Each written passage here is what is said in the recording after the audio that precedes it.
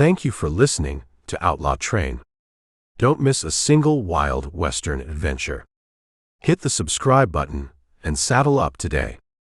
Chapter 1. The sun, a molten coin forged in the fiery furnace of the western sky, hung low over Red Hollow. It wasn't merely setting, it was bleeding, a slow crimson hemorrhage into the jagged saw-toothed peaks of the Sangre Mountains. Those peaks, etched against the deepening blue, were not smooth rolling hills, but stark, brutal sentinels, their rocky faces scarred and shadowed, hinting at the harsh, unforgiving nature of the land that had birthed them, and the men who dared to tread their slopes.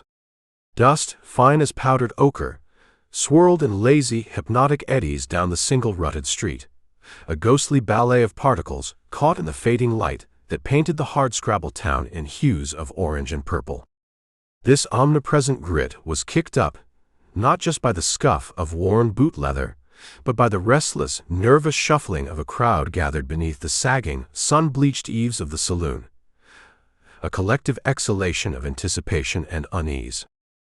The saloon itself, a ramshackle structure of rough-hewn timber and cracked adobe, leaned precariously, its weathered sign, proclaiming the Crimson Mule in letters now flaked and barely legible, a testament to years of scorching sun, biting winter winds, and the occasional stray bullet.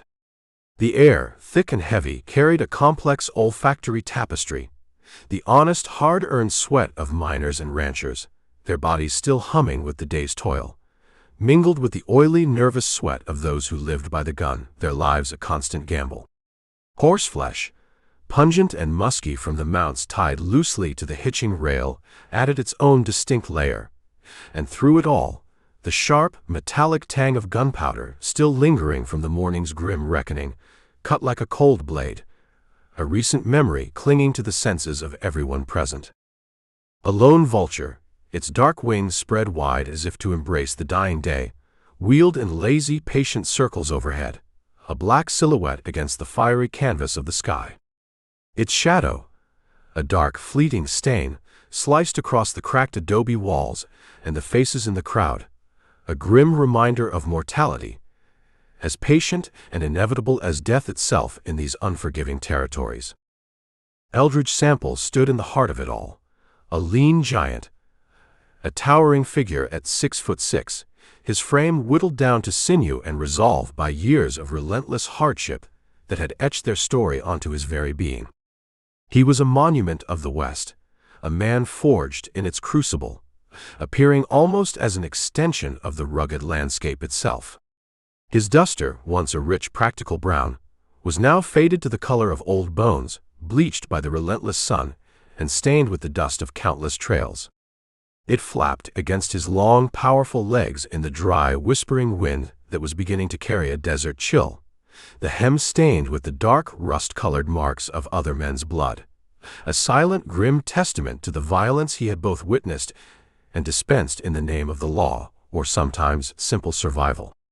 A Colt peacemaker, its steel worn smooth and its original bluing faded to a soft pewter, hung low on his hip, nestled in a well-worn leather holster that had molded to its shape over thousands of draws. Its walnut grip, polished by the countless instinctive brushes of his hand, felt more familiar to him than any friendly handshake, though the leather satchel slung over his shoulder held a dog-eared, much-loved copy of Walden, a silent, stubborn rebellion against the brutal chaos he so often waded through, a private yearning for a simplicity the frontier rarely offered. His face, a canvas of sun-baked leather and weathered lines, was a map of scars, each telling a story of hard living and harder fights, the kind that left marks both visible and hidden. The deepest, a jagged white line that bisected his left cheek from temple to jaw, was a grim souvenir from a Confederate saber he'd met with a well-aimed bullet during the war between the states, a silent, permanent reminder of the conflict that had irrevocably shaped him into the man he was today. His gray eyes, currently cold and sharp as a winter creek under a thin sheet of ice, flicked over the scene, missing nothing, taking in every twitch, every shift of weight, every whispered word from the gathered townsfolk with the honed precision of a predator assessing its surroundings. Once a sharpshooter for the Union, His skill with a rifle legendary, he'd traded telescopic sights for a tin star. But his draw was still lightning, his aim a whispered legend from the bloody fields of Shiloh to the rawest edges of the territories, a skill honed by years of relentless practice and a natural deadly talent that few men ever possessed. Before him, sprawled in the dirt like discarded refuse, lay the Coulter Gang, or what was left of them after the morning's exchange of lead. 8 men, bound wrist and ankle with thick, rough hemp rope that already bit into their flesh, their faces smeared with grime, trail dust, and defiance, their eyes burning with a potent cocktail of raw hatred and palpable fear. Bart Coulter himself knelt at the center of this miserable tableau, a broad-shouldered brute of a man with a mane of thick, unruly black hair and a grin that, even in defeat, revealed too many yellowed, wolfish teeth. Blood trickled from a fresh gash above his eye where Eldridge's fist had landed with brutal, decisive force earlier. But his dark, malevolent gaze, fixed on the Marshal, burned with the unwavering promise of future revenge should the opportunity ever arise. Around him, his captured crew muttered curses, their voices thick with venom, frustration, and the dawning bitter realization of their predicament. Pete Twitch Larson, a ferret-faced runt with darting, restless eyes that never seemed to settle on any one thing for more than a second, fidgeted nervously, his bound hands twitching incessantly, as if still trying to reach for a weapon or an escape route. Silas Red McCrae, a hulking redhead with a neck like a bull's and fists clenched so tight his knuckles were white knobs beneath the grime, radiated a simmering, almost volcanic rage, his massive chest heaving with each ragged breath. The rest, a ragged pack of hard-bitten killers, their faces etched with the hard lines of violence, desperation, and lives lived on the razor's edge of the law, were a grim testament to the lawlessness that plagued the frontier settlements. They'd terrorized the borderlands from the dusty streets of Tucson to the banks of the Canadian River, leaving a bloody trail of plundered stagecoaches, burned homesteads, and despairing widows in their destructive wake. Eldridge shifted his weight, the creak of his worn leather boots surprisingly loud in the sudden hush that had fallen over the expectant crowd as he prepared to speak.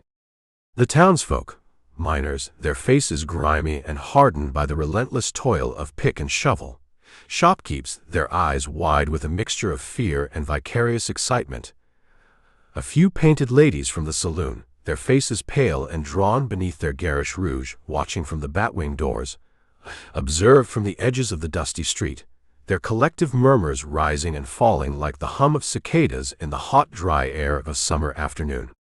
A young boy, in patched overalls, his face alight with a dangerous cocktail of excitement and awe, clutched a weathered stick, mimicking a gun as he aimed it at the captured outlaws, his eyes wide with hero worship for the tall Marshal, while an old-timer with a tobacco-stained beard that flowed down his chest spat a stream of brown juice into the ever-present dust and nodded his grim approval, his ancient eyes gleaming with a hard, satisfied glint. They'd begged for this, pleaded for months for the Marshal to ride in and clean out the viper's nest that had plagued their town and the surrounding territory for far too long. Now they had their show, a grim spectacle of justice about to be meted out, and Eldridge felt the weight of their collective gaze like a heavy yoke, a burden of expectation and unspoken demands for retribution. He tipped his sweat-stained hat back slightly, revealing a forehead lined deep by years of relentless sun and hard living, and drew a slow, deliberate breath through his nose, the air still thick with the smells of dust, fear, and the fading scent of gunpowder. "Bart Coulter," he said, his voice a low growl, as steady and unwavering as the deliberate click of a well-oiled hammer cocking on a firearm. "You and your boys have had your run. Robbed stagecoaches, gutted homesteads, left widows weepin' from here to Santa Fe. Reckon it's time you faced a rope and whatever judgment awaits you after." Bart's grin widened, a predatory wolf baring its fangs, a flash of white against the grime that caked his face. "That's so, Marshal. You gonna string us up right here, in this dung heap of a town? Ain't no tree tall enough in Red Hollow for the likes of us, nor stout enough to bear our weight." His gang snickered, a rough, discordant chorus of bravado, though Twitch's laugh came out more like a nervous, strangled wheeze, a thin, reedy sound that betrayed the terror churning in his gut. Eldridge didn't blink, his expression unreadable. His hand rested easy near the worn grip of his Colt, fingers loose but poised, a coiled rattler waiting with lethal patience to strike with lightning speed if any of the prisoners made a foolish move. "Trees optional," he said, his voice as cold and hard as the polished steel of his gun barrel. "Got a mind to drag you all to the livery. Let the beams there do the work. Quicker'n you deserve, most likely." The crowd shifted again, a palpable ripple of excitement running through them like a sudden tremor before an earthquake. A woman in a faded calico dress, her face drawn and pale from too many hardships, clutched her thin shawl tighter around her shoulders, her lips pressed into a thin, bloodless line, while a burly miner with a pickaxe still resting on his shoulder hollered, his voice raw, "Hang 'em, Marshal. Hang 'em high for all to see." The cry caught like wildfire, voices swelling in a chorus of pent-up anger and fear, until Red Hollow thrummed with the chant, a raw, primal demand for immediate, visible justice. Bart spat contemptuously into the dirt, a wet glob that glistened darkly in the dying light, a final, defiant gesture of disdain. "You ain't the law entire, Sample, not by a long shot. Fort Smith's got a say in matters like this, don't it? Judge Isaac Grayson's a notorious stickler for his precious trials and paperwork. You kill us here without his say, so he'll have your badge, and likely your hide along with it." Eldridge's jaw tightened visibly, the muscles bunching beneath his weathered skin at the mention of the name. Grayson. The name was a burr under his saddle, a constant irritant in his efforts to dispense justice swiftly in a land that often demanded it. A judge as straight as a ramrod, fair to a fault in the eyes of some, infuriatingly rigid to others, who'd sooner see a guilty man walk free on a technicality than let frontier justice take its often brutal but undeniably effective course. He'd sent peremptory telegrams before, reining Eldridge in when the blood ran too hot, when the urge to deliver immediate brutal justice for heinous crimes threatened to overwhelm the marshal's patience with due process. Eldridge hated it, hated the miles of bureaucratic red tape that often lay between a cold-blooded killer's bullet and a well-deserved gallows rope, but duty was a chain he'd forged for himself long ago, a code he lived by, however begrudgingly at times. Before he could frame a reply to Coulter's taunt, a sudden clatter of hooves broke the tense silence, shattering the charged atmosphere. Dust boiled up from the east end of town, a swirling cloud of ochre and brown choking the air, as a lone rider tore down the street on a lathered bay mare, the horse's flanks heaving, its nostrils flared wide as it gasped for breath. The crowd parted instinctively, a sea of faces turning as one towards the commotion, and Eldridge's hand snapped to his sidearm, drawing it in a blur of practiced motion, the gun leaping into his hand with deadly purpose as the horse skidded to a dramatic halt, its hooves kicking up a spray of dust and loose gravel that peppered the onlookers. The rider, a wiry kid no more than 16, wearing a dusty telegraph office cap askew on his head, his face flushed crimson and his breath coming in ragged, painful gasps, leapt down, clutching a crumpled yellow paper in his trembling hand, his chest heaving with the exertion of his urgent ride. "Marshal Sample," he gasped, thrusting the note forward with a shaking hand, his eyes wide with the importance of his message and a touch of fear from the marshal's drawn weapon. "From Fort Smith, it's from Judge Grayson." Eldridge holstered his gun, the movement slow and deliberate, the steel gleaming dully in the rapidly fading light, and snatched the proffered telegram from the boy's grasp. His eyes, sharp and focused, scanned the hastily scrawled message, each word a nail hammered into his patience, each curt line a tightening of the knot of frustration in his gut. "Bring Coulter Gang alive. Train en route. Trial by law. Grayson."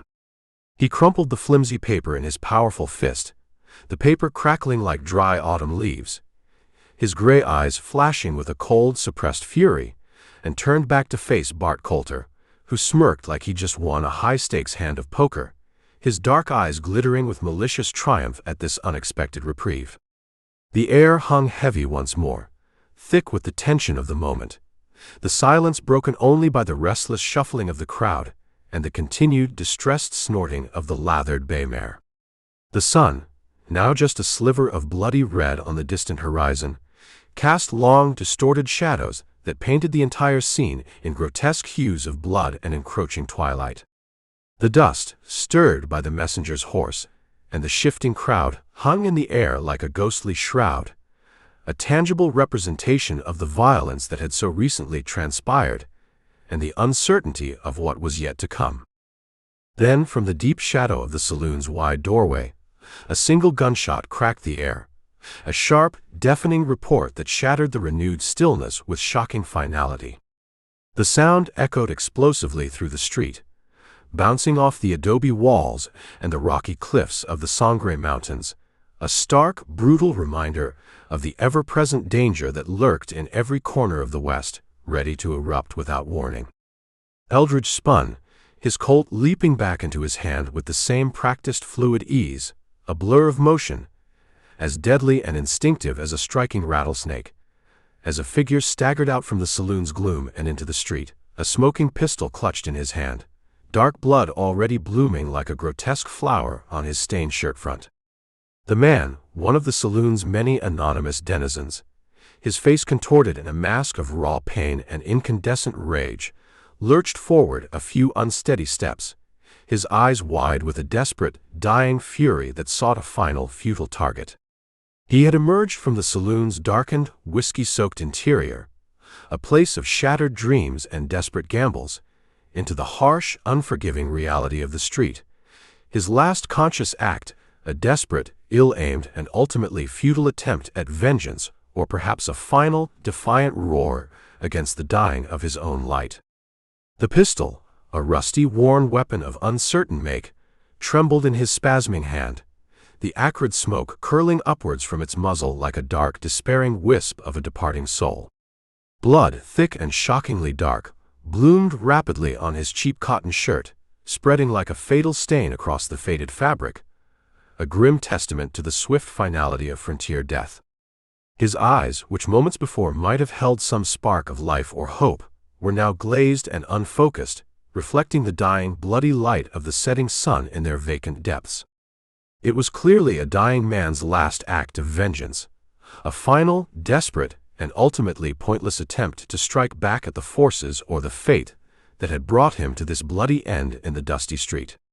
The air, already thick with the lingering smell of dust and earlier gunpowder, now carried the fresh, metallic tang of new blood, a grim olfactory reminder of the violence that permeated every facet of life on the untamed frontier. The crowd gasped, a collective, horrified intake of breath, and their murmurs rose again, a wave of shock and fresh fear washing over them as they scrambled back from the new epicenter of violence. The scene, already fraught with the tension of Coulter's capture, had erupted in a heartbeat into a chaotic tableau of sudden death and raw desperation, a stark and bloody reminder of the brutal realities of life and swift death in the untamed, unforgiving West. Chapter 2. The last light of day, a fading ember in the vast darkening forge of the sky, bled out over Red Hollow.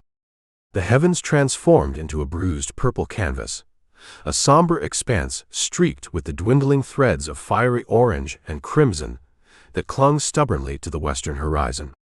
Shadows, long and lean, stretched like grasping, skeletal fingers across the rutted main street, clawing at the weathered planks of the saloon, its sign now an obscure hieroglyph in the gloom, and the sagging storefronts that flanked it. These dilapidated structures, their paint peeling and faded from relentless sun and harsh winters, stared out from windows like vacant eyes, reflecting the dying light with a deadened sheen. The air hung heavy, still thick with the acrid bite of spent powder from the day's confrontations, a lingering, metallic tang that clung to the nostrils and the back of the throat. This was mingled with the sour reek of fierce sweat, drying on the hides of men who'd seen death ride too close for comfort, the pungent odor mixing with the ever-present dust, and the faint, clean scent of sagebrush drifting in from the plains. A coyote's lonesome wail, a mournful cry that seemed to echo the desolate beauty and inherent loneliness of the land, drifted from the sagebrush flats that stretched beyond the town's meager boundaries.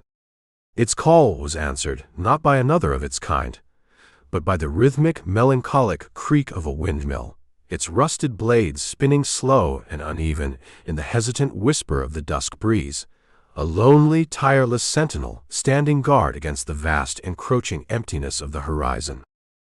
Eldridge Sample loomed over the crumpled telegram in his fist, his imposing presence a stark contrast to the fading light and the growing, deepening shadows that seemed to claim every corner of Red Hollow. His duster, now the color of weathered granite in the dimness, flapped like a vulture's wings in the rising wind that carried the chill of the high desert night. The coarse gray cloth caught the last, dying rays of the sun, briefly illuminating the dust motes that danced around him. His Colt, a trusted companion forged in the crucible of Shiloh's bloody fields, and tempered in the lawless chaos of this raw edge of the world, rested easy at his hip, its worn walnut grip a familiar, almost comforting warmth against his calloused hand. The scar on his cheek, a jagged line that bisected his flesh, twitched almost imperceptibly as he clenched his jaw, his gray eyes narrowing to mere slits of cold steel, reflecting the steely resolve that burned unquenched within him. He'd been a sharpshooter once, his aim as steady and precise as a mountain hawk's, picking off bluecoats from distant tree lines with a rifle's unwavering, deadly eye. Now his war was fought with a badge and a six-gun, and he waged it with the grim precision of a man who had found solace in the written word by many a lonely campfire light, yet never hesitated to let lead settle a score when justice or survival demanded it. Around him, the remnants of the Coulter Gang knelt in the thick dust, their ropes biting cruelly into their wrists, the rough hemp chafing their skin raw.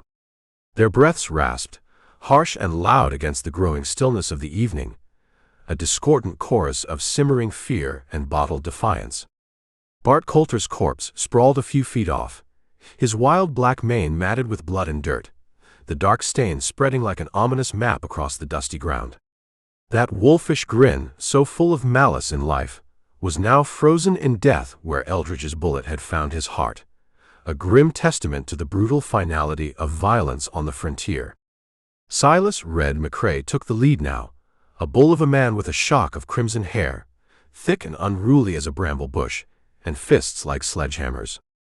His broad chest heaved under a torn shirt, the fabric ripped and stained, a testament to the brawls and brutal struggles he'd endured throughout a life lived outside the law. Beside him, Pete Twitch Larson fidgeted nervously, his ferrety face slick with sweat, the droplets glistening like oily beads in the fading light. His eyes, small and dark, darted like a cornered rat's, never settling, always searching for an escape route that no longer existed. The rest of the gang, 6 hard cases with scars that told stories of violence and sneers that promised more, their faces etched with the harsh lines of a life lived on the perilous edge, shifted restlessly. Their chains, recently added for security, clinked softly with each movement, a subtle, chilling sound that echoed the grim reality of their hopeless situation, like a death knell tolling softly in the twilight. The crowd lingered, a ragged fringe of townsfolk clinging to the edges of the unfolding scene, their faces a shifting canvas of fear, morbid fascination, and a grim, almost reluctant satisfaction. A miner in a sweat-stained hat, its brim bent and battered from years of hard labor, clutched a near-empty bottle of rot-gut whiskey, his knuckles white, his grip tight as if drawing strength from the cheap liquor. Nearby, a saloon gal, in faded red silk, her dress torn at the hem and dusty from the street, fanned herself with a tattered lace hanky, her painted lips pursed tight, her wide eyes reflecting a mixture of genuine fear and thrilling excitement. The telegraph kid, pale, wiry, no more than 16 summers if that, his face still flushed and his breath coming in ragged, shallow gasps, stood panting by his lathered mare. The poor beast's flanks trembled from the hard ride, its nostrils flared wide, its eyes rolling with exhaustion. He'd handed Eldridge the official-looking note like it was a live coal, a burning ember of certain trouble. And now he backed off slowly, his cap askew, his eyes wide with a nervous anticipation, waiting for the storm he sensed he'd stirred, bracing for the repercussions of his urgent errand. Eldridge smoothed the crumpled telegram against his thigh, the paper crackling stiffly under his calloused fingers, the sound sharp and brittle in the heavy stillness. The words stared back at him from the page, stark and unyielding, a cold, hard command he could not ignore. Bring Coulter Gang alive. Train en route. Trial by law. Isaac Grayson, judge. He snorted, a low rumble deep in his chest, a sound of profound frustration and simmering defiance. He let the wind snatch the paper from his hand, the thin sheet fluttering like a wounded bird for a moment, before tumbling into the dust where a miner's heavy boot unconsciously ground it underheel, obliterating the neatly penned words with a careless, heavy step. Grayson. The name tasted like bile on his tongue. A judge with a spine of unbending steel and a heart perhaps too damn pure for the frontier's ubiquitous mud and blood. A man who clung to the letter of the law with religious fervor, even when the spirit of justice cried out for something swifter, something more elemental. Eldridge had clashed with him before, years back when he'd strung up the notorious Haskins boys without the blessing of a courtroom or the niceties of a jury, delivering the swift, brutal justice he felt such men deserved. Grayson had nearly stripped him of his badge for that act, preaching long and loud about the sanctity of justice over the base appeal of vengeance, his righteous words echoing in Eldridge's ears even now. And here he was again, tying Eldridge's hands with official ink and telegraph wire, binding him with the frustrating, unyielding chains of bureaucracy from hundreds of miles away.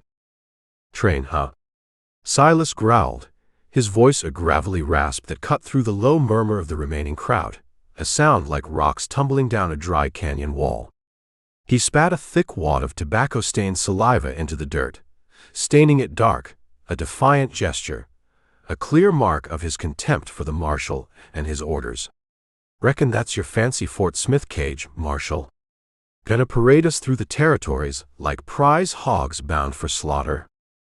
Eldridge didn't turn, didn't even fully look at him, just tilted his head enough to fix Silas with a stare that could have frozen a striking rattlesnake, a look that conveyed the cold, hard certainty of his resolve without a single word. Cage or coffin read. End of the line's the same. You pick how you travel.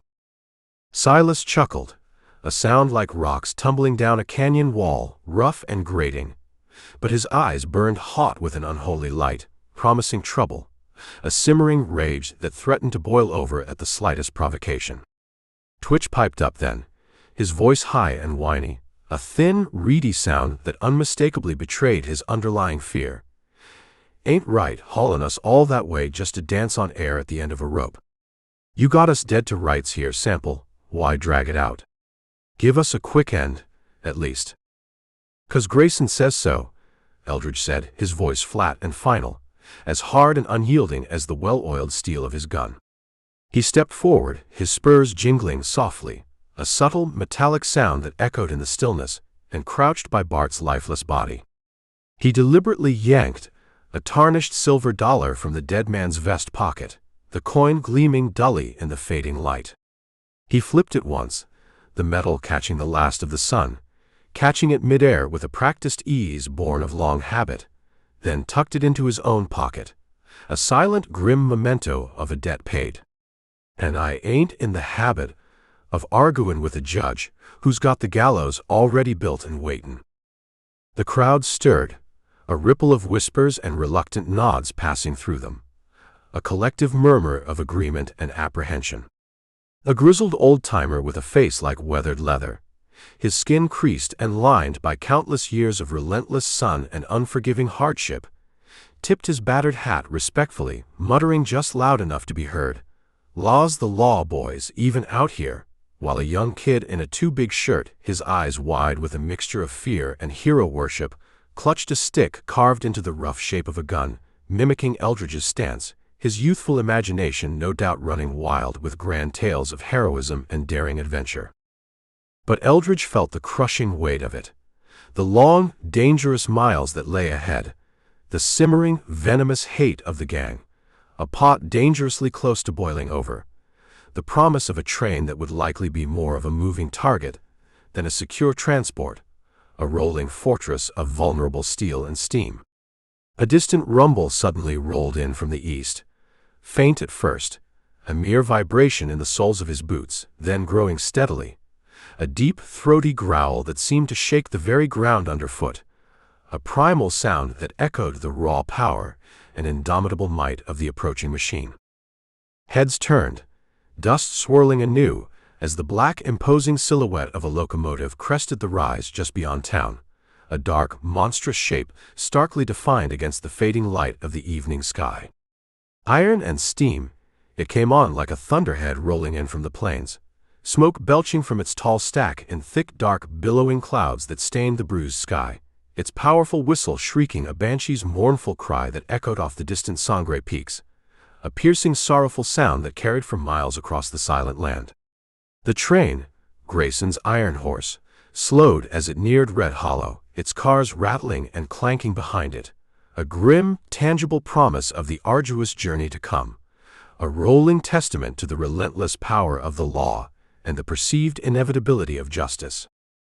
Eldridge straightened, his hand resting on his Colt, the worn walnut grip warm against his palm, the smooth, familiar surface a small comfort in the face of the approaching storm of responsibility and danger. The crowd hushed, all eyes fixed on the massive beast of steel and soot, their faces reflecting a mixture of awe, fear, and nervous apprehension.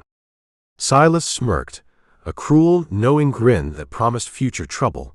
Twitch licked his dry lips, his eyes darting nervously towards the approaching train, and the gang's collective muttering rose in volume like a storm brewing on the horizon, a low, ominous rumble that eerily echoed the sound of the approaching locomotive. Then, just as the train began to hiss and grind to a halt, from the saloon's swinging doors a shadow lurched violently, a drunk miner, his face flushed a dark, unhealthy red, and his eyes glazed with cheap whiskey and raw grief. A near-empty bottle dangled from one hand. A rusty pistol was clutched tightly in the other. His bellow, slurred but undeniably fierce, was a raw, guttural cry fueled by potent liquor and profound, unresolved grief. Coulter killed my brother. He killed him in cold blood. Before anyone could blink or react, he fired. The shot cracked sharp as a whip, a deafening report that shattered the tense silence of the moment. And just as quickly, Eldridge's Colt leapt from its holster, spitting flame in reply, a flash of deadly fire and answering steel against the rapidly darkening sky. As the miner crumpled, his body falling to the dusty street like a broken, discarded doll, a final tragic punctuation mark on the day's already considerable violence.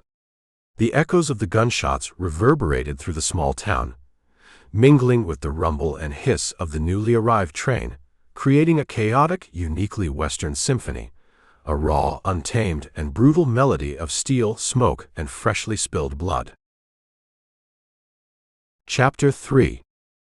The night settled over Red Hollow like a thick velvet shroud, the last faint embers of twilight finally snuffed out by a sky now profoundly dark, yet glittering with a dense scattering of stars and the cold, pale glow of a crescent moon.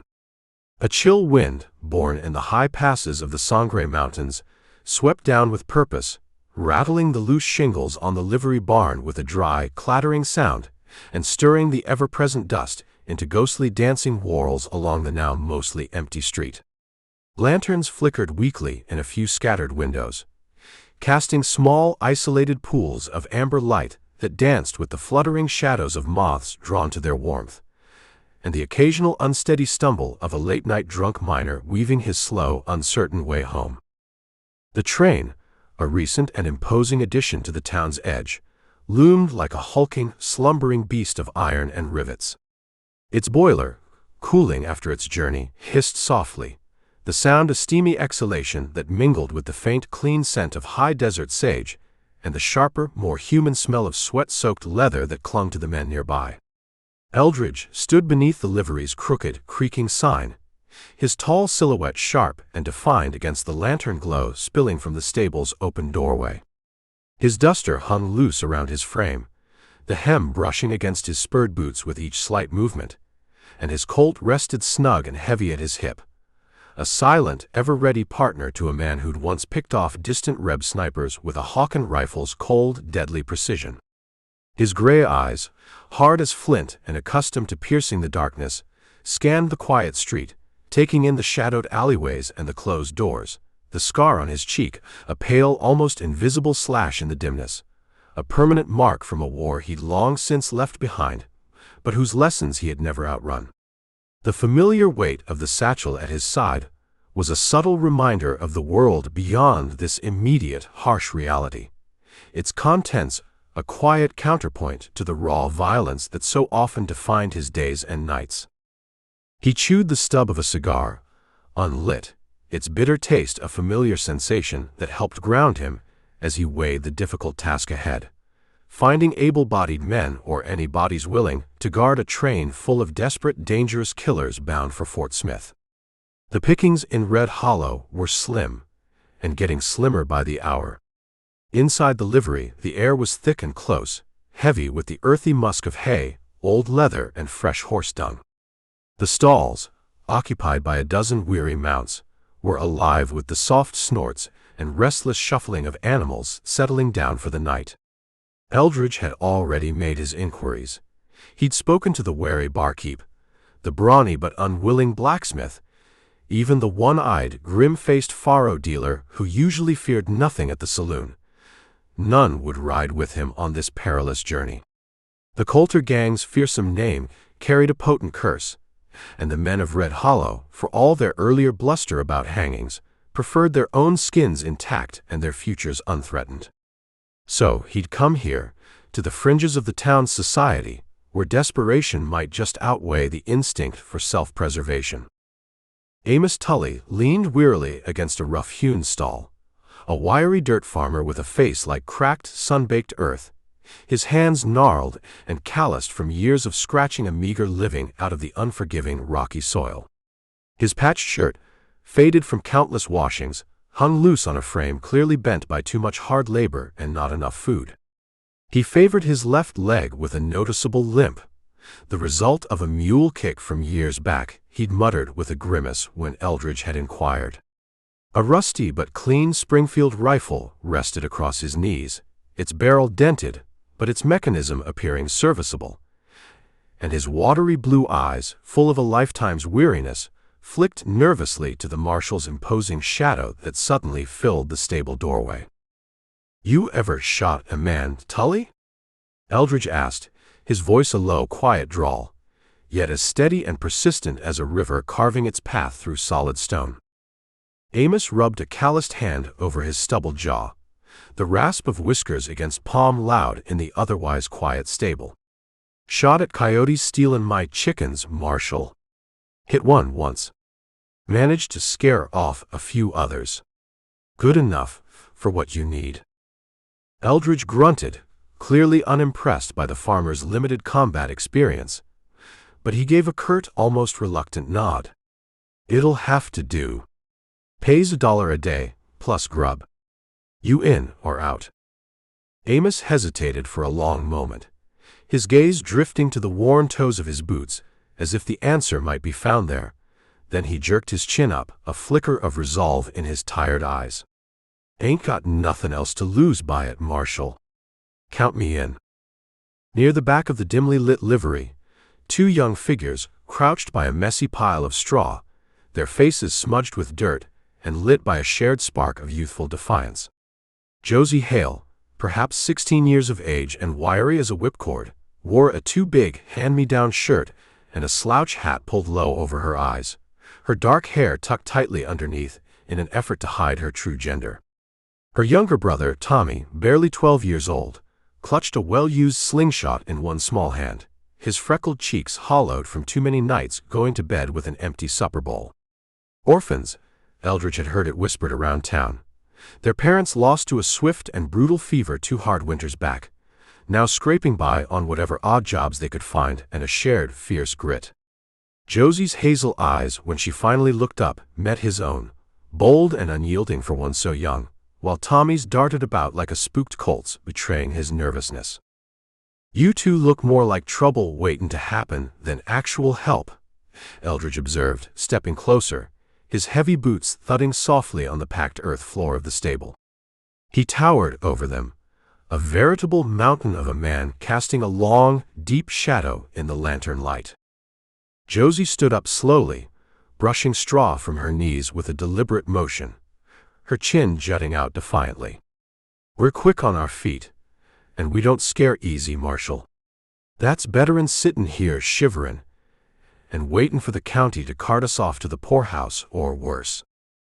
Tommy, emboldened by his sister's stand, piped up, his voice cracking high with a mixture of adolescent uncertainty and bravado. "I can hit a tin can clean at 20 paces with this here slingshot." He waved the slingshot proudly for emphasis, then visibly shrank back a little under Eldridge's unwavering, appraising stare. The Marshal crouched down slowly, bringing his gaze level with theirs, his scar catching the flickering lantern light like the dull edge of a blade. "This ain't no game we're playin'. Those outlaws in that car, they'll whisper promises in your ears, gold, freedom, whatever weakness they think they can find under your skin. And if that don't work, they'll threaten to gut you slow and painful. You listen to 'em. You even think about crossin' me, and I swear to you I'll hunt you to the very ends of the earth. We clear on that?" Josie swallowed hard, the movement visible in her slender throat, but she nodded firmly, her small fists clenched tight at her sides. Tommy mirrored her determined nod, though his slingshot trembled slightly in his grasp. "Clear, Marshal," she said, her voice surprisingly steady, despite the undeniable flicker of fear that danced in the depths of her young eyes. Eldridge rose to his full height, satisfied enough for the moment.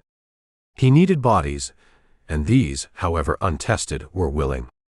"I'll swear you both in tomorrow morning, at first light. Get some sleep now." He tossed Amos a silver dollar, the coin glinting brightly as it spun through the air, before the farmer snatched it with a grateful nod. "You too, Tully. Dawn comes too damn early on a job like this." He turned to leave, the old livery door creaking loudly on its rusted hinges as he pushed it open, ready for what little rest the night might offer.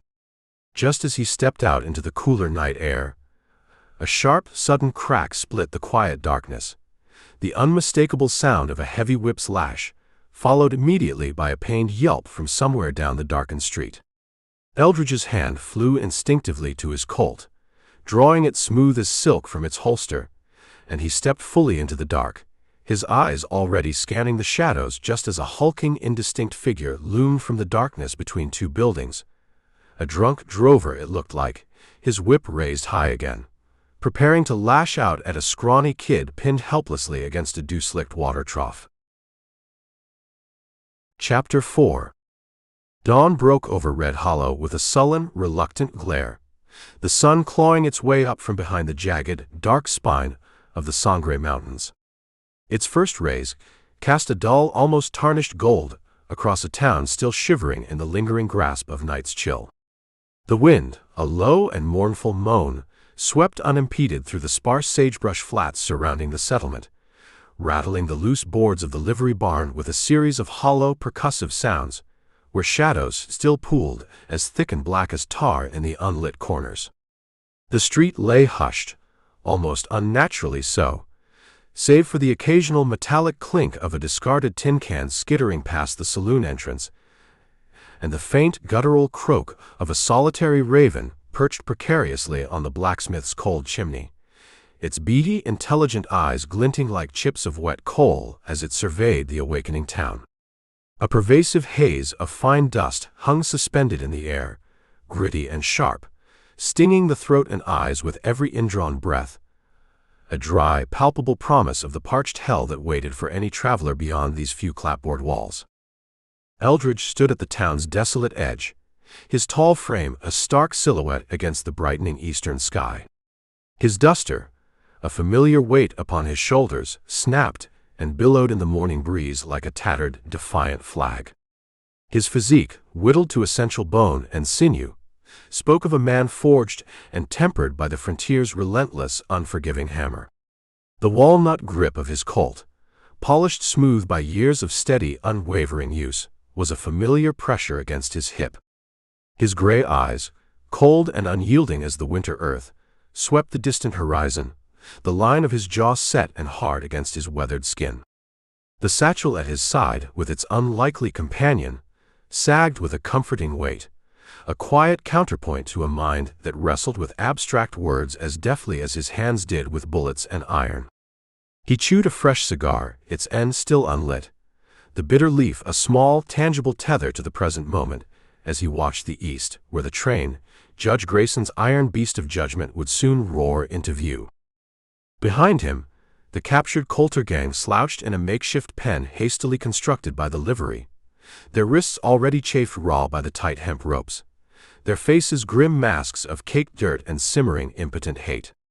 Silas Red McCrae loomed largest amongst them, a bull-necked brute with a shock of crimson hair spilling wild and unkempt over a forehead deeply creased by a lifetime of violence. His meaty, powerful hands flexed continuously against the unyielding ropes, a restless energy that hinted at his explosive temper. Pete Twitch Larson skulked beside him, a scrawny, nervous shadow of a man with a pinched, ferret-like face and fingers that danced and jerked like spiders on a hot skillet, even in their bonds. The others, 5 hard-eyed, lean-bodied curs with cruel knives practically visible in their grins, muttered low amongst themselves, their hushed voices a dangerous, angry buzz, like a swarm of wasps trapped inside a glass jar. Bart Coulter's death had undeniably left a void in their ranks, and Silas was now clearly stepping up to fill it, his dominant presence underscored by a guttural snarl, his baleful gaze promising blood and retribution when or if the chance ever came. The newly sworn deputies flanked Eldridge, a ragged, unlikely trio still looking green and uncertain in the dawn's harsh, revealing light. Amos Tully clutched his old Springfield rifle, its long barrel trembling faintly in his knotted farmer's hands, his thin frame hunched as if he were expecting the very earth beneath him to buck and throw him off. Josie Hale stood stiff and straight, her slouch hat pulled low over her sharp, intelligent hazel eyes, her well-guarded secret safe for now beneath a boy's rough, oversized shirt. Her jaw was set like a small, sharp blade, honed on pure defiance and a desperate will to survive. Tommy Hale fidgeted restlessly beside her, his precious slingshot now tucked securely into his belt, his freckled young face pinched with a kid's natural, restless hunger and a touch of apprehension. They'd all sworn their oaths at first light, the words stumbling out awkwardly under Eldridge's unwavering iron stare, and now they waited, bound by those words to a dangerous task that smelled heavily of impending doom. A deep rumble suddenly stirred the ground beneath their feet, a low, powerful growl rolling in from the eastern flats, and the air thickened perceptibly with the unmistakable acrid tang of burning coal smoke. The train breached the rise, a black, monstrous silhouette against the brightening sky, its tall stack belching enormous plumes of dense smoke that smeared the heavens, its powerful iron wheels screeching a banshee's mournful lament as it bore down relentlessly on the small town of Red Hollow. The locomotive, the very engine of this imposed justice, gleamed dully in the morning light, its countless rivets looking like old scars on its thick metal hide. It towed 2 cars, both weathered by exposure to the elements and the passage of time, their paint faded and surfaces streaked with rust, one clearly designed for prisoners with its barred windows, the other a utilitarian car for gear and supplies. Its steam whistle split the quiet morning, a piercing, high-pitched shriek that set the raven on the chimney flapping into the air, and the horses still inside the livery, snorting and stamping in sudden alarm. Eldridge spat his unlit cigar stub into the dust, his hand resting easy and assured near his Colt, as the iron beast slowed its approach, grinding to a halt with a prolonged, deafening hiss of escaping steam and a final bone-jarring shudder of heavy steel. "Move 'em out," he barked, his voice cutting sharp and clear through the lingering clamor. Amos and Josie, startled into action, prodded the gang forward, their ropes held taut, while Tommy darted ahead, his eyes wide with a mixture of awe and fear at the train's immense, overwhelming bulk. Silas lumbered slowly to his feet, a contemptuous smirk playing on his lips as he shuffled towards the train car while Twitch whined under his breath, just loud enough for the marshal to hear. "Gonna roast us alive in that damn iron box, Marshal. That what you figure?" Eldridge didn't answer, didn't even glance his way, just jerked his head sharply toward the prisoner car, its barred door now yawning open like the hungry maw of some great dark beast. The loading was a grim, tense ballet of reluctant movement, chains clanking, boots scuffing heavily on the wooden platform. The outlaws herded like unwilling cattle into the rail car's dim, stifling belly. Silas ducked his massive head under the low doorframe, his bulk seeming to fill the confined space instantly, while Twitch skittered in after him, still muttering a stream of curses and complaints. Josie, showing surprising strength, shoved the last man, a wiry, vicious-looking cutthroat with a grotesquely missing ear, forward, his answering snarl muffled as the heavy door slammed shut behind him. The lock snapped home with a loud, metallic clang that echoed sharply off the nearby hills, a sound of grim finality. Amos wiped a bead of sweat from his brow with a trembling hand, his rifle slung loose over his shoulder, looking visibly relieved that the first part of their task was over. Tommy lingered by the coal tender, kicking idly at a loose clod of dirt, his earlier awe now tinged with the sobering reality of their cargo. Then the earth trembled anew, but this time it was not the train. It was the unmistakable, terrifying thunder of many hooves pounding hard and fast from the west. Dust boiled up from the plains, a thick yellow-brown shroud masking a dozen or more riders tearing out of the concealing sagebrush, their wild, savage yells splitting the air like war cries. Silas's still free lieutenants, hard, desperate men with their faces obscured by bandanas and shaded by battered hats, charged in, their pistols already flashing fire in the morning light, their mounts lathered and wild-eyed from a hard ride. Bullets whined through the air, one splintering the livery wall with a sharp crack, and the small crowd of onlookers scattered in panic, their screams of fear swallowed by the sudden overwhelming roar of the attack. Eldridge's Colt leapt to his hand, a blur of polished steel, as he dropped instantly to one knee, sighting coolly down the barrel. A rider in a vivid red vest loomed dangerously close, his own gun raised and aimed. Eldridge fired, the slug punching through the man's chest with a sickening impact, toppling him from his saddle into the swirling dust with a wet, heavy thud.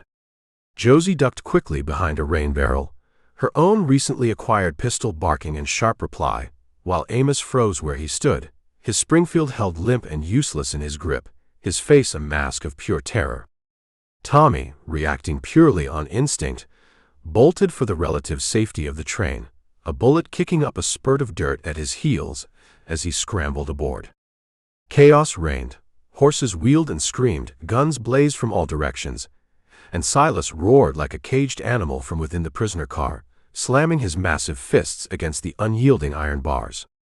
Eldridge rose to his feet, firing again with deadly accuracy, another rider spinning dramatically off his saddle when a dark shadow suddenly loomed overhead.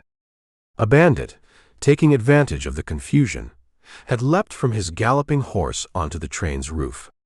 His boots thudded hard on the wooden surface, a Bowie knife gleaming wickedly in his fist as he lunged for the edge of the coal tender, intent on gaining control of the engine. Chapter 5. The train rattled out of Red Hollow, under a sky rapidly surrendering to a bruised, sullen gray, as clouds, heavy and dark, rolled in from the distant Sangre peaks like a vast, stampeding herd of dark cattle driven by an unseen storm's lash. Dust, thick and choking, trailed in its wake, a gritty, swirling veil that momentarily obscured the sagebrush flats before settling back upon the indifferent land.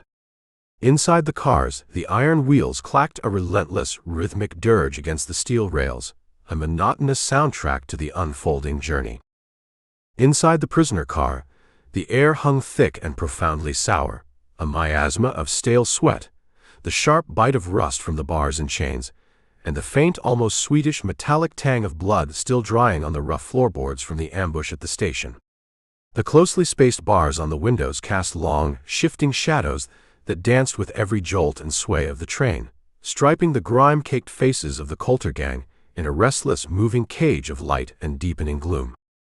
Outside, beyond the confines of their rolling prison, the wind howled through unseen cracks in the car's structure, a mournful, almost human tune that set the endless plains of sagebrush trembling and carried the distant, lonely yip of a coyote stalking the approaching dusk.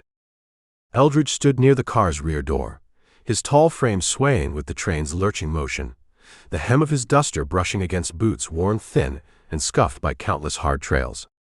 His Colt rested easy and familiar at his hip, its worn grip smoothed by a hand that knew its every contour like a preacher knows scripture. The satchel slung over his shoulder, with its intellectual cargo, was a quiet, almost incongruous testament to a mind that craved more than just the endless cycle of blood and dust that defined his existence. His gray eyes, sharp as a hawk's even in the dim interior, roamed restlessly over the shackled gang, the pale line of the scar on his cheek a stark contrast against his sun-scorched skin. He chewed the stub of a cigar, its end damp and bitter, a small, acrid tether to the present moment, as he watched intently for any sign of trouble brewing in the restless shuffle and muttered curses of the chained men. The gang sprawled uncomfortably across the hard wooden benches of the car, their ropes biting cruelly into their already chafed wrists, their collective breaths harsh and loud in the stifling close heat. Silas Red McCrae hulked near the front, his fiery crimson mane plastered to his forehead with sweat, his massive bull shoulders straining visibly against the thick hemp ropes as he glowered at nothing in particular, a volcano of rage barely contained. Pete Twitch Larson perched precariously beside him, a ferrety, insubstantial shadow of a man, his small eyes flickering constantly like those of a cornered, terrified beast, his bony fingers picking restlessly at a splintered section of the bench. Bart Coulter, however, sat slightly apart from the others, a broad-shouldered wolf with black hair spilling wild and unkempt around his face. His lips were curled in a slash of defiant mockery, a silent challenge despite the ropes that bound him. The others, 5 lean, hard-faced killers with faces seemingly carved from hate and desperation, shifted and muttered incessantly amongst themselves, their chains rattling softly with each movement, a sound as ominous as a rattlesnake's dry warning. The deputies, new to such responsibility, held their assigned posts, looking raw, green, and distinctly unsteady in the car's dim, rocking belly. Amos Tully gripped his Springfield rifle near the door, his farmer's hands, more accustomed to a plow handle than a firearm, trembling noticeably. His patched shirt was already dark with nervous sweat as he darted quick, anxious glances towards the menacing gang. Josie Hale stood mid-car, her slouch hat pulled low over her fierce, watchful hazel eyes, her boy's disguise stretched taut with the tension of the moment, a heavy pistol tucked securely into her belt. Tommy Hale, looking small and out of place, lingered by the connecting coal chute, slingshot clutched tightly in his hand, his freckled young face pinched with a kid's restless, nervous itch, his worn boots scuffing loudly on the floorboards with every pronounced sway of the train. Trouble, when it finally came, brewed slow and unseen, then struck with the shocking suddenness of a thunderclap.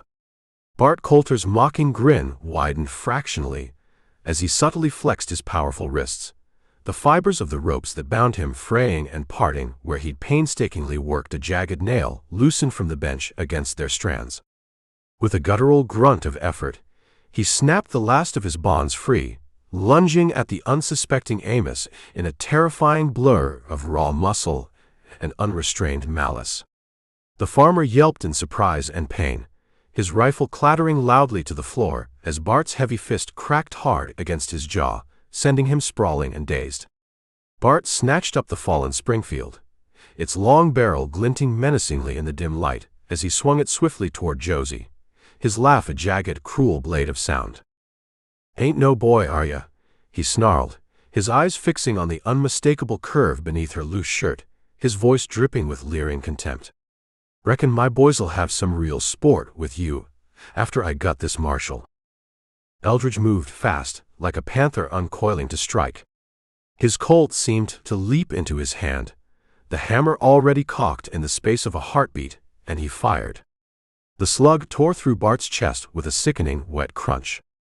Blood sprayed, spattering the nearby bars and the wall, and Bart staggered, his triumphant grin frozen on his face as he crumpled to the floor, the stolen rifle slipping from his suddenly nerveless grasp. Silas roared in fury from his bonds, slamming his immense body against his ropes, while Twitch shrank back, whimpering like a kicked cur. The rest of the gang erupted into a cacophony of curses and rattling chains, a violent storm suddenly trapped within the iron confines of the car. Josie dove for the fallen rifle, rolling clear just as a hulking outlaw, the one they called One Ear, his earlobe a ragged torn stump, lunged at her, his newly freed bound hands clawing like talons. She kicked out hard, her boot connecting sharply with his shin, and he stumbled with a snarl of pain and frustration.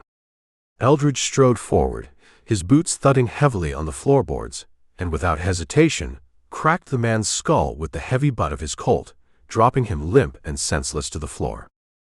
"Stay down," he growled, his voice a low, dangerous rumble that somehow cut through the surrounding chaos. He grabbed Josie's arm, hauling her roughly to her feet. Her hat was askew, but her eyes were blazing with adrenaline and fury. "You hurt?" he asked, his tone sharp and clipped. She shook her head, wrenching her arm free from his grasp, her breath coming in ragged gasps. "Told you I'd watch myself, Marshal." She snatched up the Springfield, clutching it tight, her knuckles showing white against the dark wood of the stock. Eldridge nodded once, curtly, then turned back to face the remaining, now momentarily subdued gang members, his Colt held steady. "Next man moves, I paint these walls redder than they already are." Silas glared, veins bulging in his thick neck, but he stilled his struggles, the others warily following his lead, their raw hate simmering dangerously in the sudden, tense silence. Amos groaned from the floor, blood trickling from his split lip, his hands scrabbling uselessly for purchase on the smooth planks. Tommy darted to his side, his eyes wide with concern, his slingshot dangling forgotten from his hand. "He's still breathing, Marshal," the kid called out, his voice high and thin with relief. Eldridge holstered his Colt, the movement slow and deliberate, his gaze sweeping methodically over the now quiet car. The train jolted hard as it hit a sharp curve in the tracks, the unexpected motion rocking the floorboards violently. The single lantern hanging overhead swung wild, causing shadows to leap and dance around the car like malevolent specters. He stepped carefully over Bart Coulter's corpse, the blood pooling thick and dark beneath it, and with the toe of his boot, kicked the loose nail Bart had used into a far corner of the car. "Lock it down," he ordered Josie curtly, jerking his chin towards the outlaw's now loosened ropes. She nodded, moving quickly to tighten the gang's bonds once more. She was halfway through securing Silas when a sharp, distinct thud echoed from above, a heavy weight slamming down hard onto the car's roof. Dust sifted down from the ceiling planks, the lantern flickered erratically, and Silas's lips curled slowly into a slow, wicked, knowing smirk. Eldridge's hand snapped back to his Colt, his eyes lifting instantly as the wooden roof creaked ominously under stealthy, creeping footsteps moving purposefully toward the coal chute at the front of the car. Chapter 6. The train groaned onward through the deepening dusk, its iron belly shuddering rhythmically over the uneven, hastily laid rails, a beast wounded and weary, but as yet unbowed by the trials it had already endured. Beyond the confining, barred windows of the prisoner car, the formidable Sangre Mountains loomed, their immense forms now black and stark against a sky streaked with the last violent gasps of a dying sun. Their jagged peaks clawed at the heavens like the exposed bones of some ancient, forgotten giant, indifferent to the human drama unfolding below. The endless sea of sagebrush blurred past in the failing light, a monotonous expanse of gray-green foliage whipped and tormented by a wind that keened through every crack and crevice of the rail car, carrying with it the faint dusty musk of the arid plains and the sharp, ever-present bite of coal smoke from the laboring engine. Inside the car, the air hung heavy and close, a foul miasma of stale sweat, the metallic tang of rust, and the undeniably coppery reek of Bart Coulter's cooling blood pooling dark and sticky on the rough floorboards. His corpse, a sprawled, ungainly heap where death had so swiftly claimed him, served as a grim and constant reminder of the journey's brutal stakes. Sample stood near the coal chute, his tall silhouette a somber fixture in the yao-yao-huang-huang, yao-yao-wang-wang rocking and swaying car. His duster, marked by the day's violence, swayed with the train's relentless lurch, its hem brushing against boots scuffed and worn by trails too numerous and too long to easily count. His Colt rested snug and familiar at his hip, its walnut grip a familiar, reassuring weight, a tool as much a part of him as the worn leather satchel slung over his shoulder where his copy of Walden nestled. A quiet intellectual refuge in a life largely carved and defined by visceral action and sudden violence. His gray eyes, cold and piercing even in the growing dimness, fixed on the gang, now shackled anew with grim efficiency. The pale line of the scar on his cheek, a stark, unyielding line in the flickering, uncertain light of the single lantern. He chewed a fresh, unlit cigar, its bitter leaf a familiar anchor, grounding him, as he watched Silas Red McCrae's massive bull-frame tense and strain against the tightened ropes, observed Pete twitch Larson's ferrety eyes darting nervously about,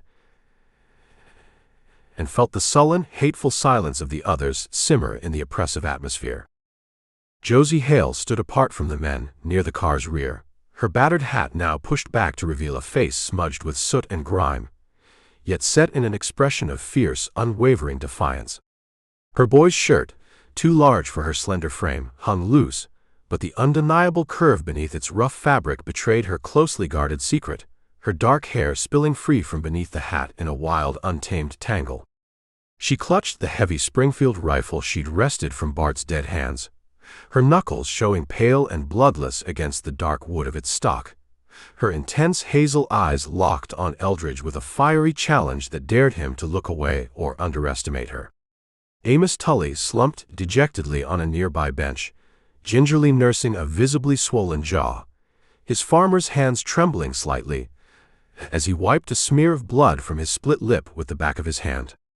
Tommy Hale hovered near him, his slingshot now tucked back into his belt, his freckled young cheeks tight with worry, as he glanced anxiously between his determined sister and the imposing Marshal. Eldridge stepped deliberately toward Josie, his heavy boots thudding with grim emphasis on the scarred wooden floor, his shadow momentarily swallowing the weak lantern's glow as he approached her. "Put that rifle down, girl," he said, his voice a low, controlled growl, as steady and inexorable as a river wearing down stone. "We need to have a talk." She didn't budge, the barrel of the Springfield dipping only slightly, her grip remaining firm and resolute. "Ain't done nothin' to earn myself a scoldin', Marshal. Far as I can see, I held my own back there." He stopped a mere pace away, towering over her, the unlit cigar shifting in his mouth as he spoke, his words clipped and hard. "Held your own. Bart saw through that boy disguise of yours in a heartbeat, and he was ready to toss you to his wolves like a fresh scrap of meat. This ain't no place for a girl playin' at being a deputy. Those men in there," he gestured with his chin towards the glowering outlaws, "they'll tear you apart first real chance they get, and enjoy doin' it."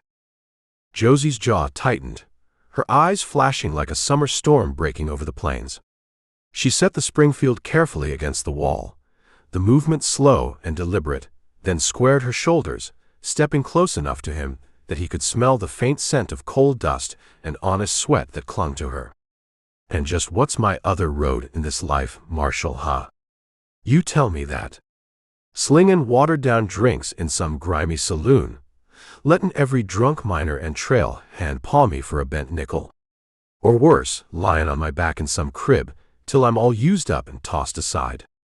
I ain't built for that kind of life, Marshal, and I plain won't be." Eldridge's stern gaze didn't waver, but a small muscle twitched almost imperceptibly in his scarred cheek, pulling the old wound taut. "Built for it or not, right now you're a liability. Amos there went down like a sack of meal, and you near followed him. I'm short on capable hands, girl, not on bad judgment. She laughed then, a short, brittle, humorless sound that cut sharply through the rhythmic rumble of the train. "Short on hands is right, Marshal. Bart Coulter's dead 'cause of you. No argument there, but he'd have had me, or worse, if I hadn't fought back tooth and nail. I ain't some fragile, wilting prairie flower, and I damn well won't let him get the jump on me again. You need me, Marshal, whether you like the notion or not." He exhaled slowly through his nose, a low, frustrated hiss, and plucked the cigar from his lips, rolling it between his calloused fingers. Her words, raw and edged with undeniable truth, gnawed at him. Amos, for all his good intentions, was indeed a frail reed in a stiff wind. Tommy, though spirited, was still just a kid, too green and untested to truly lean on. And the palpable, simmering hate from the remaining gang members was a live, coiling thing, growing tighter and more venomous with every mile that passed. He studied her then, the determined set of her young mouth, the steady, unblinking blaze in her eyes, and he saw something raw, unpolished, but undeniably unyielding, like newly forged steel, fresh from the fire, still rough but incredibly strong. "Needs one thing," he said at last, his voice softening almost imperceptibly to a gravelly murmur. "Providin' you can actually shoot straight with that rifle, and keep your head when things get hot, I'll let you stay on as a deputy. But you slip up, girl, even once and it's on your own head. You understand?" Josie nodded, the movement sharp and final, her lips curling faintly in what might have been a small, triumphant smile. "I won't slip, Marshal." He turned away, sliding the cigar back into his mouth, when Tommy, who had been listening intently, piped up, his voice thin but surprisingly eager. "She's the best shot I ever did see, Marshal. Honest. Plugged a runnin' jackrabbit clean at 30 paces once, with an old pistol too." Amos grunted from his bench, a sound that was half a pained laugh, half a weary groan, and the outlaws stirred restlessly, Silas's low, rumbling chuckle sounding like distant ominous thunder. Eldridge glanced back at Josie, one eyebrow arching slightly in unspoken question. "That's so." Before she could answer, a sharp, sudden snap echoed from the prisoner car's far end, the distinct sound of a rope fraying under immense strain, then parting with the abrupt crack of a bullwhip. Silas surged powerfully to his feet, the broken ends of his ropes dangling loose, his massive hands flexing as he lunged with astonishing speed for the bars of the car. The lantern swung wild, casting frantic, leaping shadows, and Josie snatched up the Springfield again, cocking it with a speed born of desperation. Eldridge's Colt cleared leather in a practiced blur, but Silas froze, a wicked, devilish grin spreading across his face, his powerful fingers mere inches from the door's lock as the train jolted violently around a sharp, unexpected bend in the tracks, throwing everyone off balance. Chapter 7. Night draped the laboring train in a shroud of heavy ink as it chugged slowly into the narrow, shadowed confines of Coyote Pass. The formidable Sangre Mountains, now just a jagged, lightless silhouette against a sky pricked with stars that burned cold and impossibly distant, seemed to close in around them. The pass itself was a dark, claustrophobic gash in the ancient earth, where sheer red rock walls rose precipitously on either side, their unseen faces scarred and weathered by millennia of wind and time. Patches of brittle gray sagebrush clung stubbornly to invisible crevices in the rock, while the wind, funneled through the canyon, wailed with the mournful sound of a banshee's cry. It rattled the prisoner car's bars with a chilling, metallic song, and whipped the coal smoke from the engine into twisting, ephemeral plumes that were quickly swallowed by the oppressive darkness. The steel rails, the train's only guide, gleamed faintly under the moon's thin, elusive glow, a fragile silver thread stitching its way through a landscape that smelled intensely of dry dust, sharp creosote, and the faint, unsettling rot of something long dead hidden somewhere in the deep shadows. Eldridge stood braced at the front of the prisoner car, near the tender, his tall frame a solid presence against the swaying motion. His duster billowed around him like a personal storm cloud in the restless wind, its frayed hem brushing against boots worn raw and thin by the frontier's relentless bite. His Colt hung low and ready at his hip, its walnut grip a steady, familiar companion in the uncertain gloom, while the leather satchel at his side, with its intellectual freight, sagged with a comforting weight, a quiet internal anchor in a world perpetually descending into chaos. His gray eyes, sharp as a freshly honed blade's edge, scanned the impenetrable night that pressed in around the train, the old scar on his cheek, a pale, almost luminous streak in the faint swaying light cast by the prisoner car's single lantern.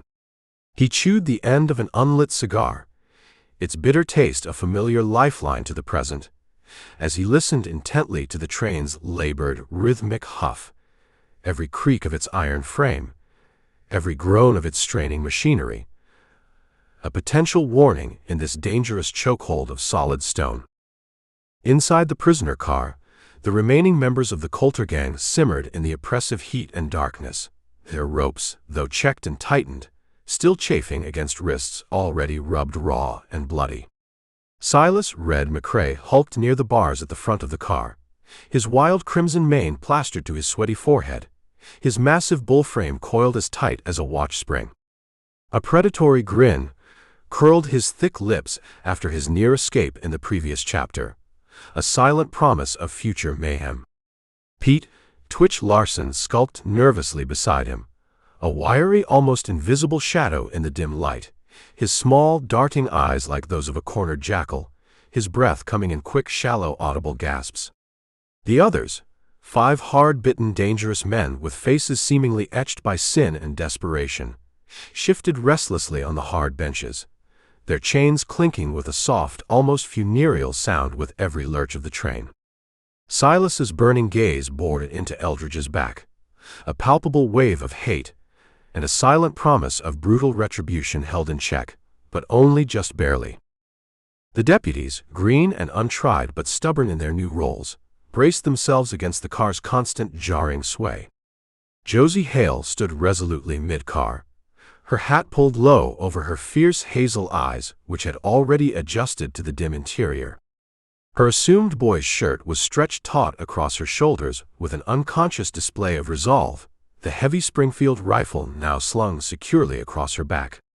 Tommy Hale, looking small and vulnerable, perched anxiously by the coal chute, his slingshot clutched tightly in one hand, his freckled young face tight with a kid's restless, nervous grit, his boots scuffing loudly on the floorboards with each pronounced movement of the train. Amos Tully leaned heavily near the door, his farmer's hands more used to the feel of earth than steel, clutching his rifle with a white-knuckled grip. His recently swollen jaw was a mottled, ugly bruise in the lantern light, his watery eyes flicking with unconcealed dread towards the shadowy forms of the captive gang. The train rounded a sharp, unseen bend in the tracks, its wheels screeching a piercing protest against the rails, when a sharp crack suddenly split the night, gunfire, its report echoing and reverberating off the close canyon walls like thunder trapped inside a glass bottle. Eldridge's Colt seemed to leap into his hand, a blur of dark steel in the faint light, as shadowy figures erupted simultaneously from the ridge high above. Silas's free riders, a dozen strong by the quick count, their horses plunging recklessly down the steep rocky slope in a terrifying torrent of dislodged stones, flying hooves, and choking dust. Bullets whined past like angry hornets, one splintering the thick wood of the car with a sharp crack, another ricocheting off the ironwork with a terrifying shriek. The single lantern inside the car shattered, plunging the interior into a chaotic, flickering hell of muzzle flashes and sudden, terrified screams. "Hank!" Eldridge bellowed, his voice a commanding roar over the sudden bedlam, as he lunged towards the coal car and the engine beyond. The engineer, Hank Wheeler, a grizzled veteran of the rails, was slumped heavily over the controls, a dark stain blossoming on his denim shirt where a slug had torn through his shoulder. Blood was already soaking the fabric. He groaned, a low, agonized sound, his hands slipping from the levers, and the train faltered instantly, its steady rhythm breaking, its speed dropping noticeably. A second shot rang out, closer this time, and the coal stoker, a wiry older man with a gray, tobacco-stained beard, jerked violently, his body tumbling silently off the speeding tender and into the pitch-black darkness of the canyon floor, his despairing cry swallowed completely by the canyon's vast, indifferent maw. Josie, reacting with surprising speed, fired from the prisoner car, the big Springfield barking sharp and loud, its muzzle flash momentarily illuminating her determined face. Her shot dropped a rider whose horse screamed in terror and fell, kicking up a cloud of dust into the night. Silas roared in triumph from within the car, slamming his massive bulk against the iron bars, the metal groaning ominously under the assault, while Twitch yelped in a high-pitched voice filled with a mixture of fear and excitement, "They're comin' for us, Red. They're finally comin'." The rest of the gang surged against their bonds, their chains rattling furiously, their combined shouts a feral, bloodthirsty chorus. Eldridge reached the wounded engineer, his hands instantly slick with Hank's warm blood, and managed to haul him upright, propping his limp body against the tender's vibrating iron edge. "Stay alive, damn you," he growled through gritted teeth, tearing a long strip from his own duster to try and bind the profusely bleeding wound. Hank's breath rasped in his throat, his face as pale as ash in the dim starlight, but he nodded weakly, his eyes still showing a stubborn spark of life. "Tommy," Eldridge snapped, his gray eyes like chips of ice cutting through the gloom to find the boy. "Cole, now. Get to it." Tommy, startled but obedient, bolted from the prisoner car, scrambling frantically over the tender's lip, his slingshot clattering to the iron floor as he grabbed the heavy shovel. Coal dust instantly blackened his small hands and face, his slight frame heaving with the effort, as he began to scoop the black diamonds into the maw of the firebox, its hungry opening glowing an angry, hellish red in the surrounding dark. The train shuddered, steam hissing faintly, its pace now reduced to a terrifying crawl through the treacherous pass. Outside, the riders closed in, whooping and yelling like devils loosed from the pit, their pistols spitting lead relentlessly at the vulnerable train. One of them, a lean, vicious-looking brute with a black bandana tied across his lower face, swung low from his saddle, aiming his pistol carefully at the tender, but Josie's second shot from the prisoner car caught his arm, sending him spinning from his horse and into the thorny sagebrush with a curse. Amos, finally overcoming his paralysis, fired wild, the Springfield bucking hard in his shaky grip, the bullet lost to the vastness of the night. A rider, emboldened by their slowing speed, leapt from his horse, landing hard on the coal car's narrow edge, his boots slipping on the loose coal as he drew his own pistol. Eldridge spun, his Colt blazing in the darkness, and the man fell, blood blooming dark on his chest. But more riders came on, their horses thundering alongside the crawling train, some with reins clenched in their teeth, firing pistols with both hands. The train rocked violently under the assault. Tommy's shovel clanged with frantic, desperate rhythm against the iron, steam building with agonizing slowness. Silas laughed from inside the car, a deep guttural triumphant sound, his fists hammering against the bars, which were now visibly bending outward inch by painstaking inch. Suddenly, a new sound cut through the cacophony of the attack, a low, rolling rumble from the ridge high above, not the sound of hooves but of stone. Eldridge's head snapped up, his eyes narrowing as a trickle of dust and small pebbles cascaded down the steep canyon wall. Then a massive boulder, dislodged by the attackers, broke free with a deafening roar, its jagged, monstrous bulk hurtling straight down towards the tracks, directly for the exposed tender where young Tommy shoveled, completely oblivious to the new, crushing danger. Chapter 8. The train limped through the oppressive confines of Coyote Pass, a wounded iron beast crawling laboriously through the night's black, unyielding jaws.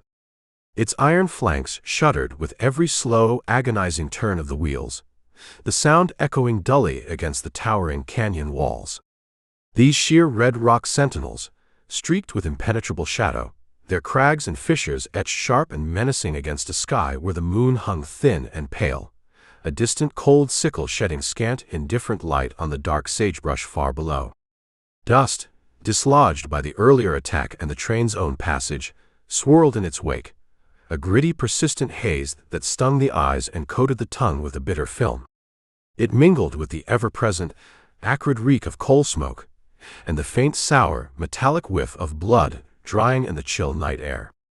The wind howled with a renewed ferocity through the narrow pass, a mournful, almost sentient wail that rattled the prisoner car's bars and set the sparse sage trembling, as if the ancient land itself sensed the escalating violence and the grim uncertainty of the journey. Sample stood braced in the coal tender, his tall frame a dark silhouette against the faint glow of the firebox. His duster, already torn and stained, flapped around him like a raven's agitated wings, its hem brushing against boots, scuffed and scarred by trails too harsh and numerous to name. His Colt rested snug and ready at his hip, its familiar walnut grip warm from his recent touch, a steady, reliable companion to the worn leather satchel slung over his shoulder where his copy of Walden lay, a quiet intellectual spark in a mind increasingly honed by the brutal necessities of steel and lead.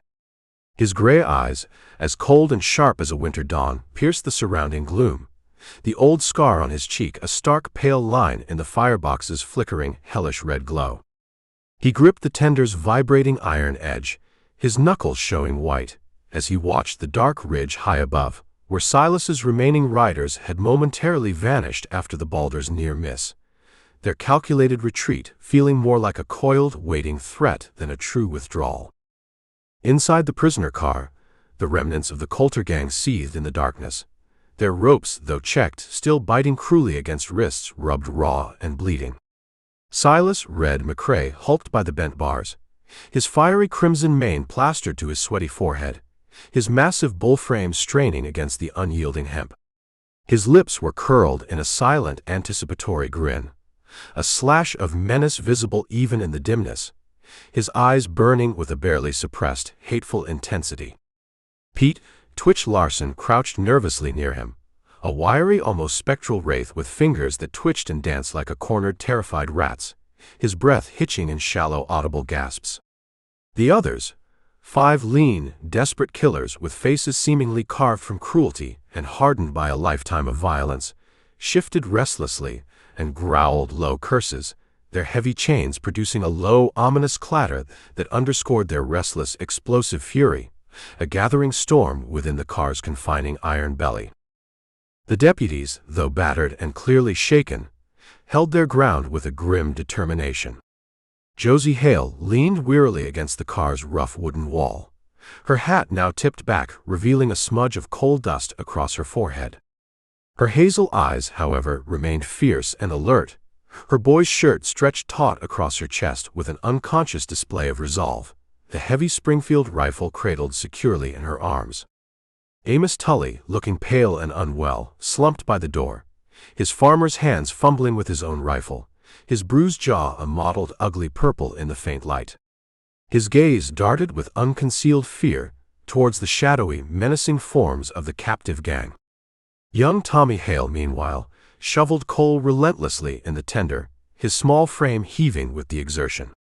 His freckled face was slick with sweat and grime, the firebox casting a hellish, dancing glow on his gritted teeth as he fought with single-minded focus to build enough steam to escape the trap. The train's pace faltered further, slowing to a pitiful, agonizing crawl. Its warning whistle remained silent, its boiler hissing with a sound that was weak and thin, a dying breath. Tommy's shovel scraped and clanged against the iron floor of the tender, coal tumbling into the hungry fire, but the flames within licked low and feeble, the steam generated too frail to push the massive iron beast any faster through the treacherous pass. Eldridge glanced with concern at Hank Wheeler, who was slumped precariously against the tender's vibrating side. Fresh blood was slowly seeping through the makeshift duster strip bandage on his shoulder, his breath shallow but still stubbornly, almost defiantly, present. "Keep breathin', Hank. Just keep breathin'," Eldridge muttered, his voice a low, gravelly rasp, his hand reaching out to steady the wounded engineer's shoulder for a moment, before returning instinctively to the comforting presence of his Colt. Outside, the canyon narrowed even further, the towering rock walls pinching tight like the jaws of some colossal stone vise, trapping the vulnerable train in its inescapable grip. The rails curved sharply ahead, gleaming faintly in the starlight, and beyond the curve the dark ridge swelled. A menacing black wave of earth and rock where indistinct shadows flickered, their movements quick, furtive, and undeniably deliberate. Eldridge's eyes narrowed, the unlit cigar shifting in his mouth as he chewed on its bitter end, a small, familiar habit that helped him focus. "They're coming back for another try," he said, his voice sharp and low, his free hand making a quick, urgent signal to Josie through the connecting chute. She nodded once, curtly, cocking the Springfield with a decisive click, her stance firming as she peered intently through the bars of the prisoner car into the oppressive darkness ahead. Amos whimpered softly, his rifle trembling in his grasp, but a sharp, warning glare from Josie silenced him. Tommy, oblivious to the renewed threat, shoveled coal even faster, his small grunts of effort echoing in the confined space. The firebox flared brighter in response, steam curling up from the engine in thin, hopeful wisps. The train groaned, a deep, metallic sound of protest, and then, almost imperceptibly, began to pick up a hair's breadth more speed, its wheels grinding out a reluctant, laboring hymn against the cold steel rails. Then the night exploded around them once more.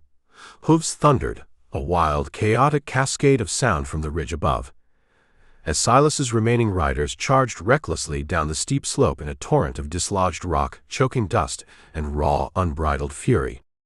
10 strong, they came on, their faces obscured by dark bandanas, their pistols already blazing, their mounts' eyes rolling white and terrified in the darkness. Bullets whined past like angry insects, pinging sharply off the tender's iron plating, splintering the wooden sides of the prisoner car. Josie fired back almost instantly, the Springfield's roar deafening in the enclosed space, her well-aimed shot dropping one of the charging riders into the thorny sagebrush with a choked, dying scream. Silas bellowed in triumph from within the car, his massive fists hammering against the already weakened bars, bending them further outward, the tortured metal shrieking under his incredible strength. Eldridge drew his Colt, a fluid, practiced arc of dark steel in the gloom, and snapped off 2 quick shots. 2 more riders fell, their horses rearing in panic as blood sprayed the dust. A third attacker, a wiry, vicious-looking devil with a jagged, livid scar across one lip, swung close to the tender, his pistol aimed directly at young Tommy. Eldridge lunged, shoving the startled kid roughly down onto the coal pile, just as the bandit's bullet grazed his own duster, searing a burning line across his upper arm. He fired again, almost without aiming, and the man tumbled lifelessly from his saddle.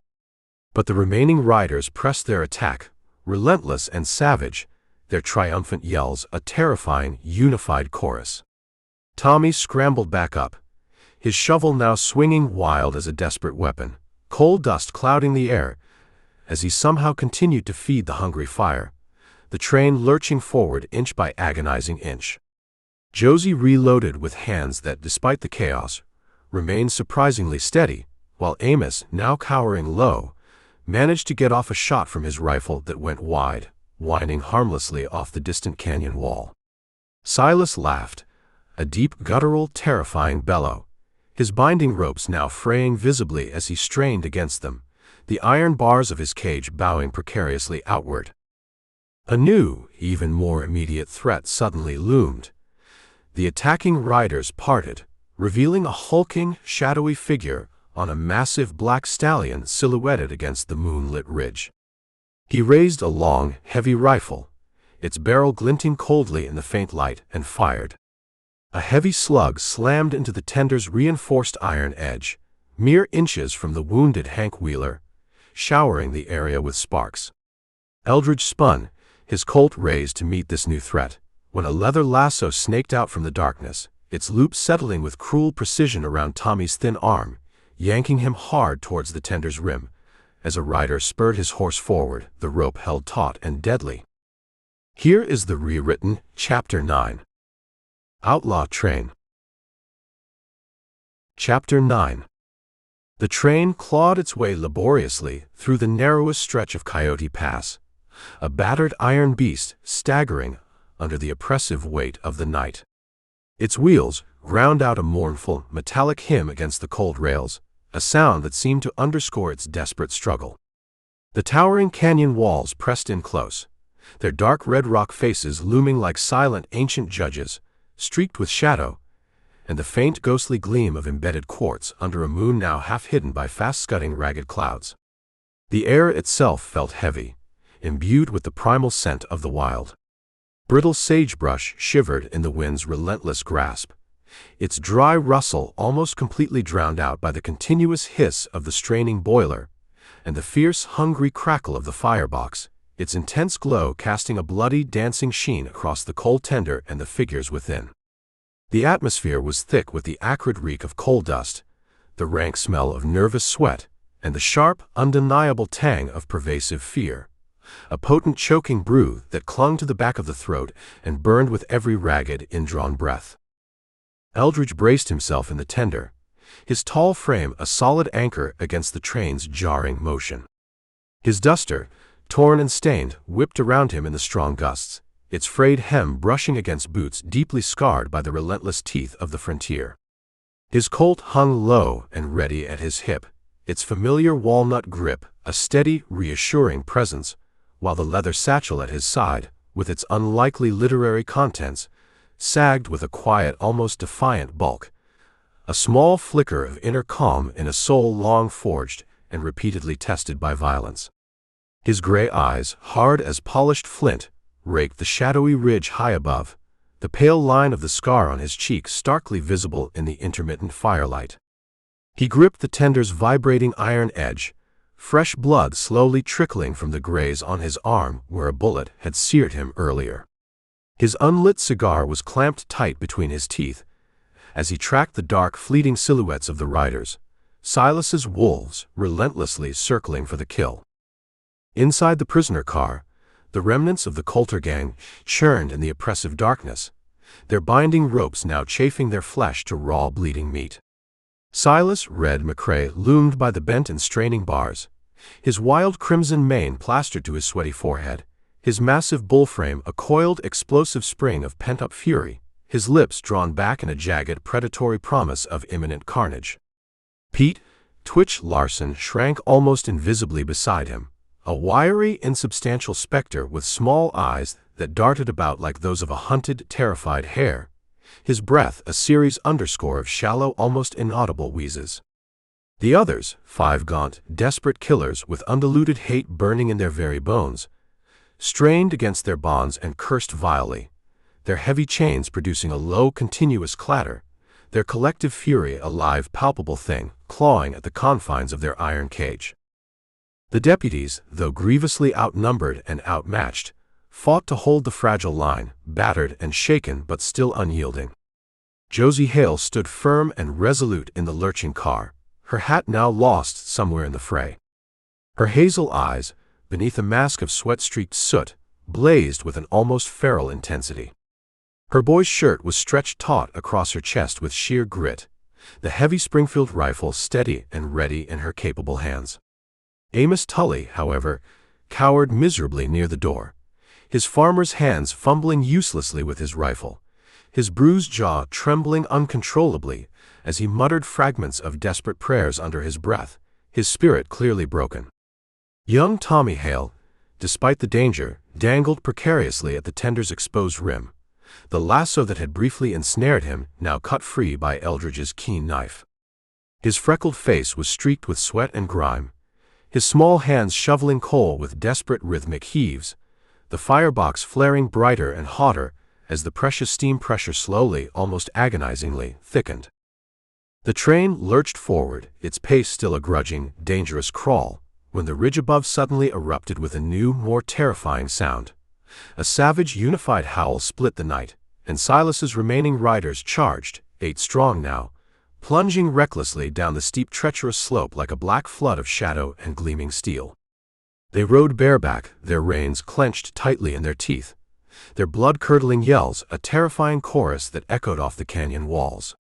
And in their hands, glinting wickedly in the faint moonlight, were heavy, menacing tomahawks, weapons clearly looted from some unfortunate, burned-out homestead, their sharpened edges honed to scalp and slaughter with brutal efficiency. Bullets flew, pinging sharply off the tender's iron plating, splintering the wooden sides of the prisoner car, and the air instantly turned thick with choking dust and the pungent, overwhelming stench of sweat-lathered horseflesh. Eldridge's Colt flashed, a streak of deadly fire in the oppressive dark, and one of the charging riders fell, his tomahawk spinning wild as his skull split open, his blood misting the dry sagebrush in a gruesome spray. Another swung dangerously close, a lean, feral-looking savage with a deeply pockmarked face, his heavy blade arcing straight for Tommy's exposed neck. Eldridge lunged, grabbing the startled kid's collar and yanking him roughly flat against the coal pile, the tomahawk burying itself deep into the tender's thick wood with a dull, sickening thunk mere inches from where Tommy's head had been. He fired again, almost without aiming, and the rider toppled from his horse, his mount veering wildly into the unforgiving canyon wall with a sickening, bone-jarring crunch. Josie leaned far out through the bars of the prisoner car, the Springfield roaring, her well-aimed shot catching another rider squarely in the chest. His tomahawk flew from his grasp as he pitched backward off his horse, blood instantly soaking his vest. Silas bellowed in savage encouragement from inside the car, hammering against the already weakened bars, the metal bending further with each powerful blow, while Twitch scrambled even lower, shrieking in a high-pitched voice, "They'll skin us all alive, Red. They'll skin us." The rest of the gang surged against their bonds, their ropes fraying visibly, their combined shouts a feral, almost bestial din. A rider, with astonishing agility, leapt from his galloping mount, landing hard on the prisoner car's roof. His heavy boots thudded ominously as he swung his tomahawk wildly at the opening of the coal chute. Josie ducked just in time, splinters of wood raining down around her, and fired upward through the roof, the heavy slug tearing through wood and flesh. The attacker fell, rolling off the car with a choked scream, his deadly blade clattering loudly onto the rails below. Amos, startled into action, fired wild, his rifle bucking in his unsteady grip, the shot lost to the vastness of the night. A rider answered his futile gesture instantly, hurling a tomahawk with deadly accuracy. It grazed Amos's shoulder, pinning his sleeve to the wooden wall of the car. He yelped in pain and terror, dropping his rifle, fresh blood welling dark and warm from the new wound. Tommy, seeing his chance, shoveled coal with frantic, desperate energy, the choking coal dust filling the air. The firebox roared now, steam curling thick and powerful, as the train finally gained a shuddering, precious breath of speed. Eldridge reloaded with hands that were a blur of practiced motion and snapped off another quick shot. A rider's horse stumbled, throwing its master heavily into the unforgiving dust, where he lay broken and still. But the few remaining survivors pressed their attack, circling the train tightly, their tomahawks flashing like hungry fangs in the intermittent moonlight, their savage yells echoing in the confined space. Silas laughed, a deep, guttural, triumphant rumble, his binding ropes finally snapping one by one under his incredible strength. His massive hands flexed with anticipation as the last of the iron bars groaned and gave way. The train rocked violently, Tommy's desperate efforts pushing it forward, gaining precious momentum, when a new, chilling cry pierced the chaos. A rider on the ridge above, a hulking brute with a thick, braided beard, raised a burning torch high, its hungry flame licking at the night sky. He hurled it with all his might. The flaming projectile arced through the darkness like a blazing, malevolent comet and struck the prisoner car's dry wooden roof, igniting it instantly with a terrifying, hungry crackle. Flames licked upward as thick, black, choking smoke began to billow into the night. Here is the rewritten Chapter 10. Outlaw Train. Chapter 10. The train staggered out from the claustrophobic confines of Coyote Pass, its iron frame trembling like a beast bled near dry, the rails beneath it, a thin, precarious lifeline threading through the night's black, unforgiving maw. The canyon walls finally fell away, yielding to a vast open plain where endless stretches of sagebrush sprawled under a sky now thick with acrid smoke and the faint, distant gleam of uncaring stars. Flames licked greedily at the prisoner car's scorched roof, a hungry, malevolent glow casting wild, dancing shadows that stretched and writhed across the coal tender. The sharp crackle of burning wood provided a grim, unnerving counterpoint to the laboring boiler's faltering, rhythmic huff. The wind, now free of the canyon's funneling effect, swept low and cold across the flats, a chilling hand that seemed to stir the dust into ghostly shapes and purposefully fan the growing fire. Its mournful wail mingled with the pervasive, acrid stench of charred timber and the sharp, coppery tang of blood still wet and glistening in the darkness. Eldridge crouched low in the tender, his tall frame outlined by the flickering firelight. His duster, now smeared with soot and patches of drying blood, its hem brushing against boots deeply gouged and scarred by the frontier's relentless claws, offered little protection against the night's chill. His Colt hung steady and reassuring at his hip, its familiar walnut grip a quiet comfort in the chaos, while the worn leather satchel at his side, with its incongruous literary burden, sagged with a familiar weight, a silent, steadfast witness to a mind that wrestled with far more than just the immediate demands of lead and iron. His gray eyes, sharp and unyielding even in the deceptive, flickering light, remained fixed on Hank Wheeler. The pale line of the scar on his cheek was starkly visible in the firelight as he worked with grim focus. He gripped a fresh strip of his own duster, torn free with a brutal rip of fabric, his hands surprisingly steady despite the throbbing graze on his arm where a bullet had seared him. The unlit cigar remained clamped tightly in his mouth, its bitter taste a small, grounding anchor as he ministered to the wounded engineer. Hank slumped heavily against the tender's cold iron wall, his denim shirt a dark, sodden mass of blood from the severe shoulder wound. His face, pale as alkali dust in the fire's glow, was deeply etched with lines of intense pain and stubborn, ingrained grit. His breaths came in shallow, ragged gasps, each one a wet, rasping sound that hitched with every jarring jolt of the struggling train. But his blue eyes, though dimmed by pain and blood loss, still held a defiant flicker of fight as they remained locked on Eldridge. The marshal pressed the folded cloth tight against the bleeding wound, trying to staunch the steady, alarming flow. Warm, slick blood seeped quickly through the makeshift bandage, staining Eldridge's fingers a deeper crimson.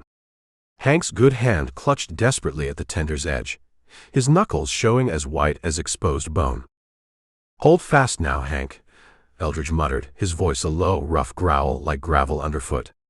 He tied the bandage off with swift, practiced movements, his knot firm and secure against the engineer's trembling frame. "Ain't lossin' you to some damn canyon cur's lucky bullet. Not if I can help it." Hank's lips twitched, the ghost of a pained grin briefly touching them. "Got a wife, a good woman, waitin' for me back in Fort Smith," he rasped, each word clearly a significant labor. "Reckon she'd skin me worse'n Silas and his whole damn gang if I don't make it back to her." Eldridge's gaze softened almost imperceptibly, a momentary crack in his iron facade, though his hands stayed busy, instinctively wiping the engineer's blood on his already stained duster. He could almost see her in his mind's eye, a strong frontier woman with calloused hands and perhaps a sharp, no-nonsense tongue, waiting patiently by a warm hearth that smelled of baking bread and unspoken worry. The image, fleeting as it was, tugged at something deep within him, a shadowy echo of old loss he quickly, almost violently, buried. His jaw tightened as he shoved the unwelcome thought aside, his focus returning to the immediate pressing dangers. Inside the prisoner car, the terrified gang raged against the unyielding bars, the fire on the roof above them licking closer with every passing moment, smoke now curling thick and choking through the cracks in the wood. Silas Red McCrae towered over the others, his wild crimson mane singed at the edges by the heat, his massive bull shoulders heaving as he rammed himself repeatedly against the bars, the tortured metal groaning and screeching under his relentless, furious assault. Pete Twitch Larson darted low to the floor, coughing violently, his ferrety face streaked with ash and tears, his high-pitched whines of terror lost in the general roar and crackle of the flames. The others, 5 lean, desperate wolves with undiluted hate still burning in their veins, kicked and clawed at their restraints and the car itself, their heavy chains producing a frantic, discordant clatter, their enraged shouts hoarse with a mixture of panic and savage spite. The deputies, caught between the fire and the furious outlaws, battled the escalating chaos with a mixture of raw courage and sheer desperation. Josie Hale stood her ground mid-car, her hat long lost to the fray, her dark hair now wild and matted around her determined face. Her hazel eyes, reflecting the orange glow of the fire, remained fierce and focused as she aimed the heavy Springfield rifle at Silas, the acrid smoke stinging her lungs and making her eyes water. Amos Tully, looking utterly defeated, slumped near the door, his shoulder bleeding freely where the tomahawk had grazed him deeply. His rifle lay propped uselessly beside him, his farmer's hands shaking uncontrollably as he stared, mesmerized and terrified, at the hungry, encroaching flames.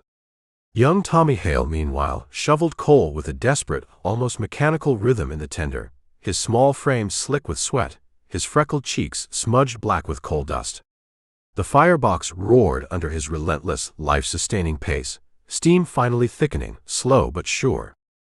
The train gained a grudging, precious stride, its wheels grinding faster now, but the flames were also spreading with alarming speed across the prisoner car's entire roof, a blazing red crown that threatened to swallow it whole at any moment. Eldridge glanced up, his gray eyes narrowing as he assessed the blaze, then quickly back to Hank, whose head was now lolling weakly, his breaths shallower, more ragged. He slapped the engineer's cheek, the contact light but firm enough to rouse him from his stupor.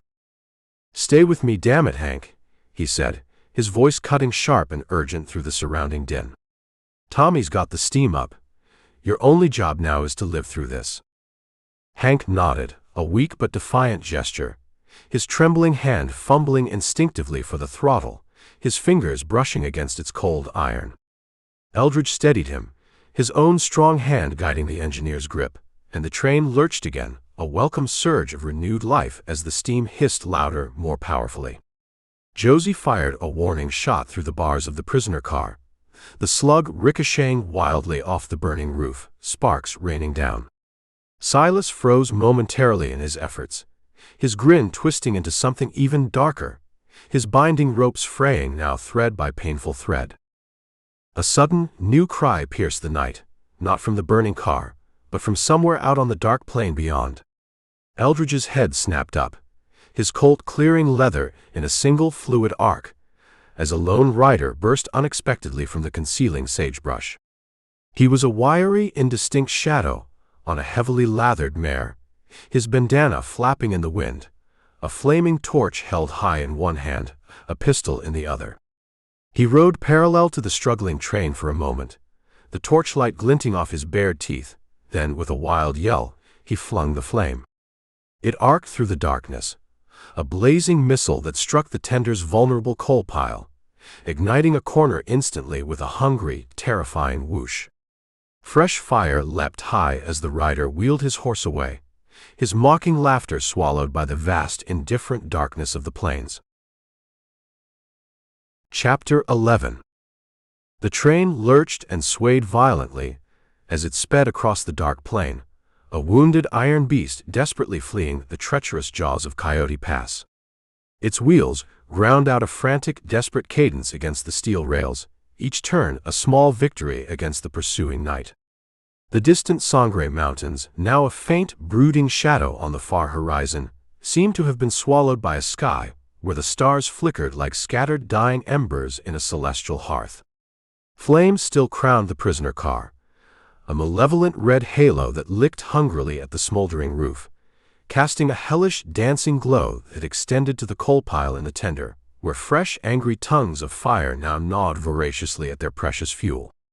The wind, unimpeded by canyon walls, swept low and biting across the open land, a restless, invisible hand purposefully fanning both blazes. Its mournful moan wove through the swaying sagebrush with the acrid, choking reek of smoke, the sour tang of desperate sweat, and the faint, damp musk of earth freshly roused by the train's thunderous passage. Eldridge Sample stood firm in the rocking tender, his tall frame a study in grim resolve against the fiery backdrop. His duster, now blackened with soot and streaked with dried blood, its frayed hem brushing against boots worn thin and scarred by the frontier's relentless lash, offered little comfort.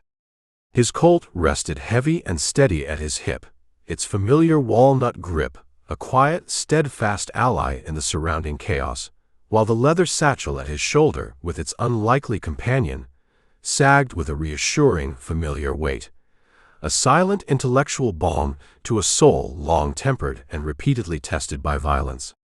His gray eyes, keen as a circling hawk's, even in the deceptive flickering firelight, swept the dark surrounding plains, the pale line of the scar on his cheek a stark, unyielding seam in the hellish orange glow. He gripped the tender's vibrating iron rim, the blood now crusted thick and dark over the bullet graze on his arm. His unlit cigar was clamped tight between his teeth as he watched the relentless flames spread, a determined, insidious foe gnashing hungrily at their very heels. Hank Wheeler slumped weakly beside him, his denim shirt a sodden, stiffened map of dried and fresh blood. His shoulder, roughly bound with Eldridge's torn duster, was a mangled ruin, his breath shallow, rasping gasps that fought against the night's penetrating chill. His blue eyes, though dim and clouded with pain, still held a spark of stubborn defiance as they clung to the throttle, his trembling hand nursing the train's faltering, mechanical heart with what little strength he had left. The coal fire in the engine roared, fed by young Tommy Hale's relentless, almost heroic shoveling. The boy's small frame, slick with sweat and grime, heaved with each desperate scoop, his freckled face, smudged black with coal dust, grimly set in concentration. His labored grunts were lost in the boiler's powerful, rhythmic hiss. Steam, thick and white, curled upward from the engine in ghostly, hopeful wisps, driving the train onward with a grudging, hard-won surge of speed. Inside the prisoner car, the remaining members of the Coulter Gang thrashed violently against their bonds, the fire on the roof above them crackling ever closer, thick, oily smoke now seeping through the bars in choking, acrid tendrils. Silas Red McCrae towered over the others, his wild crimson mane singed and smoking, his massive bull shoulders straining against the tightened ropes. His lips were drawn back in a feral, terrifying slash of a grin as he hammered his bound fists against the heated bars, the metal bending and groaning with each thunderous, hate-fueled blow. Pete Twitch Larson cowered low on the floor, coughing wretchedly, his ferrety face streaked with ash and tears of terror, his high-pitched whines a thin, almost inaudible thread in the deafening din of fire and fury. The others, 5 gaunt, cornered wolves with unquenched fury still burning in their veins, kicked and clawed at their restraints, their heavy chains producing a frantic, metallic clatter, their enraged shouts raw with a potent mixture of primal dread and savage defiance. Josie Hale held the car's center, her hat long gone, her dark hair now wild and matted with soot. Her hazel eyes, reflecting the orange glow of the flames, remained fierce and resolute beneath a mask of grime, her assumed boy's shirt stretched taut across her chest with unwavering resolve. The heavy Springfield rifle rested in her hands, steady as a rock, and she aimed it squarely at Silas, her voice cutting sharp and clear through the smoky haze. "You back off now, McCrae, or I swear I'll bore a hole clean through that thick skull of yours." Silas merely laughed, a deep guttural rumble of contempt, but he paused momentarily in his assault on the bars, his ropes fraying, his burning gaze promising swift and brutal slaughter if he ever broke free. Amos Tully, meanwhile, slumped listlessly near the door, his shoulder bleeding freely where the tomahawk had bitten deep. His rifle lay propped limply beside him, his farmer's hands shaking uncontrollably as he stared, wide-eyed and mesmerized, at the rapidly encroaching flames, his spirit seemingly extinguished. The train rocked violently, its pace a fragile, desperate thread, when a sharp, sudden hiss sliced through the air, a sound distinctly different from escaping steam, something chillingly alive. Eldridge's head snapped down, his gray eyes narrowing instantly, as a large rattlesnake, disturbed by the heat and chaos, uncoiled menacingly from the diminishing coal pile. Its scales, intricately patterned, glinted malevolently in the firelight, a mature diamondback roused from its lair and ready to strike. Its dry, distinctive rattle buzzed, a sharp, urgent warning in the night, and then it struck, its fangs sinking deep into Tommy's calf as the boy shuffled, completely oblivious to the snake's presence until the searing pain hit him. The boy yelped, a sharp cry of agony and surprise, dropping the heavy shovel with a loud clang. His small frame buckled as he clutched frantically at his leg, the potent venom already burning like liquid fire through his young veins. Eldridge lunged, his Colt flashing from its holster with blurring speed, and fired. The slug split the snake's head, its thick body thrashing once in a violent spasm before going limp, its blood spattering darkly across the remaining coal. He dropped to his knees beside Tommy, tearing the boy's pant leg with a savage rip. The bite was clearly visible, twin punctures already oozing a mixture of blood and venom. "Hold still now, son," he growled, his voice a steady, reassuring anchor in the boy's pain and terror. He yanked a long knife from his boot, its polished blade glinting wickedly as he quickly, expertly sliced a shallow cross over the rapidly swelling wound. Tommy whimpered, his freckled face paling to a ghastly white, but Eldridge pinned him firmly, then, without hesitation, pressed his lips to the wound, sucking hard at the venom and spitting the bitter, tainted fluid into the swirling dust of the tender. Josie, witnessing the sudden emergency, leapt from the prisoner car, her Springfield slung across her back. Her boots thudded heavily as she reached the tender, her eyes wide with fear for her brother, but her hands commendably steady. "He gonna make it, Marshal?" she asked, her voice taut with anxiety, as she knelt to brace her brother's trembling shoulders. Eldridge didn't answer immediately, spitting again, then swiftly bound the boy's leg tight with another strip torn from his own tattered sleeve, his movements economical, swift, and sure.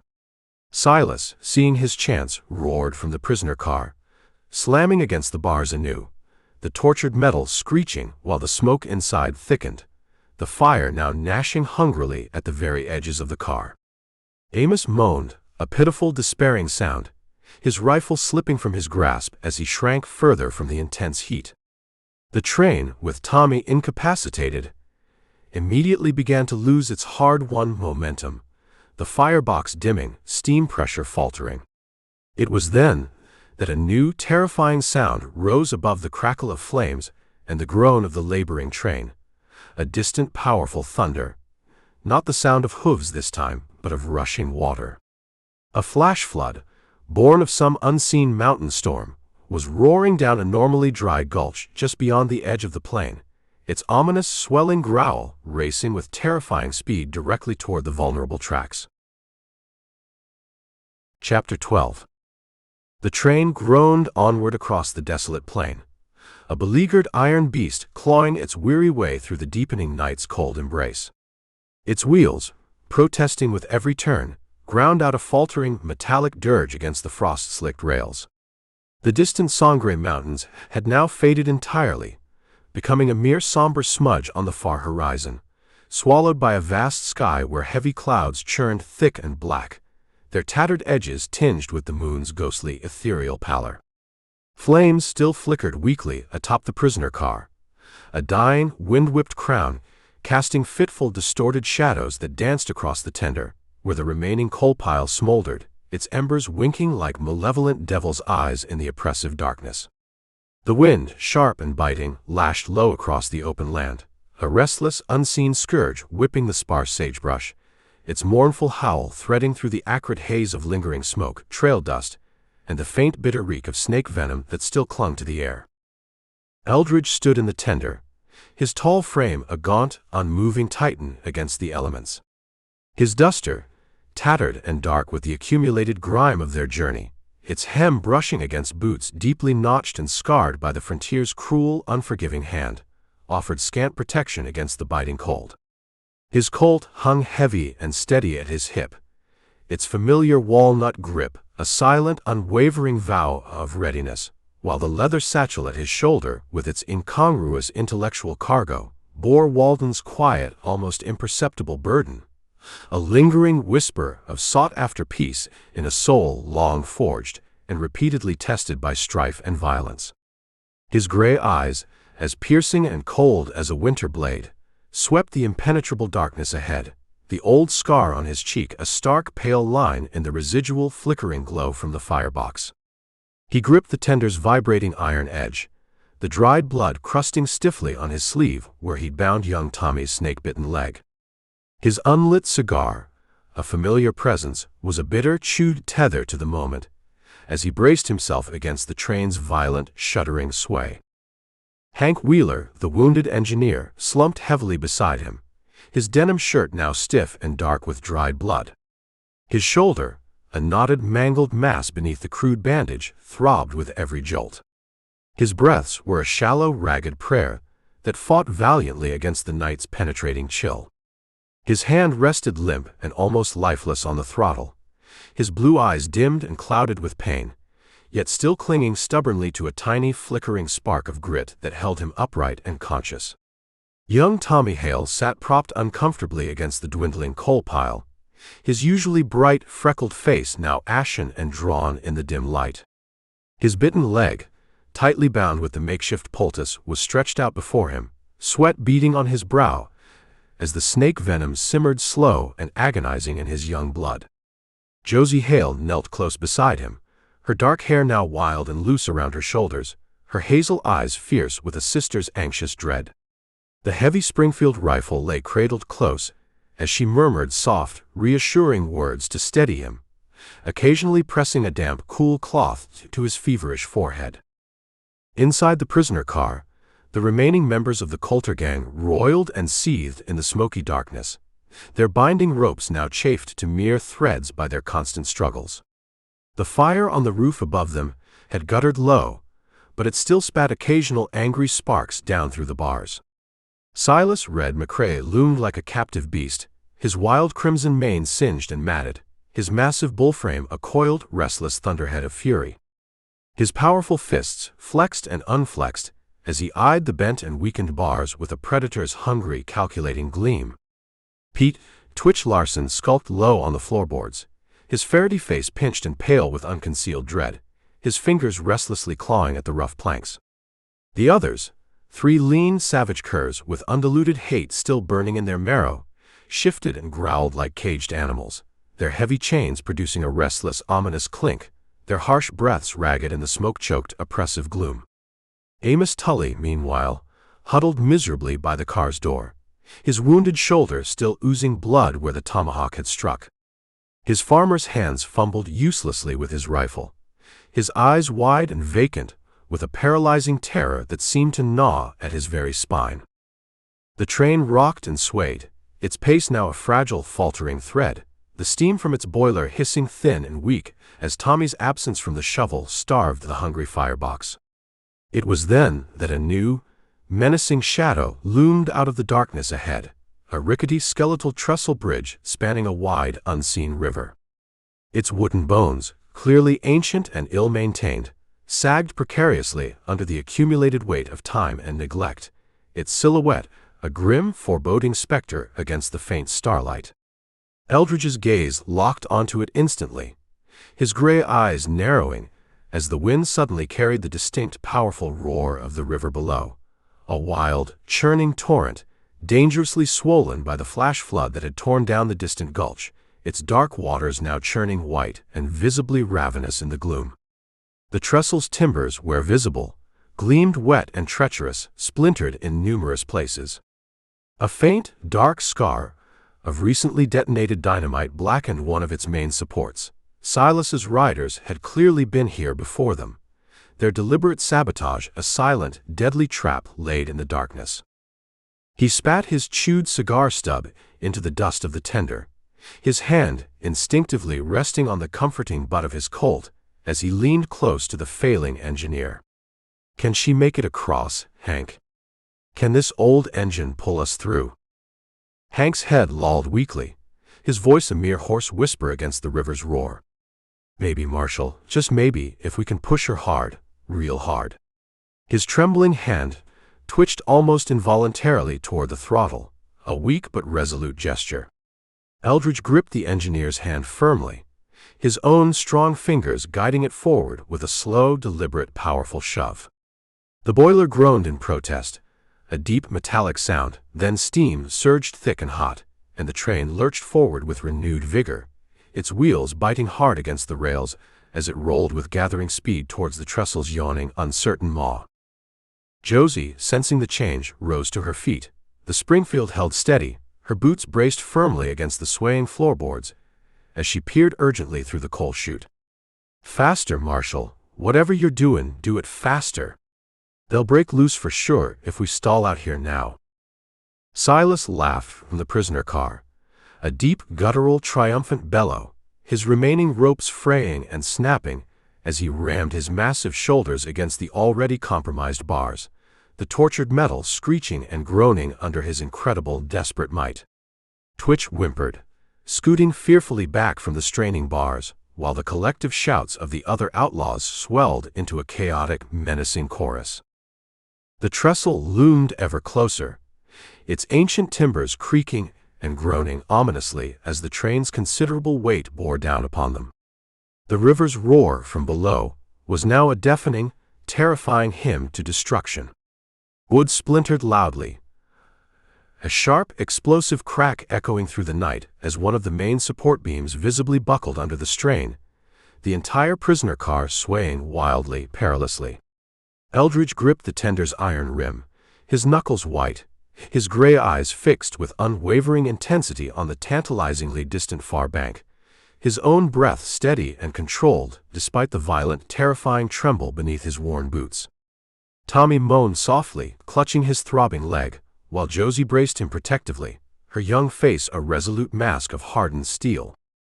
The train rocked and swayed, now halfway across the treacherous span when a new sound cut sharply through the night's cacophony, a shrill, piercing whistle from the dark ridge above, not the train's own, but clearly a rider's urgent signal. Shadows flickered on the high bluffs. Silas's men were regrouping, their dark silhouettes stark against the faint moonlight as they spurred their horses recklessly down the steep, crumbling slope, fresh torches flaring into sudden, menacing life in their fists. One of them, a wiry, vicious-looking fiend with a jagged, livid scar running down one cheek, reined his horse in hard at the canyon's edge. With a triumphant yell, he hurled his blazing brand.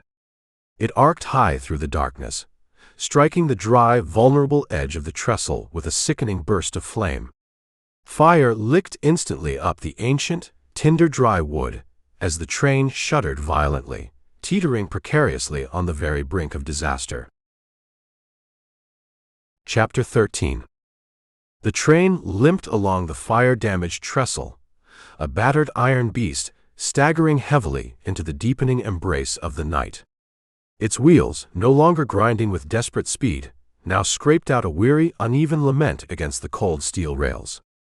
The vast, dark plain stretched wide and seemingly endless around them, a silent sea of indistinct sagebrush now silvered by the cold, indifferent light of a moon, half-veiled in tattered drifting clouds. The distant Sangre Mountains had become a mere ephemeral murmur against a sky bruised with deep shadow and the faint pinpricks of starlight. Flames guttered low and fitfully on the prisoner car's scorched roof, a fading, almost defeated ember casting sporadic, jerky gleams of light across the tender, where the remaining coal pile smoldered, its diminishing heat, a dull, almost imperceptible pulse in the encroaching darkness. The wind, having spent much of its fury, now prowled soft and low, a restless, chilling whisper that stirred the ever-present dust. Its cold breath, threaded through the acrid haze of lingering smoke, settled ash, and the faint, wild, damp scent of river water that still clung tenaciously to the air after their perilous crossing. Eldridge Sample stood in the tender, his tall frame a gaunt, unmoving titan against the elements. His duster, now ragged, torn and dark with accumulated grime, its frayed hem brushing against boots deeply etched and scarred by the frontier's relentless, savage scourge, offered little warmth against the night's chill. His Colt hung heavy and reassuringly steady at his hip, its familiar walnut grip a silent, unwavering oath of readiness, while the worn leather satchel at his shoulder, with its incongruous intellectual companion, bore Walden's quiet, almost imperceptible load, a lingering flicker of sought-after solace in a hardened heart long steeled by turmoil and violence. His gray eyes, as keen and sharp as a freshly honed blade's edge, pierced the enshrouding gloom, the old scar on his cheek a stark pale seam in the residual flickering glow from the laboring firebox. He gripped the tender's cold, vibrating iron side, the dried blood on his sleeve now crusting stiffly. His unlit cigar, a familiar presence, was a bitter, chewed brace against the train's increasingly erratic and shuddering sway as he scanned the dark, empty horizon, the fire on the trestle bridge they'd just crossed now a dwindling, insignificant spark in their wake. Hank Wheeler, the grievously wounded engineer, slumped heavily beside him, his denim shirt stiff and dark with dried blood. His shoulder, a knotted, mangled ruin beneath the crude, blood-soaked bandage, throbbed with every jolt of the train. His breaths were a frail, shallow thread that valiantly fought the night's insidious, penetrating bite. His hand rested limp and almost lifeless on the throttle, his blue eyes clouded with pain and exhaustion, but still unyieldingly fixed on the task, a stubborn spark of indomitable will still holding him to the iron beast's fading pulse. Young Tommy Hale sat propped uncomfortably against the rapidly diminishing coal supply, his usually bright, freckled face now pale and ashen in the dim light. His bitten leg, tightly bound with the poultice, was stretched out stiffly before him, sweat still beading on his brow as the snake venom simmered slow and agonizing in his young blood. Josie Hale knelt close beside her brother, her dark hair now loose and tangled around her shoulders, her hazel eyes fierce with a sister's unwavering, protective vigil. The heavy Springfield rifle lay cradled near at hand, as she gently pressed a damp, cool cloth to his feverish forehead, murmuring soft, reassuring words to steady him against the pain and the train's jarring motion. Inside the prisoner car, the remnants of the Coulter Gang seethed in the smoky darkness, their binding ropes, though repeatedly checked, now frayed to mere wisps by their constant, desperate struggles. The fire's remnants on the roof above them still spat occasional angry sparks down through the bars, adding to their misery. Silas Red McCrae hulked like a captive beast, his wild crimson mane now charred and matted at the edges, his massive bullframe a restless, contained storm of fury. His powerful fists flexed and unflexed with a predator's relentless, frustrated itch. Pete Twitch Larson skulked low on the floorboards, his ferrety face pinched and pale with unconcealed dread, his fingers restlessly scraping at the rough planks. The others, 3 lean, savage hounds with undiluted malice still burning in their veins, shifted and snarled like caged animals, their heavy chains producing a low, ominous clatter, their harsh breaths ragged in the smoke-fouled, oppressive dark. Amos Tully, meanwhile, sagged weakly by the car's door, his wounded shoulder still oozing blood where the tomahawk had carved its brutal mark. His farmer's hands, unaccustomed to such violence, clutched his rifle with a loose, uncertain grip, his eyes wide and vacant with a paralyzing terror that seemed to have gnawed away at his very marrow. The train faltered badly then, its precious coal supply nearly spent, its steam hissing thin and weak, its pace slowing to a dangerous crawl.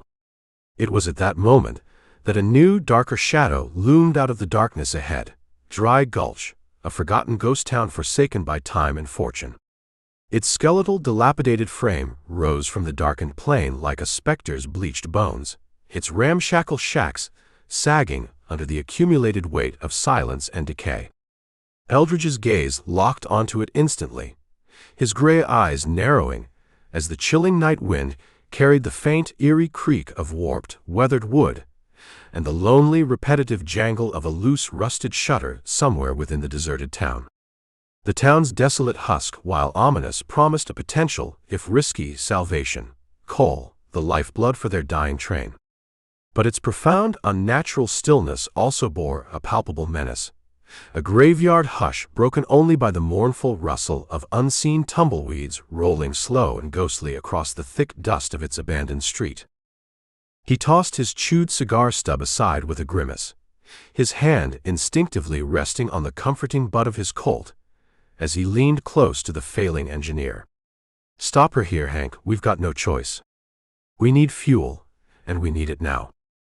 Hank's head dipped in a weak understanding, his voice a mere gravelly thread against the train's dying gasps. "Coal. Should be some in the old depot, if it ain't all rotted to dust by now." His trembling hand fumbled for the throttle, his grip weak but somehow still sure, and Eldridge gently guided it down. The train shuddered violently, then ground to a final groaning halt with a long, mournful hiss of escaping steam, the silence that followed deafening and profound. Josie rose to her feet, the Springfield held ready in her hands, her boots braced firmly against the now stationary floor, as she peered intently through the coal chute. "This place looks dead, Marshal. Too dead if you ask me." Silas chuckled from the prisoner car, a low, guttural, menacing roll of sound, his ropes straining audibly as he leaned his massive weight against the already compromised bars, the tortured metal creaking ominously under his bulk. Twitch fidgeted, a small, nervous whine escaping his lips, while the collective murmurs of the other outlaws swelled into a low chorus of restless, hopeful spite. Dry Gulch sprawled silently before them in the cold moonlight, its single, crooked street a dark, unwelcoming scar lined with the decaying husks of buildings, a dilapidated saloon, a collapsing livery stable, and a leaning depot that looked like a drunkard about to fall flat on his face against the biting wind. Lanterns hung dark and empty from their hooks, their glass mostly cracked or missing, and a single, heavily rusted sign swayed back and forth on its post, its monotonous rhythmic groan a lonesome, eerie hymn in the desolate night. Eldridge stepped down carefully from the tender, his boots crunching loudly on the loose gravel beside the tracks, his shadow stretching long and lean in the moon's pale, slanting light. Josie followed close behind, her rifle held steady and ready, while Amos trailed them reluctantly, his steps halting and uncertain, his own rifle dragging heavily in the dust. The depot loomed before them, its main door hanging ajar, a black, forbidding maw that seemed to exhale the cloying scent of dust, mold, and old decay. Eldridge pushed it inward cautiously, his Colt drawn and leading the way, the air inside thick and stagnant, heavy with the smell of time, neglect, and the faint, unmistakable scent of old coal. Piles of it lay scattered across the dusty floor, brittle and broken, but undeniably usable. He signaled wordlessly to Josie to start hauling it out. She slung her Springfield rifle over her shoulder and quickly grabbed a sturdy-looking sack when a faint, almost imperceptible scrape echoed from the shadowy rafters high above them.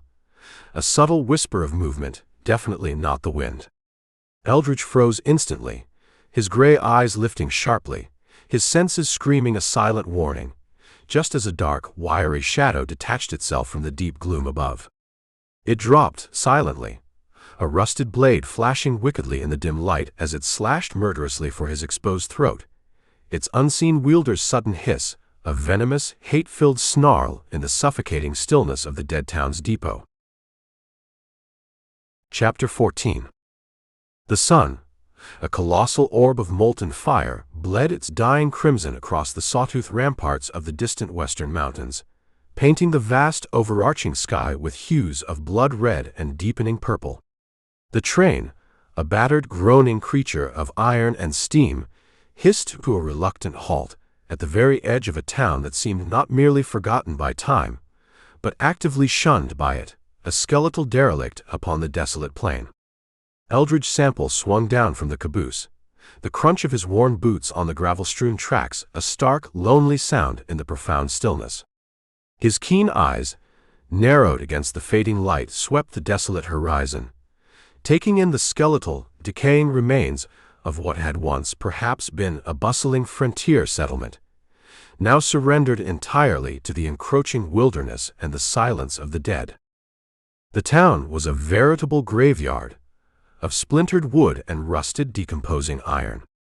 A once proud saloon, its roof now sagging like the broken spine of some great beast, leaned precariously to one dusty side, its sign creaking a mournful, rhythmic dirge in the chill rising wind.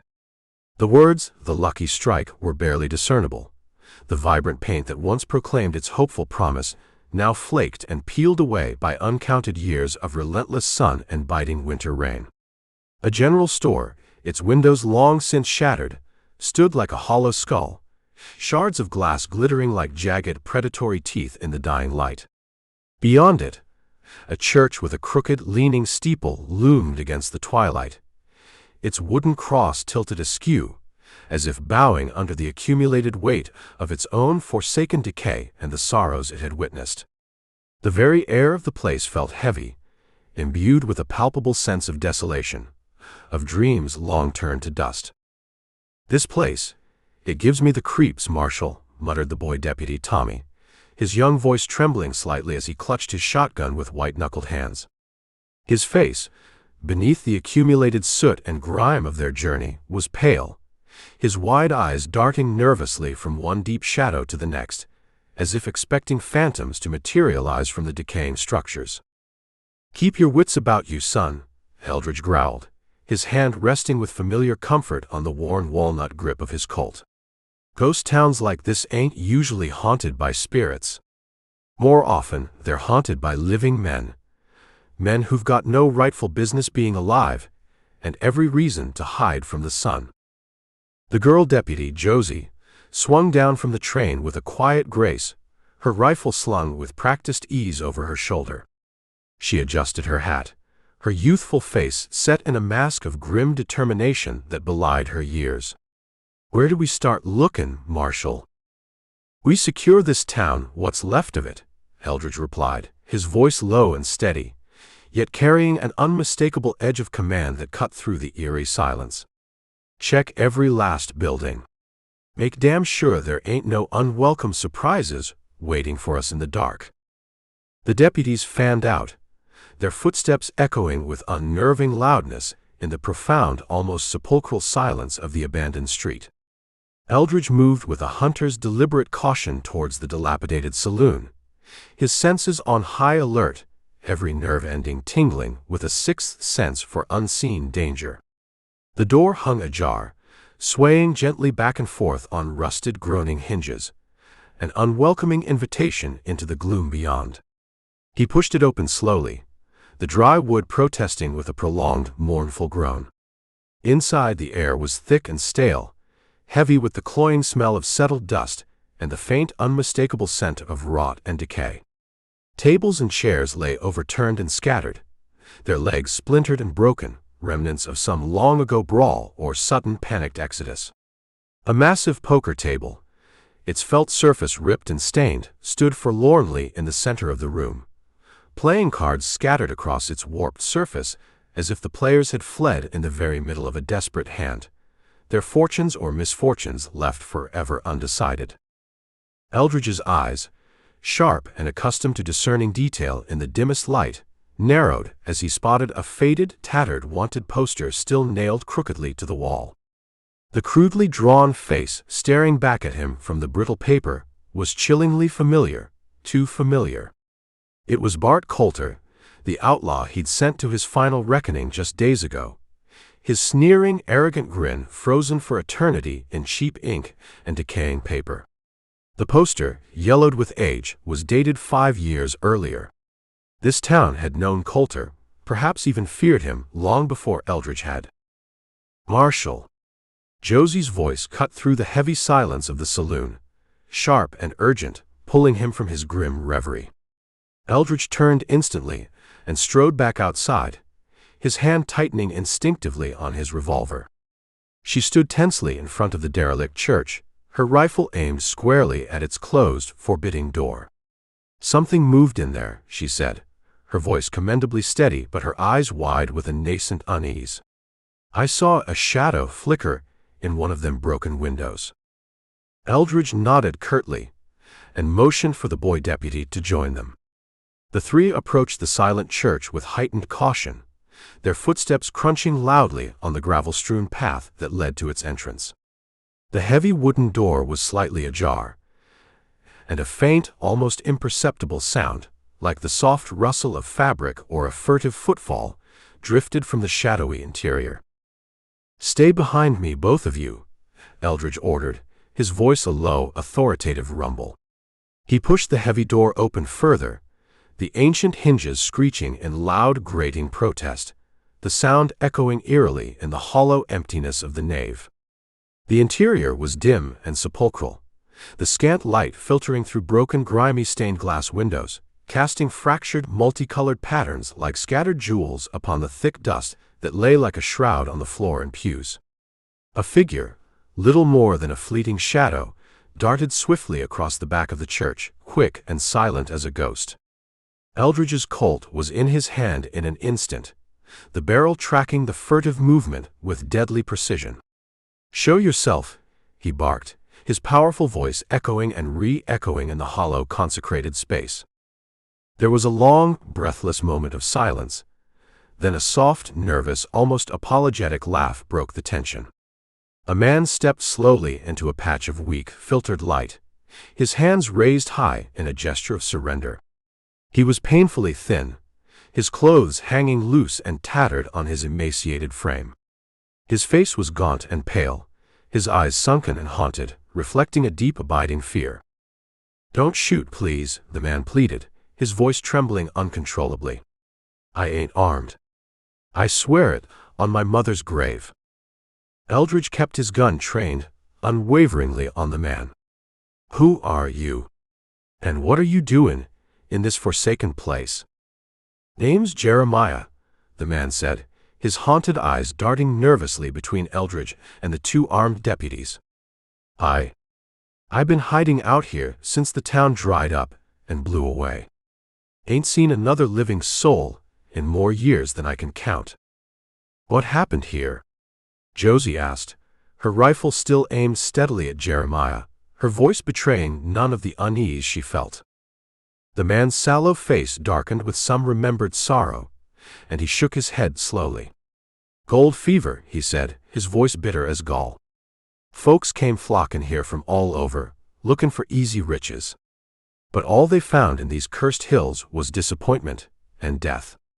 The main mine collapsed, buried a dozen men.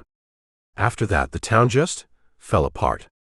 Them that didn't leave right away, well, they mostly didn't make it out at all." Eldridge's eyes narrowed, his gaze like chips of cold blue steel. "You're lying, Jeremiah." The man flinched as if struck, his hands trembling even more violently. "I swear, Marshal, it's the God's honest truth, every word." "Then why?" Eldridge demanded, his voice now like the sharp crack of a whip. "Is there a fresh dug grave out back behind this church? Soil's barely settled."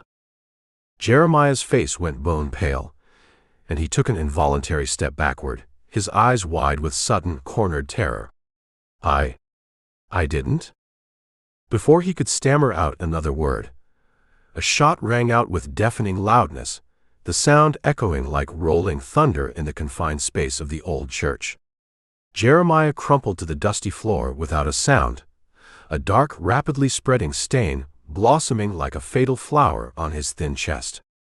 Eldridge spun around, his Colt already raised, but the shooter, whoever it was already gone, vanished into the deep shadows at the rear of the building, as if swallowed by the earth itself. "After him," Eldridge barked, but Josie was already moving, her rifle at the ready, her youthful agility carrying her swiftly towards the back exit. She darted out the door, her boots pounding on the wooden steps outside. The boy deputy, Tommy, stood frozen in place, his face pale and ghostly in the dim light, his hands trembling so violently he could barely hold his shotgun. Eldridge grabbed him roughly by the shoulder, his grip firm, almost painful. "Stay with me, boy," he ordered, his voice harsh. "We ain't done here yet. Not by a long shot." They moved cautiously through the silent, empty church, their footsteps echoing eerily in the heavy stillness. At the back of the building, concealed behind the dilapidated altar, they found a heavy wooden door leading down to what looked like a basement or crypt. Eldridge pushed it open, revealing a set of rickety, narrow stairs descending into absolute Stygian darkness. You sure about this, Marshal?" Tommy asked, his voice barely above a frightened whisper. "No," Eldridge admitted, his own voice grim and heavy with foreboding. "But seems like we ain't got much of a choice in the matter now, do we?" They descended the creaking stairs, the damp, decaying wood groaning ominously beneath their combined weight. The air grew colder with each step, the cloying scent of damp earth, mold, and something else, something unpleasantly like decay, filling their nostrils. At the bottom, in the flickering light of the lantern Eldridge now carried, They found a crude subterranean workshop, filled with rusting tools, mining supplies, and incongruously several roughly made bunks.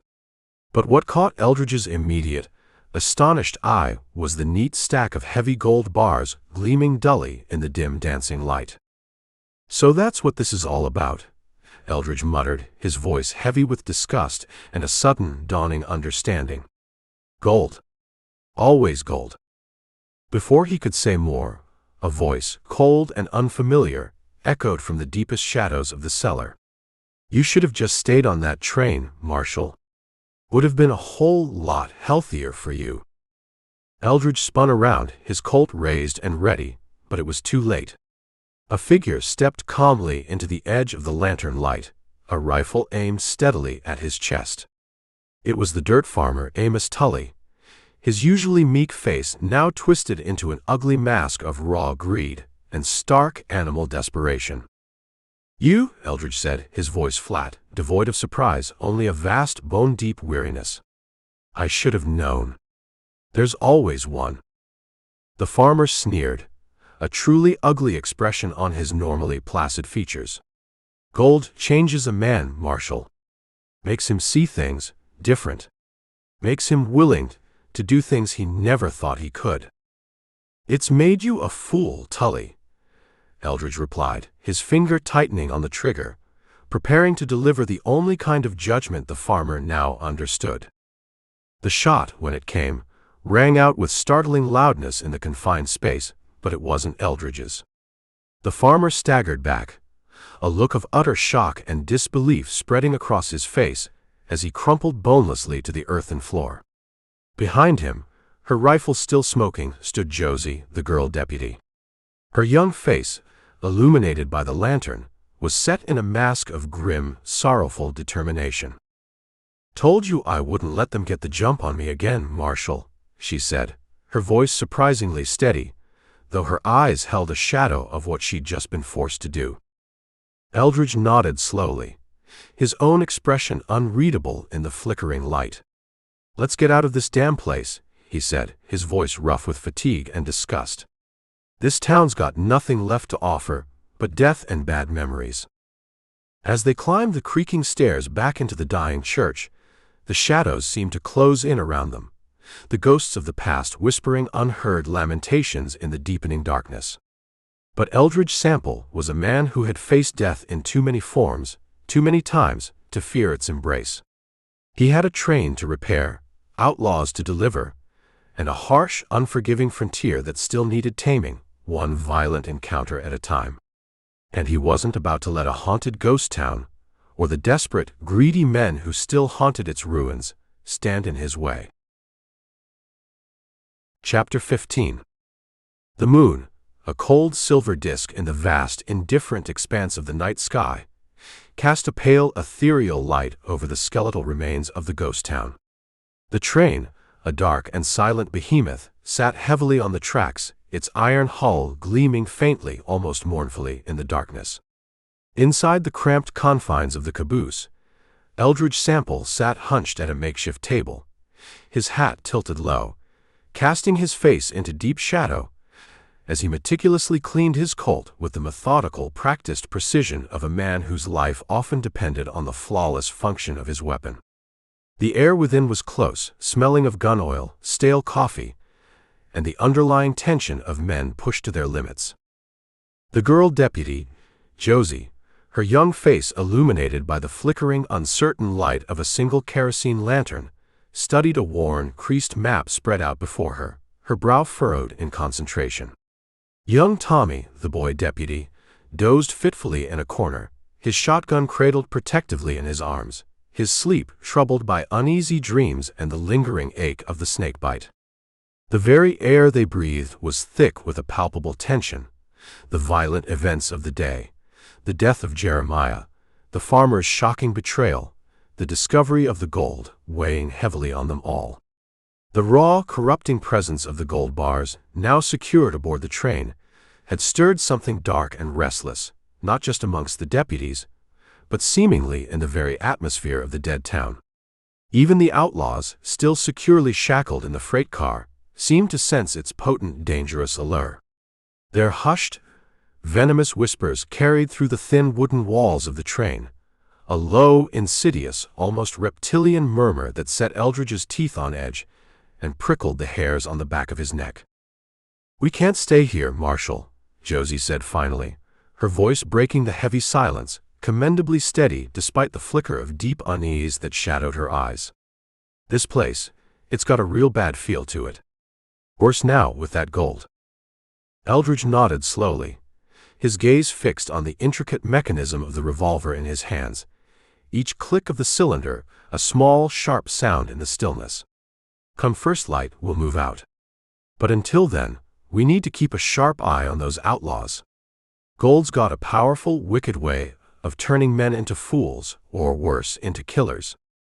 Tommy stirred at the sound of their voices, his eyes fluttering open, clouded with sleep and residual fear.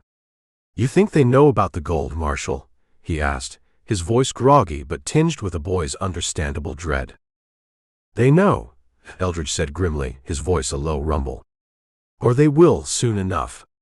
Men like them, they can smell gold from miles away, like buzzards circling a fresh carcass." Josie carefully folded the map and set it aside, her movements precise and deliberate. "What about that farmer, Amos? You think he was working all alone?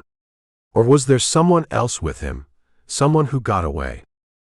Eldridge's jaw tightened, the muscles bunching beneath his weathered skin. Doubt he had the sand to cook up a scheme like that on his own. Gold like that, it draws a crowd like flies to honey.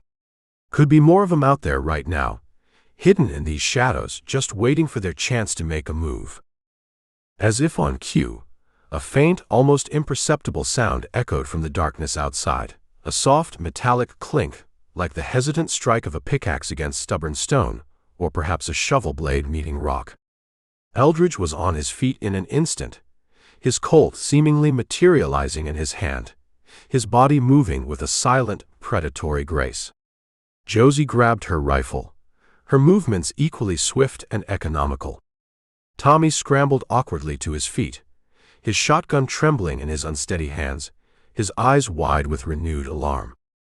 "Stay here, both of you," Eldridge ordered, his voice low and urgent. "And keep a close watch on those outlaws.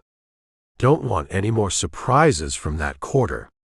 He slipped out of the caboose, his worn boots barely making a sound on the loose gravel beside the tracks. The night was deathly still, the cold desert air heavy with the cloying scent of dust and ancient decay. The strange sound came again, louder this time, more distinct, and Eldridge moved towards it, his senses honed and on high alert, every shadow a potential threat.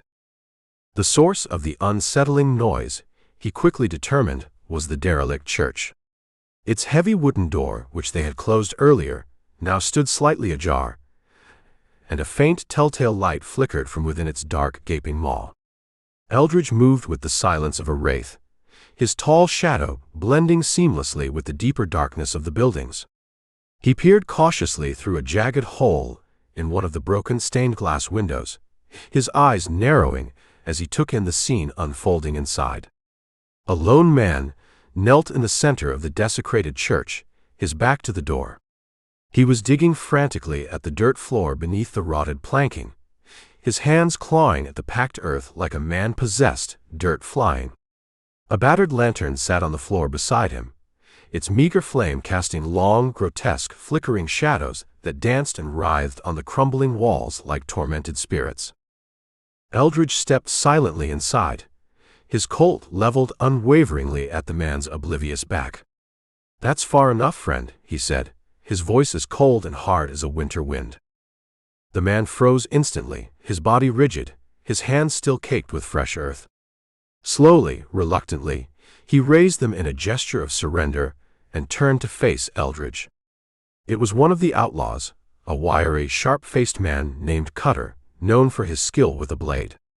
His eyes were wild and bloodshot, his face streaked with dirt and glistening with desperate sweat. "Marshal," Coulter stammered, his voice cracking with fear and thwarted greed. I can explain this.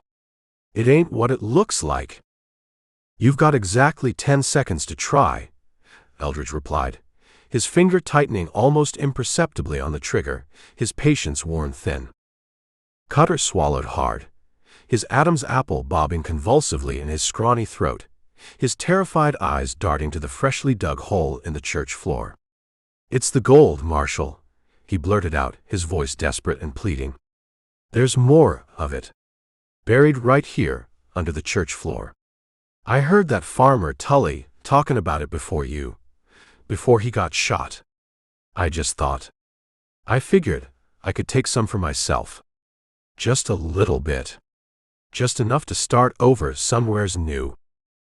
Eldridge's eyes narrowed, his expression unreadable. "You thought wrong, Coulter." Before he could say another word, or Coulter could offer another plea, a shot rang out with deafening suddenness, the sound echoing like thunder in the confined hollow space of the old church. Eldridge dove instinctively to the side, his own Colt barking in immediate lethal response towards the unseen source of the shot.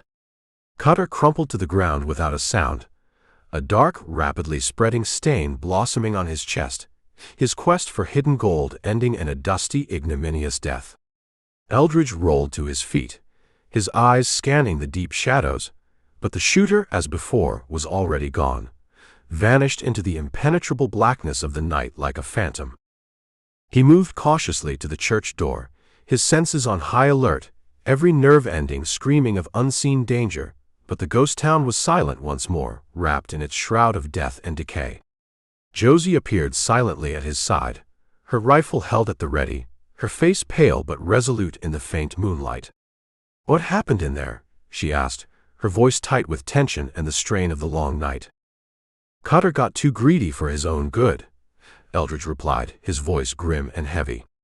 "And it seems someone out there in the dark has got a real personal grudge they're looking to settle." Tommy joined them then, his young face pale and etched with fear, his hands trembling. What do we do now, Marshal?" he asked, his voice barely above a shaky whisper. Eldridge holstered his Colt with a weary sigh and turned to face his two remaining deputies. "We move the gold," he said, his voice flat and devoid of emotion.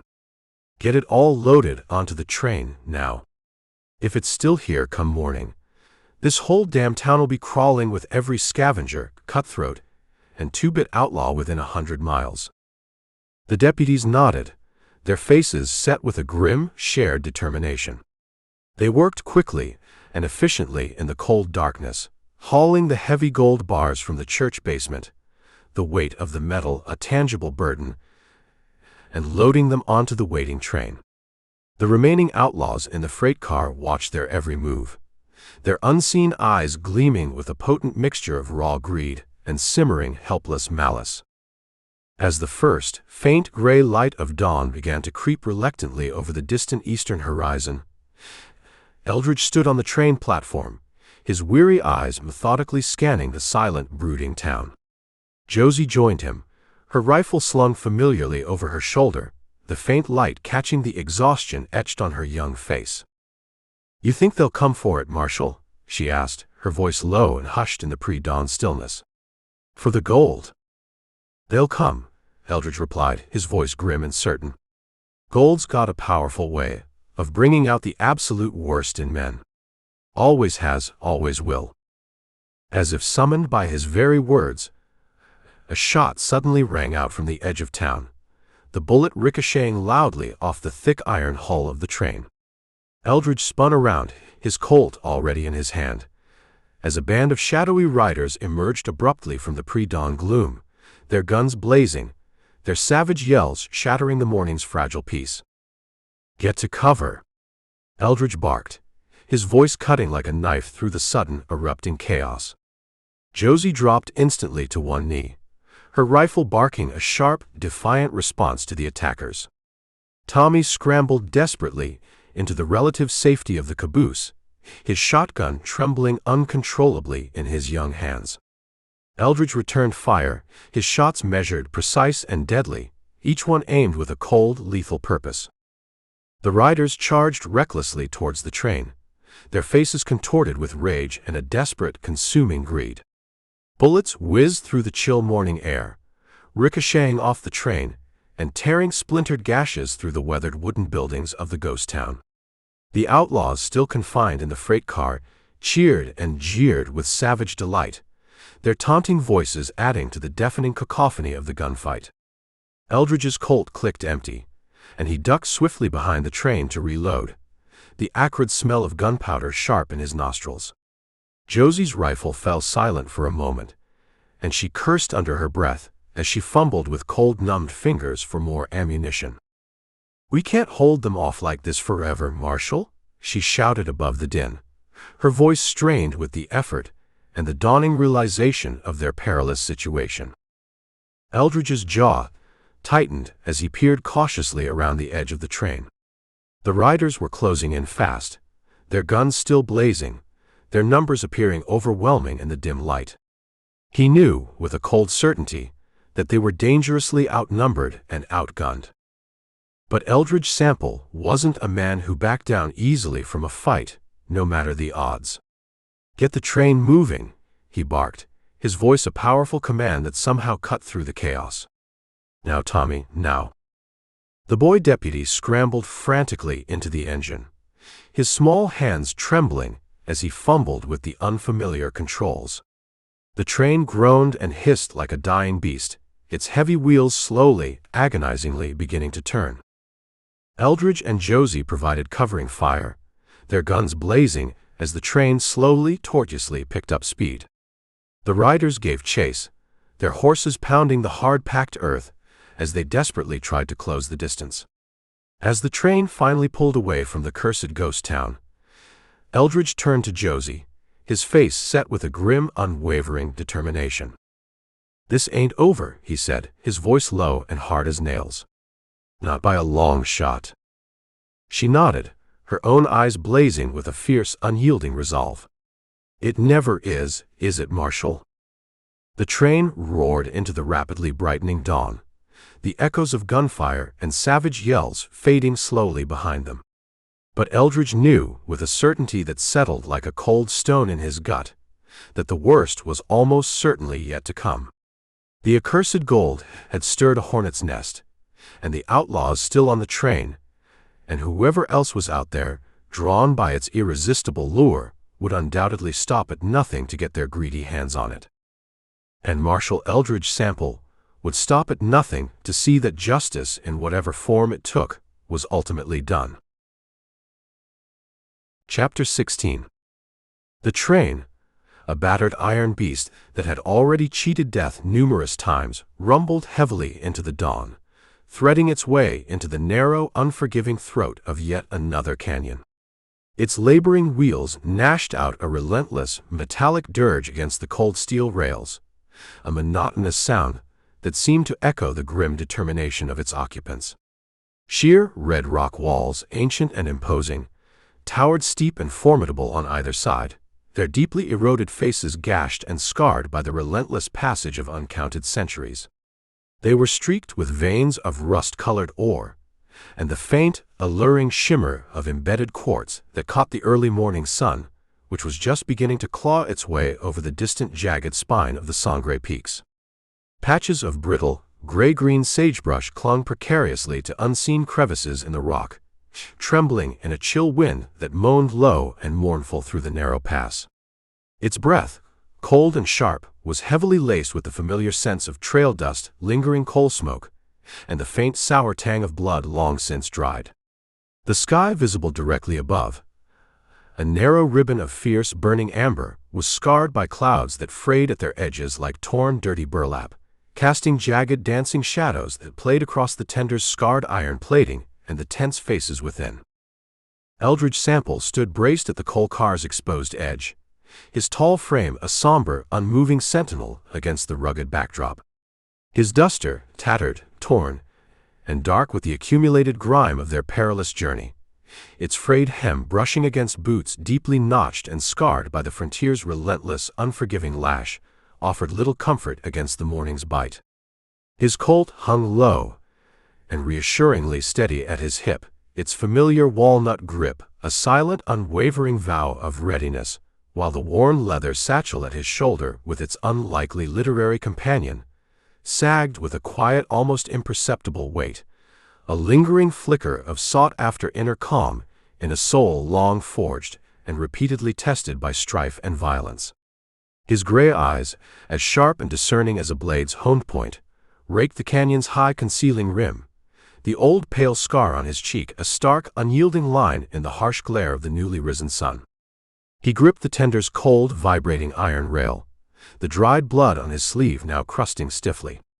His unlit cigar, a familiar presence, was a bitter, chewed brace against the tension as he meticulously tracked the unnerving stillness of the canyon, a profound hush that felt far too heavy, too deliberate for genuine peace. Hank Wheeler, the grievously wounded engineer, slumped heavily beside him, his denim shirt now stiff and dark with dried blood. His shoulder, a mangled, swollen ruin beneath the crude, blood-soaked bandage, throbbed with every jolt of the train. His breaths were a shallow, faint rasp that valiantly wrestled the morning's penetrating chill. His hand, though weak, rested with stubborn determination on the throttle. His blue eyes, though dimmed and clouded with pain, still held a spark of indomitable grit, guiding the struggling train with a fierce will that defied his rapidly fading strength. Young Tommy Hale, his freckled face now gaunt and pale, shoveled coal with a grim, almost mechanical rhythm. His bitten leg, tightly bound and clearly causing him considerable pain, was stretched out stiffly before him. Sweat, born of effort and fever, streaked his grime-covered brow as he relentlessly fed the hungry firebox, its internal glow a fierce red heart pulsing weakly in the gloom of the tender. Inside the prisoner car, the remnants of the Coulter Gang simmered in the oppressive smoky darkness, their binding ropes, though repeatedly checked, now frayed to mere threads by their constant desperate struggles. The air within was thick and foul, heavy with the smell of stale sweat, old ash, and raw, unadulterated malice. Silas Red McCrae hulked menacingly near the bent and straining bars, his wild crimson mane matted and unruly, his massive bullframe a coiled explosive tempest of fury. His powerful fists, flexed and unflexed, with a hunger for violent ruin that was almost palpable. Pete Twitch Larson skulked low and nervously on the floorboards, his ferrety face taut and pale with unconcealed dread, his fingers restlessly clawing at the rough planks. The others, three lean, savage curs with undiluted hate still burning in their marrow, shifted and growled like caged animals, their heavy chains producing a low, ominous clatter, their harsh breaths ragged and loud in the canyon's echoing silence. Josie Hale stood her ground mid-car, her dark hair now loose and tangled around her determined face. Her hazel eyes, fierce and unwavering beneath a mask of trail dust and soot, reflected a stern resolve. Her assumed boy's shirt was stretched taut across her chest, the heavy Springfield rifle cradled close and ready in her capable hands. Amos Tully, however, sagged weakly by the car's door, his wounded shoulder still oozing blood where the tomahawk had bitten deep. His farmer's hands, more accustomed to the feel of soil than steel, fumbled uselessly with his rifle, his eyes wide and vacant with a paralyzing terror that seemed to have gnawed away at his very core. The train rocked and swayed, its pace steady but undeniably fragile, its precious coal supply dwindling rapidly, when a sharp, deafening boom suddenly shook the very earth beneath them, a powerful dynamite blast, its concussive roar momentarily swallowing even the wind's mournful wail. Dust, rock, and debris boiled up ahead, a thick, impenetrable yellow shroud obscuring the tracks as massive boulders crashed down onto the narrow passage, their jagged, destructive bulk splintering heavy wooden ties and contemptuously bending the thick iron rails as if they were mere wire. The train screeched in protest, its wheels locking with a terrifying metallic shriek. Hank, reacting with a last surge of adrenaline, yanked hard on the throttle, his own agonized groan lost in the deafening din as the iron beast shuddered violently and ground to a sudden, jarring halt, trapped and vulnerable. Eldridge's Colt seemed to leap into his hand, a blur of dark, deadly steel, as shadowy figures erupted simultaneously from the canyon's high, concealing rim. Silas's remaining riders, perhaps 10 strong, plunging recklessly down the steep, treacherous slopes in a terrifying torrent of flying hooves and unbridled fury. Their savage, triumphant yells, a chilling, unified hymn to destruction, split the quiet dawn. Josie, reacting with incredible speed, fired from the prisoner car, the big Springfield barking sharp and loud, her well-aimed slug catching one of the charging riders squarely in the chest. Blood bloomed dark on his shirt as he tumbled lifelessly from his saddle into the thorny sagebrush with a choked, dying cry. Eldridge, already moving, leapt to the tender's narrow rim, his Colt blazing, 2 quick shots felling 2 more men almost instantly. Their horses reared in panic, dust swirling thick and choking as their riders hit the hard ground, lifeless. A third attacker, a wiry, vicious-looking devil with a deeply pocked and scarred face, swung dangerously close, his heavy pistol spitting lead that grazed the tender's thick iron plating, sparks flying like angry fireflies. Eldridge ducked instinctively, firing low from a crouched position, the slug tearing through the man's thigh, toppling him from his horse with a high-pitched scream of agony.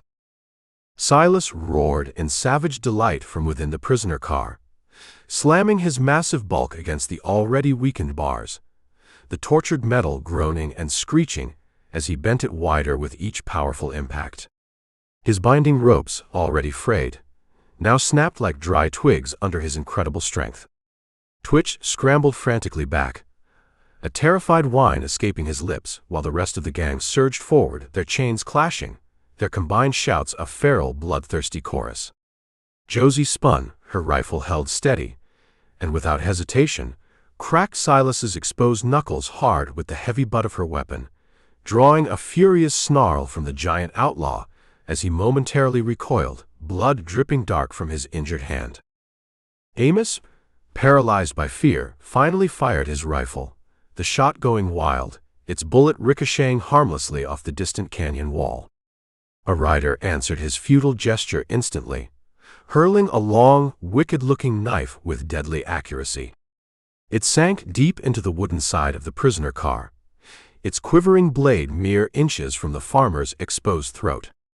Amos yelped in terror, dropping his rifle, his hands grabbling at his neck as a thin trickle of blood welled from a shallow, superficial nick. Tommy, seeing his chance, abandoned his shovel, snatching up his trusty slingshot.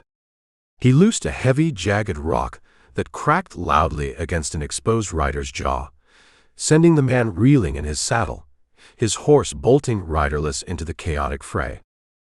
The remaining riders pressed their attack, circling the trapped train tightly, their pistols flashing relentlessly in the morning light.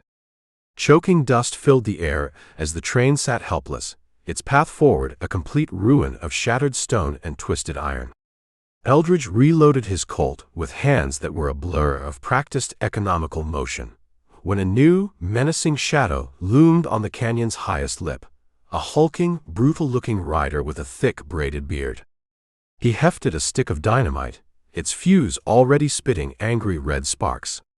With a savage grin, he lit the fuse from a smoldering cigarillo, then hurled it high into the air. The deadly missile arced through the clear morning sky, a smoking promise of imminent destruction, as it sailed directly toward the vulnerable tender, its fuse hissing ominously in the bright glare of the rising sun. Chapter 17. The hissing fuse of the dynamite, a malevolent red eye in the stark canyon dawn, seemed to burn for an eternity before the world dissolved into a roaring, ear-splitting hell. Eldridge, moving with the instinct of a cornered wolf, had thrown himself flat against the tender's iron wall, dragging young Tommy down beside him a scant second before the blast.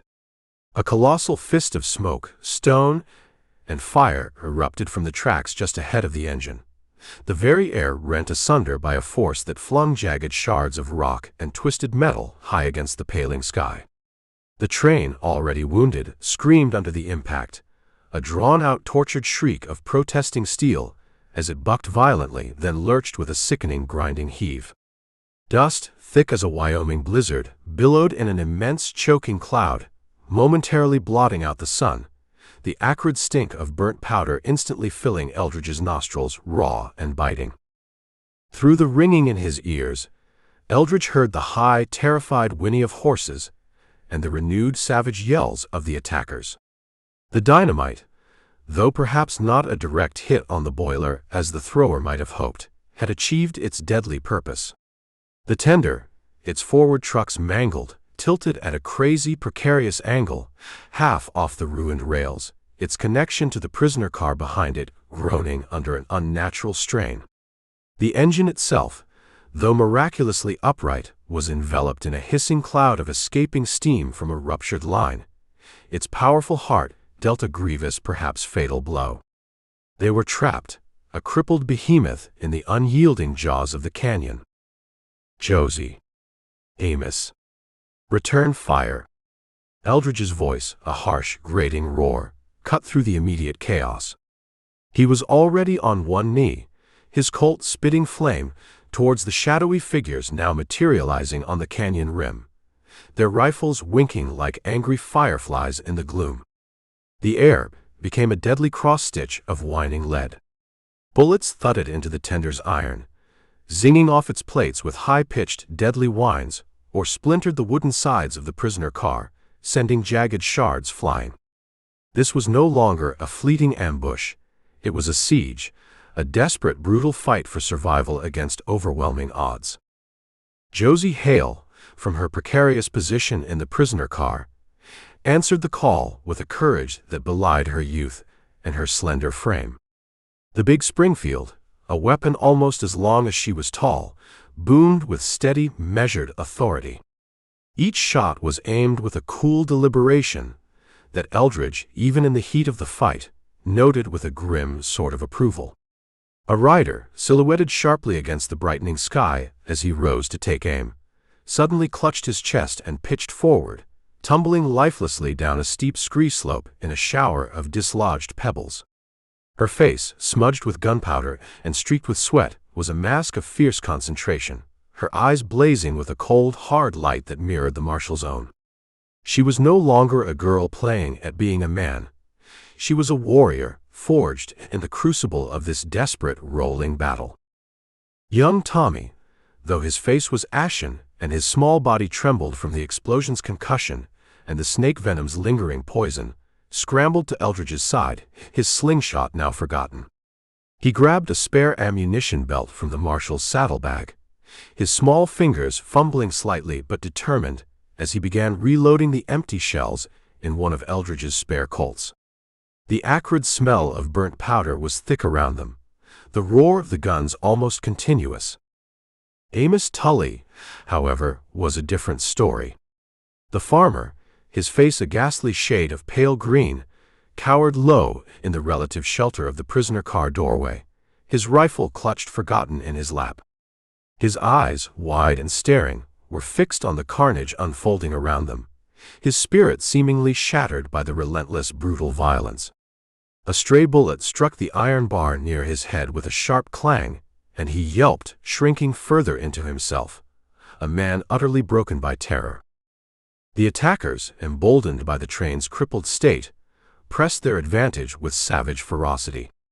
They scrambled with surprising agility down the steep canyon slopes, using the massive boulders and sparse twisted cedars for cover, their shots now coming from multiple angles, each one a deadly threat. Eldridge fought with a cold, deadly precision, each shot from his Colt carefully placed, each movement economical. He felt a searing pain as a bullet grazed his cheek, drawing fresh blood that mingled with the grime and sweat, but he barely registered it, his focus absolute. 2 more riders fell to his gun before they even reached the canyon floor, their bodies sprawling in grotesque shapes among the unforgiving rocks.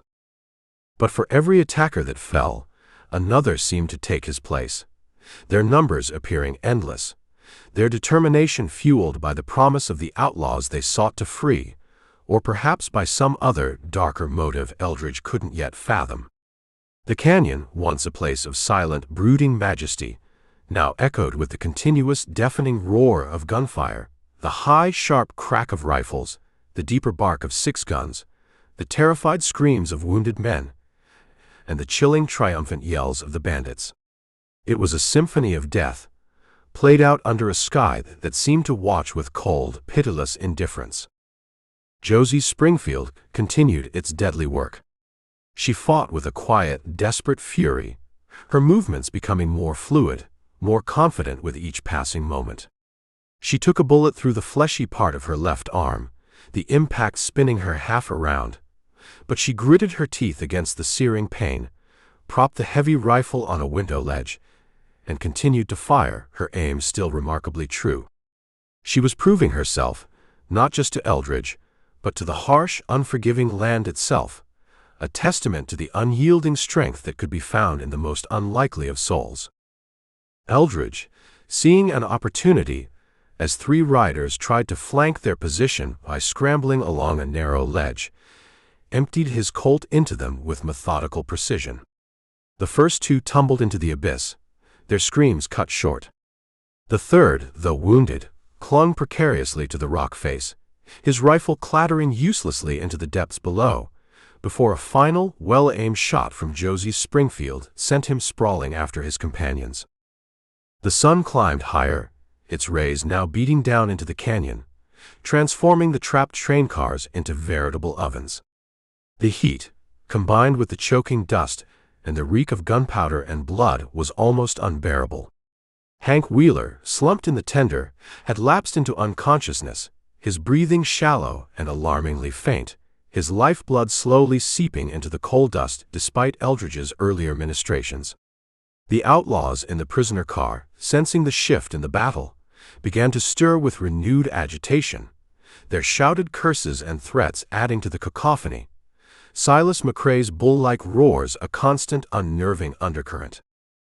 For what felt like an eternity, the rain of lead continued, a relentless, deadly downpour.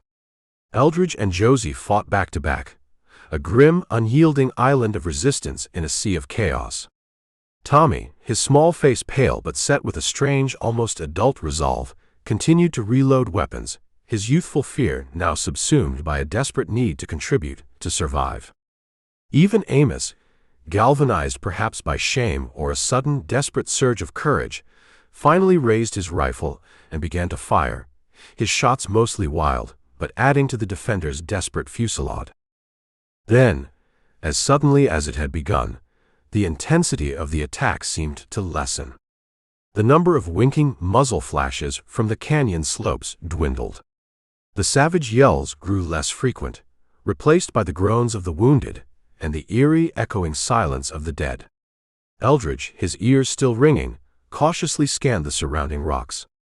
Several of the bandits lay still, dark, unmoving shapes against the sun-baked earth. Others, clearly wounded or their nerve broken, could be seen scrambling back up the treacherous slopes, retreating as quickly as they had come. A fragile, ringing silence descended upon the canyon, broken only by the hiss of escaping steam from the crippled engine, the crackle of small fires ignited by the dynamite blast, and the ragged, painful breathing of the survivors. Dust, thick and heavy, began to settle like a funeral shroud over the scene of carnage.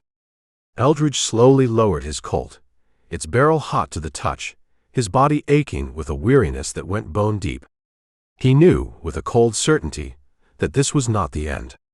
The train was crippled, immobile. They were exposed, vulnerable. And inside the prisoner car, a different kind of storm was undoubtedly brewing, as desperate men, smelling their own mortality and perhaps a sliver of opportunity in the surrounding chaos, would soon test the limits of their iron cage. The noon sun, climbing to its zenith, beat down mercilessly, promising a long, hot, and desperate day ahead, here in this sun-scorched, blood-soaked canyon grave. Chapter 18. The train sat stalled and broken in the canyon's unyielding grip, a wounded iron beast pinned beneath a sky now ablaze with the fierce, pitiless glare of the noon sun. The Sangre Peaks, a distant, jagged scar against the horizon, shimmered in the heat haze. The sheer red rock walls of the canyon, looming close on either side, had baked dry under the relentless solar assault, and now radiated an intense oven-like heat, their ochre and rust surfaces casting shadows that pooled thick, black, and motionless across the damaged rails. The sparse, hardy sagebrush, which clung to life in the crevices, had withered further in the intense heat, its brittle limbs crumbling almost imperceptibly in a wind that had all but died, leaving the air heavy, stagnant, and thick with the taste of fine dust, settled coal ash, and the sharp, metallic tang of sweat-soaked leather and drying blood. The tender's firebox, once a roaring heart of flame, now glowed but faintly, its precious coals dwindling to embers, while the prisoner car's roof, a patchwork of charred wood and gaping holes from the earlier fires, bore silent, grim testament to the night's prolonged fury.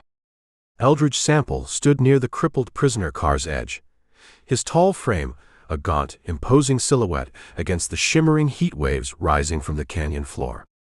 His duster, ragged, torn, and dark with the grime of their ordeal, its frayed hem brushing against boots deeply notched and scarred by the frontier's unsparing claw, offered little respite from the oppressive heat.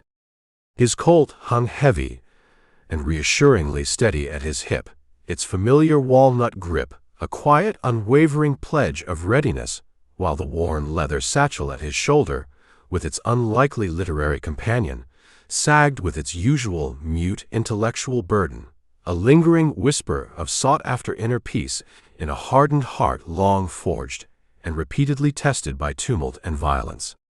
His gray eyes, as cold and sharp as a sliver of winter ice despite the blistering heat, raked the canyon's silent, watchful stillness, the old pale scar on his cheek a stark, unyielding line in the harsh, unforgiving light of the sun.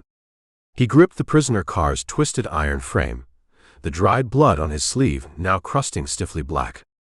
His unlit cigar, a familiar presence between his teeth, was a bitter, chewed brace as he watched the captive gang within the damaged car, their restless, agitated stirring a brewing storm in an iron cage. Hank Wheeler, the grievously wounded engineer, remained slumped in the relative shadow of the derailed tender, his denim shirt now stiff and dark with dried blood. His shoulder, a mangled, swollen wreck beneath the crude, blood-soaked bandage, throbbed with every shallow, labored breath. His breaths were a frail, almost inaudible gasp that valiantly battled the noon's crushing, suffocating weight.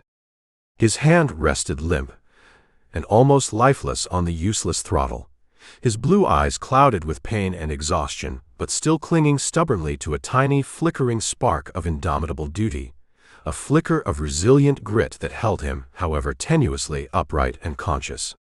Young Tommy Hale sat propped nearby against a pile of discarded gear, his usually bright, freckled face now pale and drawn. His bitten leg, tightly bound and visibly swollen, was stretched out stiffly before him, sweat streaking his grime-covered brow as he clutched his trusty slingshot, the dull, persistent ache of the snake venom a constant throbbing pulse in his young veins. Inside the prisoner car, the remnants of the Coulter Gang had reached their breaking point. Their binding ropes, frayed and weakened by their constant, desperate struggles and the earlier chaos, were now mere tatters. The air within the car was thick and foul, heavy with the smell of stale sweat, old ash, and raw, unadulterated malice. Silas Red McCrae, his wild crimson mane matted and unruly, towered over the others, his massive bull frame a restless, furious titan of contained violence. His powerful fists flexed and unflexed with a savage, almost uncontrollable itch, as he glared with burning hatred through the bent and twisted bars of his cage.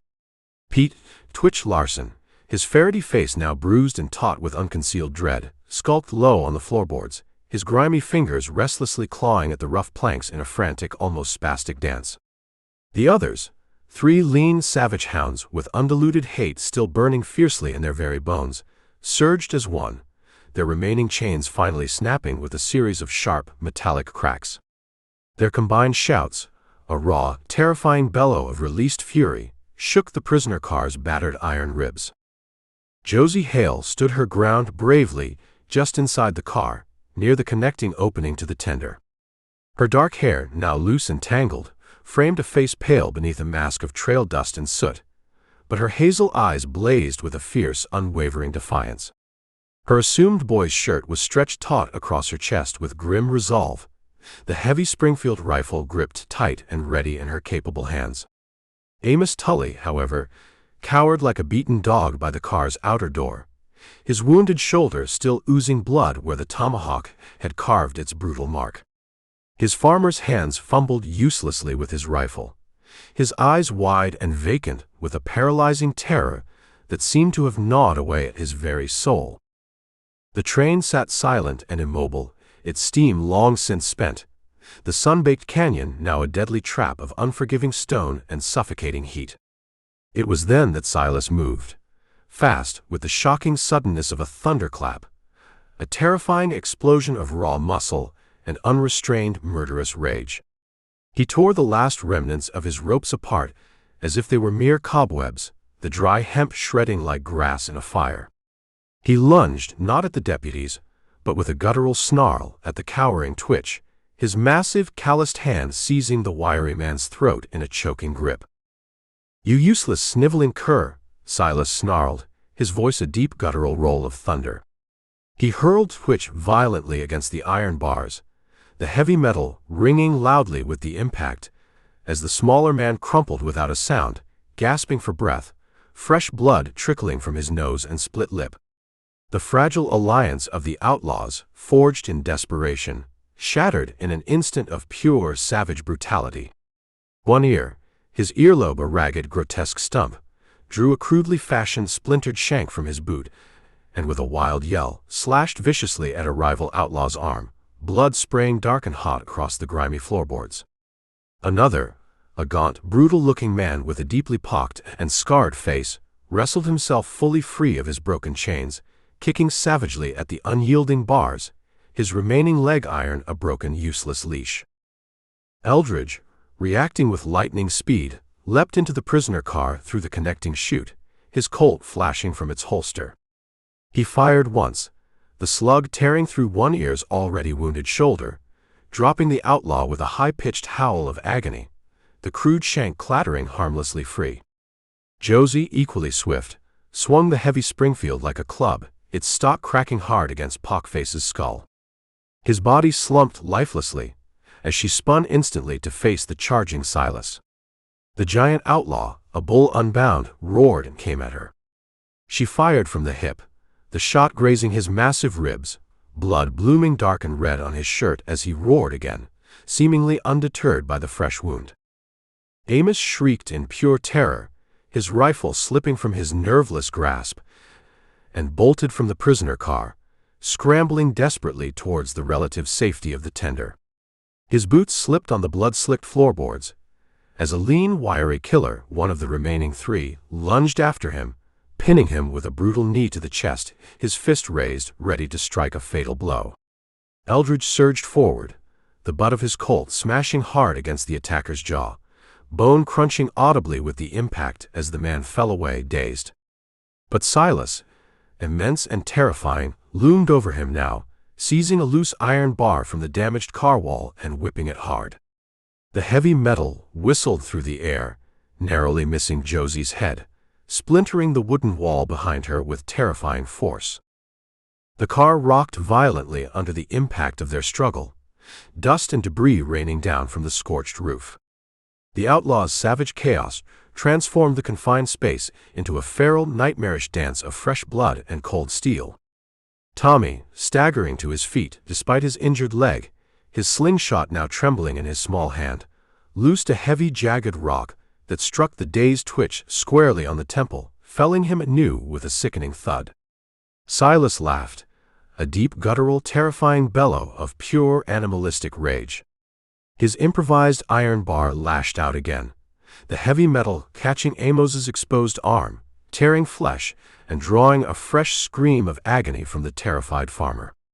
Eldridge reloaded his Colt with desperate speed, his gray eyes locked with grim focus on the monstrous Silas, when a sharp, sudden thud from outside shook the entire canyon.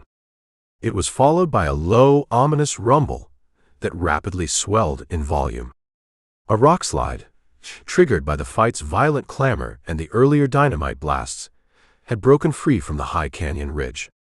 Stones and massive boulders began to tumble and crash down the steep slope, a deadly cascade of dust and utter ruin, the largest of the dislodged rocks, hurtling with terrifying, unstoppable momentum straight for the tender's already fragile, crippled frame. Chapter 19.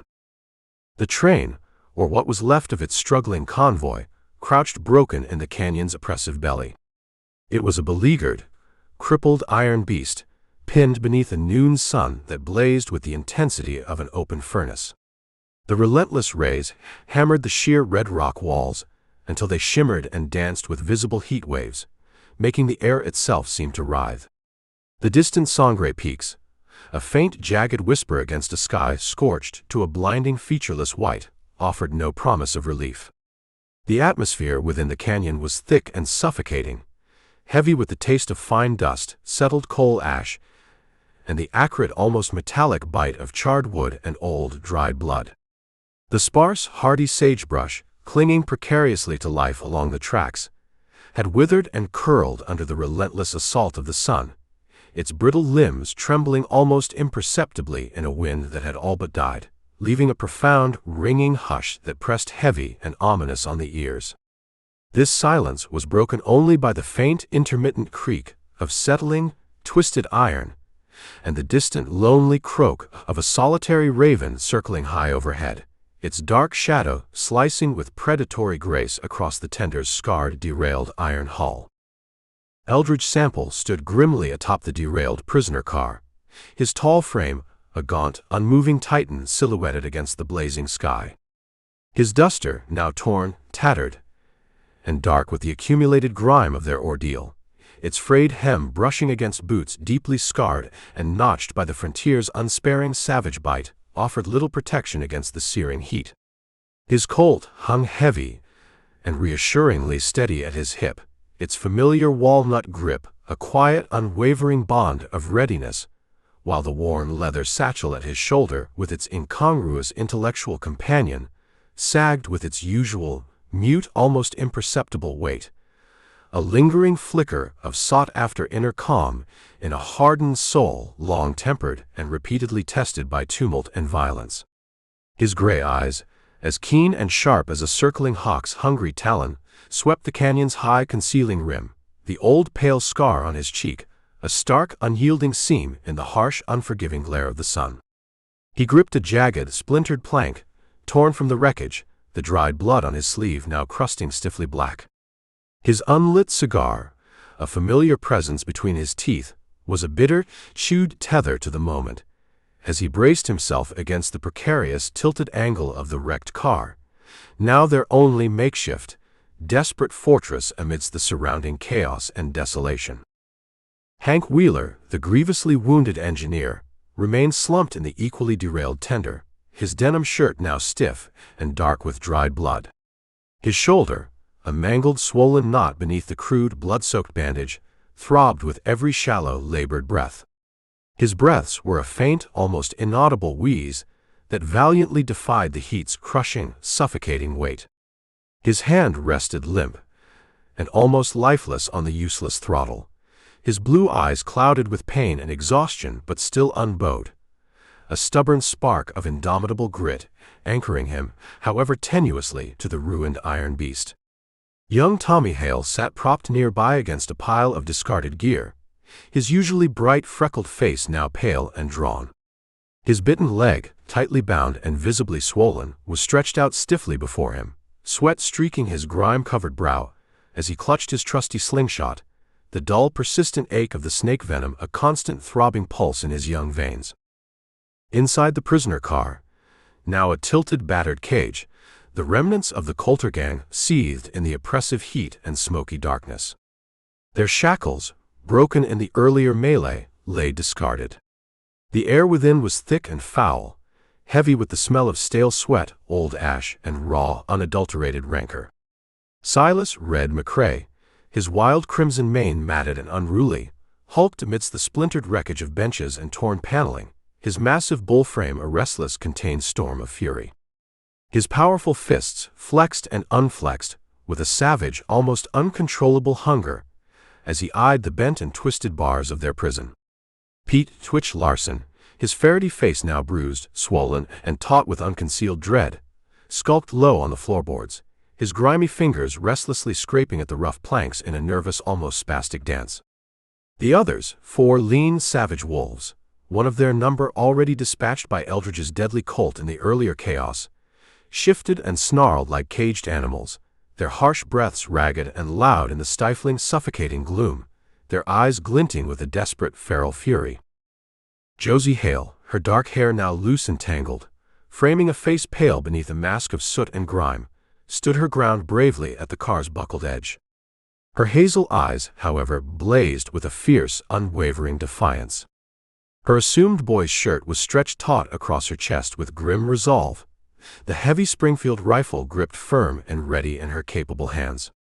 Amos Tully, meanwhile, cowered like a beaten dog in the relative, if precarious, shelter of the derailed tender, his wounded shoulder still oozing blood where the heavy chain had torn his flesh.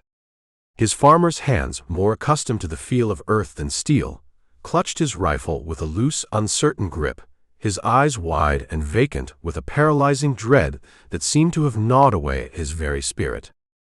The train lay broken and utterly defeated, its vital tender derailed and crippled by the devastating rock slide, the prisoner car now a battered, isolated shell. It was then that Silas moved, slowly at first, with the deliberate, menacing grace of a predator stalking its cornered prey.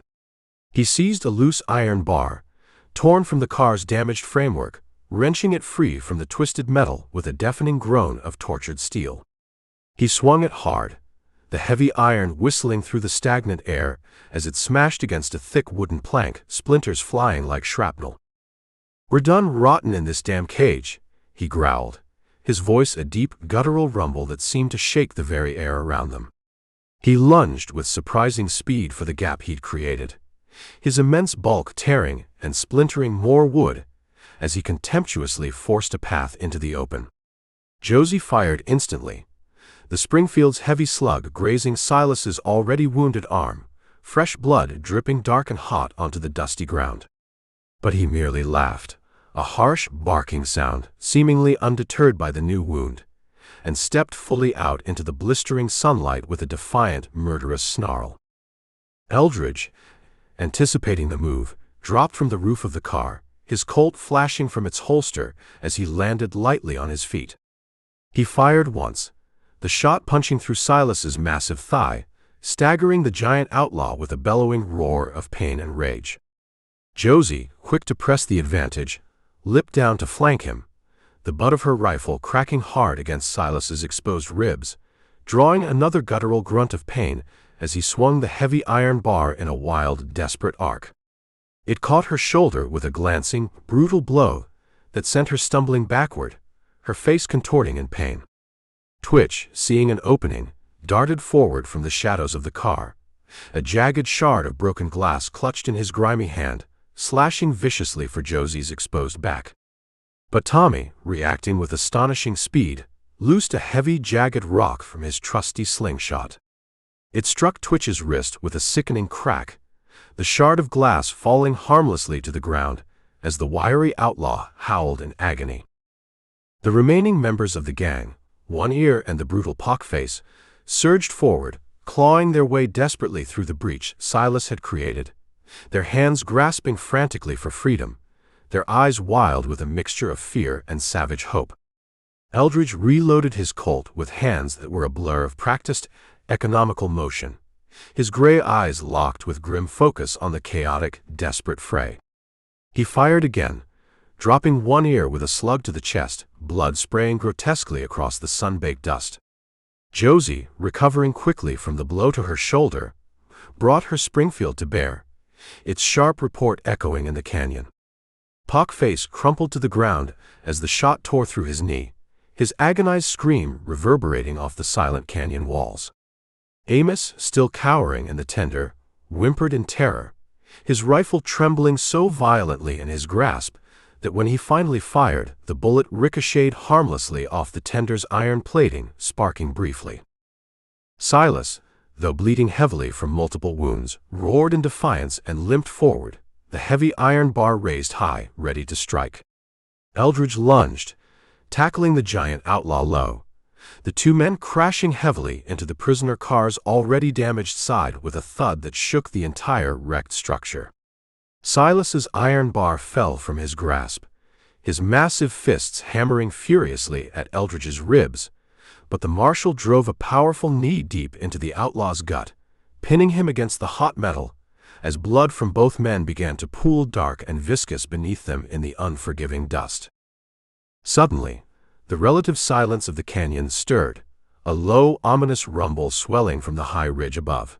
Silas's remaining riders, their torches now snuffed out by the harsh daylight, were charging recklessly down the steep, treacherous slope. 6 strong they came, their savage yells a fierce, renewed cry as they drew heavy blades and smoking pistols. Josie spun, her rifle held steady, while Tommy, his face pale but determined, scrambled for loose chunks of coal, hurling them with surprising accuracy with his slingshot. One of the heavy, jagged rocks struck a charging rider squarely on the brow, toppling him senseless from his horse. Eldridge rose, his Colt still clutched tight in his hand, just as a glint of reflected sunlight flashed from high up amongst the rocks, a sniper's long, deadly barrel. The sharp crack of the rifle shot rang out, the heavy slug slamming into the tender's reinforced iron edge, mere inches from Hank Wheeler's exposed head, dust and metal fragments exploding outward in a deadly, terrifying plume. Chapter 20. The canyon baked and shimmered under a sun that had climbed to its zenith, a savage, white-hot fire hammering down upon the red rock walls, until they glowed like the embers of a dying world. The distant Sangre peaks, a faint, brooding smudge against a sky seared to a pitiless, bleached white, offered no solace. Dust, thick and fine as mill-ground flour, hung heavy and motionless in the superheated air, a gritty, choking veil stirred only by the shallow, ragged breaths of the exhausted survivors. The atmosphere was laden with the smell of burnt coal ash, stale sweat, and the faint, disturbing iron tang of blood that had baked dry upon the unforgiving earth and twisted metal. The sparse, hardy sagebrush, clinging precariously to life along the ruined tracks, had shriveled and curled into brittle, lifeless claws, trembling almost imperceptibly in a wind that had dwindled to nothing more than a faint, hot exhalation from the desert's parched lungs. The silence that had fallen was profound, a heavy, oppressive cloak pierced only by the distant, mournful screech of a lone hawk wheeling patiently in the vast empty sky, its dark shadow slicing with predatory grace across the tender's scarred, derailed iron hull. Eldridge Sample stood near the battered prisoner car, his tall frame a lean, indomitable colossus outlined against the blazing sky. His duster, now little more than tattered, soot-darkened rags, its frayed hem brushing against boots deeply notched and scarred by the frontier's unsparing, savage teeth, offered no protection from the relentless heat. His Colt hung heavy and reassuringly steady at his hip, its familiar walnut grip a silent, unwavering oath of readiness, while the worn leather satchel at his shoulder, with its incongruous intellectual companion, sagged with its usual mute, almost imperceptible weight, a lingering whisper of sought-after inner calm in a hardened heart long steeled and repeatedly tested by storm and violence. His gray eyes, as sharp and discerning as a blade's honed edge, raked the canyon's high, concealing rim, the old pale scar on his cheek a stark, unyielding line in the harsh, unforgiving glare of the sun.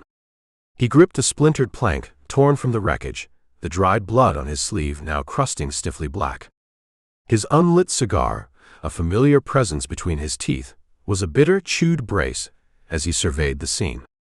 Silas Red McCrae, after the last furious exchange that had nearly cost them all, was now slumped within the wreckage of the prisoner car, bound anew with salvaged rope and chain, his massive bull frame heaving with exhaustion and impotent rage.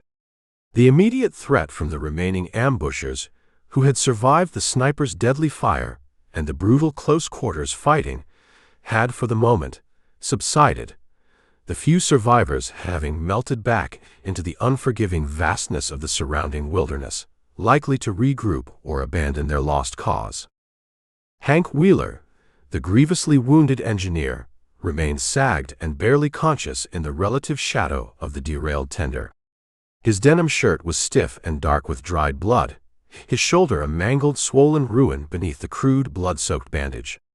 His breaths were a frail, shallow thread that valiantly defied the heat's crushing, suffocating weight. His hand rested limp and almost lifeless on the useless throttle, his blue eyes dimmed and clouded with pain, but still holding a flicker of stubborn, indomitable grit that anchored him, however tenuously, to the ruined iron beast. Young Tommy Hale sat propped nearby against a pile of discarded gear, his usually bright freckled face now pale and drawn. His bitten leg, tightly bound and visibly swollen, was stretched out stiffly before him, sweat streaking his grime-covered brow as he clutched his trusty slingshot, the dull, persistent ache of the snake venom a constant throbbing pulse in his young veins. Inside the prisoner car, the remnants of the Coulter Gang simmered in the oppressive heat and smoky darkness. Their numbers were now significantly thinned. Silas, as noted, loomed even in defeat, his wild crimson mane matted and unruly, his massive thigh and heavily bruised ribs still oozing blood where bullets and blows had bitten deep. His earlier savage grin had faded to a sullen, hateful scowl beneath the fresh, tight bite of the ropes. Pete "Twitch" Larson, his ferrety face now a mask of bruises and cuts, skulked as low as he could get on the floorboards, his fingers twitching in a nervous, almost spastic dance, his breath a shallow, frightened rasp. The others, three gaunt, hard-eyed wolves, their other kin now fallen to the relentless violence, shifted restlessly and growled low curses, their eyes glinting with a desperate, cornered malice. Josie Hale stood guard at the car's buckled edge, her dark hair now loose and tangled, framing a face pale beneath a mask of trail dust and soot. Her hazel eyes, however, blazed with a fierce, unwavering defiance. Her assumed boy's shirt was stretched taut across her chest with grim resolve, the heavy Springfield rifle cradled close and ready in her capable hands.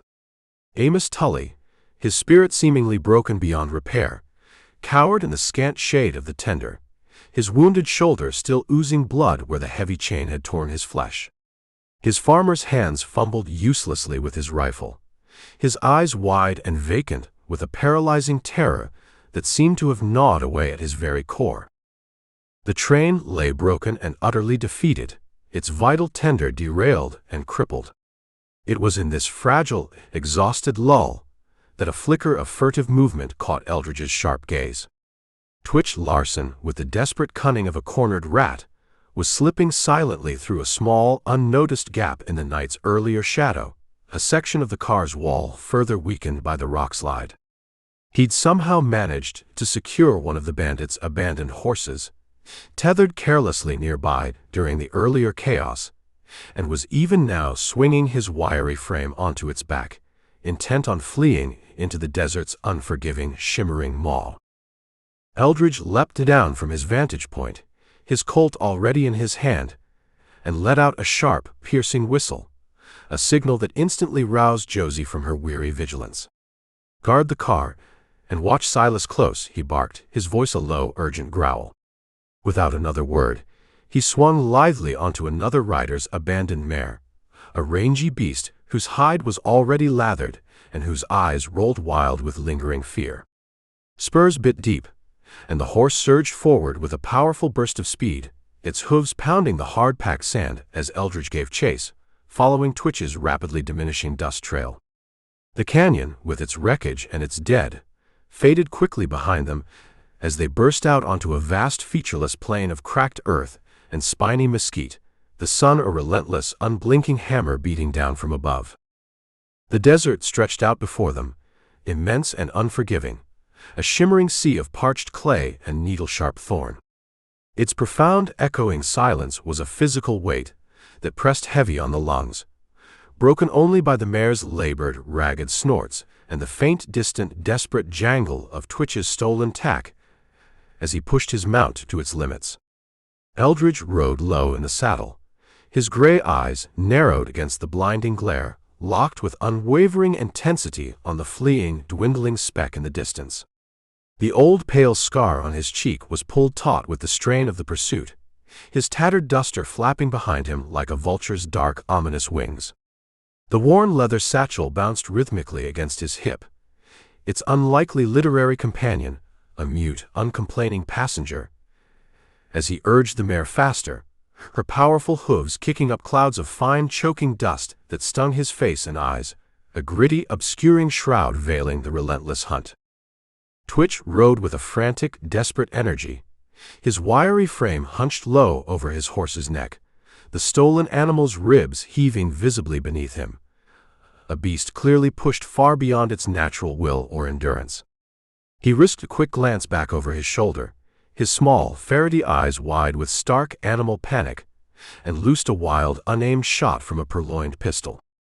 The lead whined harmlessly past Eldridge's ear, burying itself with a soft hiss in the indifferent sand. The marshal's Colt flashed once in reply, its sharp bark surprisingly loud in the vast emptiness. The slug grazed Twitch's outstretched arm, blood blooming dark and sudden on his ragged sleeve as he yelped in pain, his horse veering sharply off course in fright. The brutal chase stretched on, the miles blurring into an indistinct, shimmering haze of relentless heat and choking dust. The marshal's mare, though strong, was beginning to flag, its breath now a harsh, ragged hymn of exertion.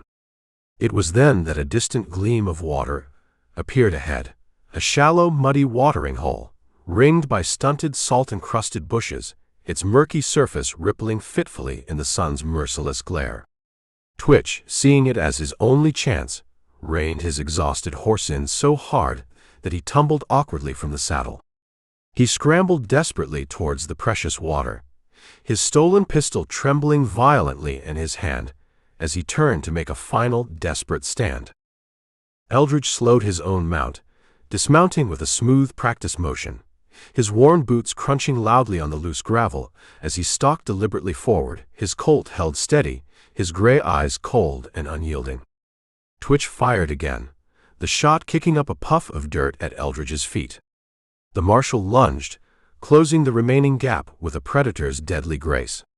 His powerful fist cracked hard against Twitch's exposed jaw, the stolen pistol flying from the outlaw's grasp. He pinned the gasping, defeated deserter to the ground with a knee to his chest, fresh blood dripping from Twitch's split lip into the dust.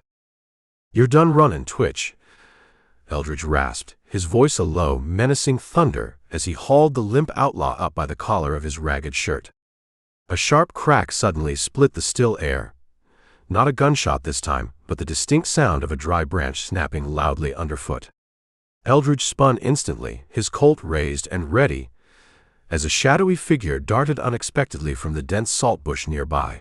A lean, ragged figure, its features obscured, a heavy, glinting hatchet clutched tight in its fist, charging towards him with a guttural, murderous yell.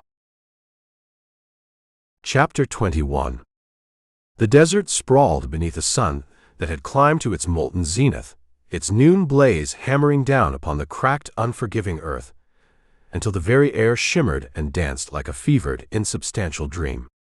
The distant, hazy line of the Sangre peaks offered no respite, merely a brooding reminder of the harsh, indifferent landscape. Dust, fine and acrid, hung suspended in the superheated atmosphere, a gritty, almost invisible veil stirred only by the fading echo of Twitch's desperate capture and the brief, brutal struggle that had followed. The watering hole, a shallow, muddy gleam in the desolation, was ringed by stunted, salt-encrusted saltbush and spiny, skeletal mesquite, its murky surface reflecting the harsh light in fleeting, almost blinding glints.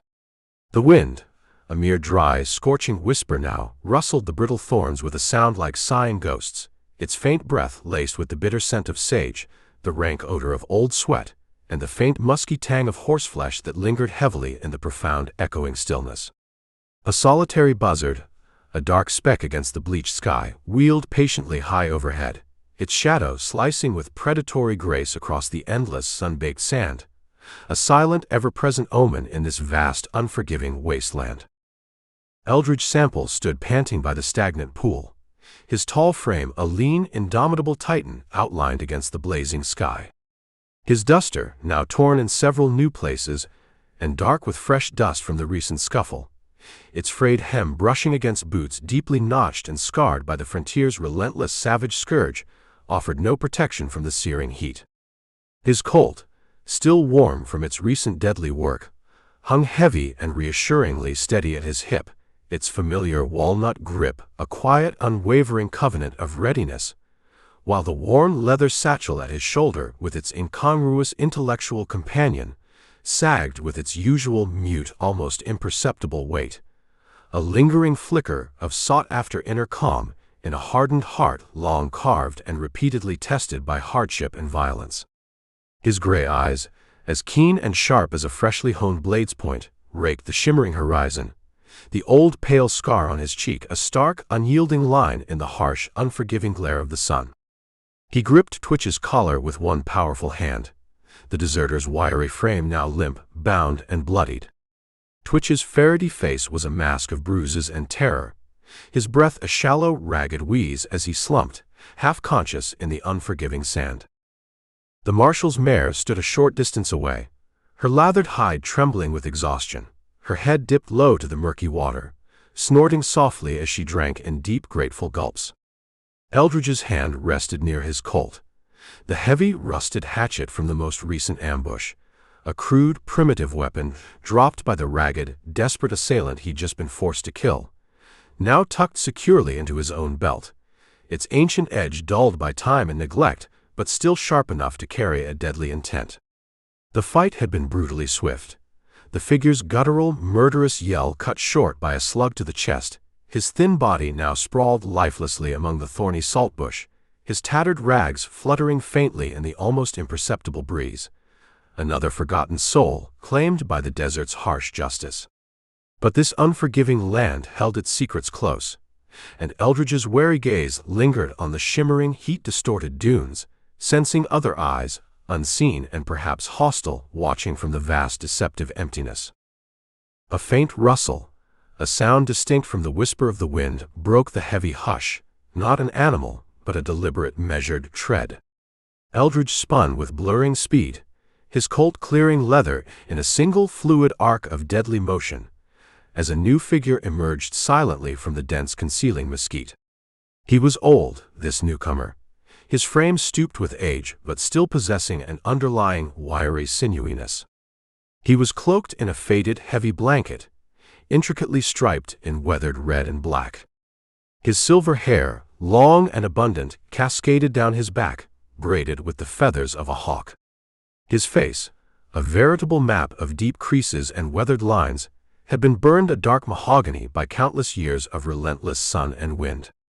Caleb Two Feathers, the Comanche sometimes called him, though his true allegiances were to the desert itself, a tracker of legendary skill, now a hermit by choice, his dark, intelligent eyes glinting like chips of polished obsidian beneath a brow deeply shadowed by the wide brim of a battered felt hat. In one gnarled hand he held a long, twisted staff of ironwood, its tip wrapped in strips of dried rawhide.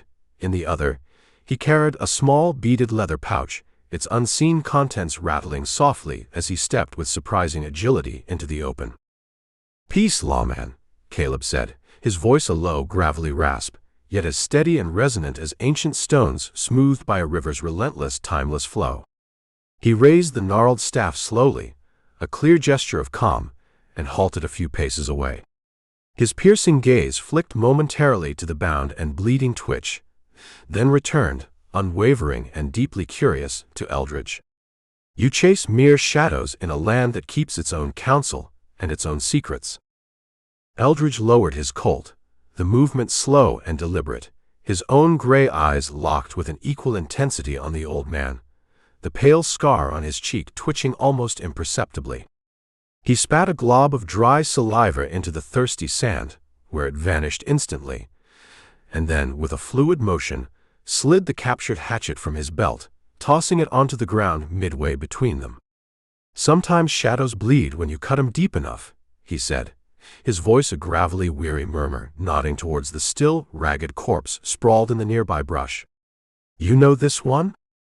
Caleb crouched slowly, planting his staff firmly in the sand for balance, and studied the crude blade with meticulous care, his gnarled fingers tracing its rusted, pitted surface with a tracker's innate practiced attention to detail.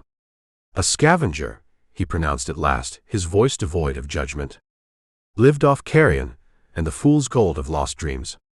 This land, it has a way of spitting out such men sooner or later." He rose with a surprising lack of effort, the beaded pouch rattling as he opened it, spilling a small handful of dried, fragrant herbs and a tiny, stoppered clay vial into his leathery palm. The sharp, pungent scents of wild sage and bitter root rose instantly, sharp and clean on the hot, stagnant air. Twitch stirred then, a low groan of pain escaping his split, swollen lips. Caleb's dark eyes narrowed slightly, as he stepped closer to the captured outlaw. "Your boy back at the Iron Horse. His leg is snake-bit, yes?" he asked, his voice threading through the profound silence like a wisp of smoke. Eldridge nodded once, his reply sharp and curt. Caleb knelt by the edge of the murky pool, deftly mixing the dried herbs with a little water, his ancient hands moving with a surprising, practiced nimbleness, crafting a dark green, pulpy poultice that quickly stained his fingers. "This is for the venom," Caleb said, offering the messy concoction to Eldridge with a steady, unwavering hand. "Smear it on thick. It might draw the worst of the poison out if the spirits are willing." Eldridge took the offered poultice without hesitation, the wet, cool clump a surprising sensation against his warm palm. He knelt beside the whimpering twitch, ignoring the deserter's involuntary flinch as he began to apply the herbal mixture to the festering bullet wound on his arm, a relatively minor injury, but a chance to test the old man's remedy and perhaps glean some hope for young Tommy. The old Comanche watched him, his staff tapping a slow, rhythmic beat against the hard-packed sand. Then he pointed with his chin towards the west, where the endless dunes rolled away, towards the distant, hazy maw of another unseen canyon. "Your Iron Horse, it is trapped, yes? Broken. This land, it remembers all its debts. And blood, Lawman, always calls to blood." His words, cryptic and laden with ancient meaning, hung heavy and ominous on the hot, still air. Eldridge rose slowly to his feet, his gray eyes narrowing as he chewed thoughtfully on the end of his unlit cigar, its familiar bitter taste a small, grounding anchor against the old man's unsettling pronouncements. A sharp, sudden whoop suddenly split the oppressive stillness, not the cry of a bird this time, but unmistakably a rider's exultant, savage cry, faint at first, but growing rapidly louder, echoing from the distant canyon's unseen throat. Eldridge's hand snapped instantly to his Colt, his gray eyes flashing as he turned towards Caleb, who stood unmoved, his staff planted firm, his expression unreadable. Dust rose in the far distance, a thin, rapidly swelling plume against the bleached horizon. The old man's lips curled almost imperceptibly, the ghost of a grim, knowing grin. "They come now for their own," he murmured, just as a dark shape on horseback burst from the shimmering heat haze. Silas's brutal lieutenant, mounted on a magnificent black stallion, a flaming torch held high and menacing in his fist, aimed with deadly intent for the flank of Eldridge's tethered, unsuspecting mare. Chapter 22. The desert, a vast, pitiless crucible, simmered under a sun gone fierce and white-hot. Its noon blaze seared the cracked, unforgiving earth, until the air itself glowed and shimmered like the open door of a forge. The distant, hazy ramparts of the Sangre Peaks offered only a mocking suggestion of relief against a sky bleached to a stark, unforgiving bone. Dust, fine as powdered ash, hung thick and motionless in the superheated atmosphere, a gritty, almost invisible shroud stirred only by the fading echo of hooves and the ragged gasps of exhausted men. The watering hole, a shallow, muddy mirror reflecting the harsh light, lay ringed by withered saltbush and spiny, skeletal mesquite, its surface trembling almost imperceptibly with the faintest breath of a wind that offered no coolness, no respite. The air bore the acrid scent of sage, the rank odor of stale sweat, and the sharp, metallic tang of blood already baked dry by the relentless sun. A profound, echoing stillness had settled heavily upon the land, broken only by the dry, rustling whisper of thorns and the far-off, lonely wail of a solitary hawk slicing the azure heavens, its dark shadow a fleeting, predatory scar across the endless, sun-blasted sand. Eldridge Sample stood like a graven image by the stagnant pool, his tall frame a gaunt, indomitable colossus against the blazing sky.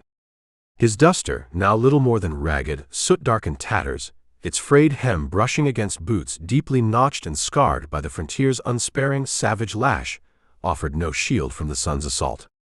His Colt, still clutched in his hand after the recent brutal encounter, felt like an extension of his own arm, its familiar walnut grip a quiet, unwavering vow of readiness.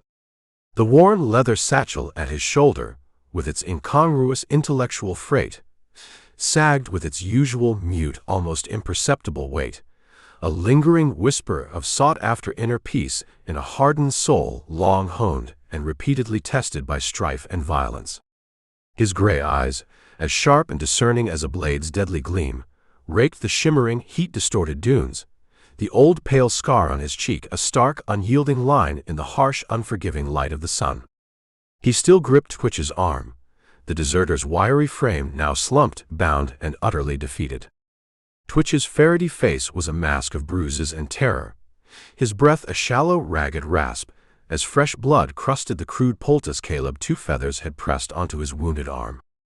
The marshal's mare stood tethered a short distance away, her lathered hide quivering with exhaustion, her head hanging low as she listlessly cropped at the sparse, bitter saltbush, snorting softly in the oppressive heat.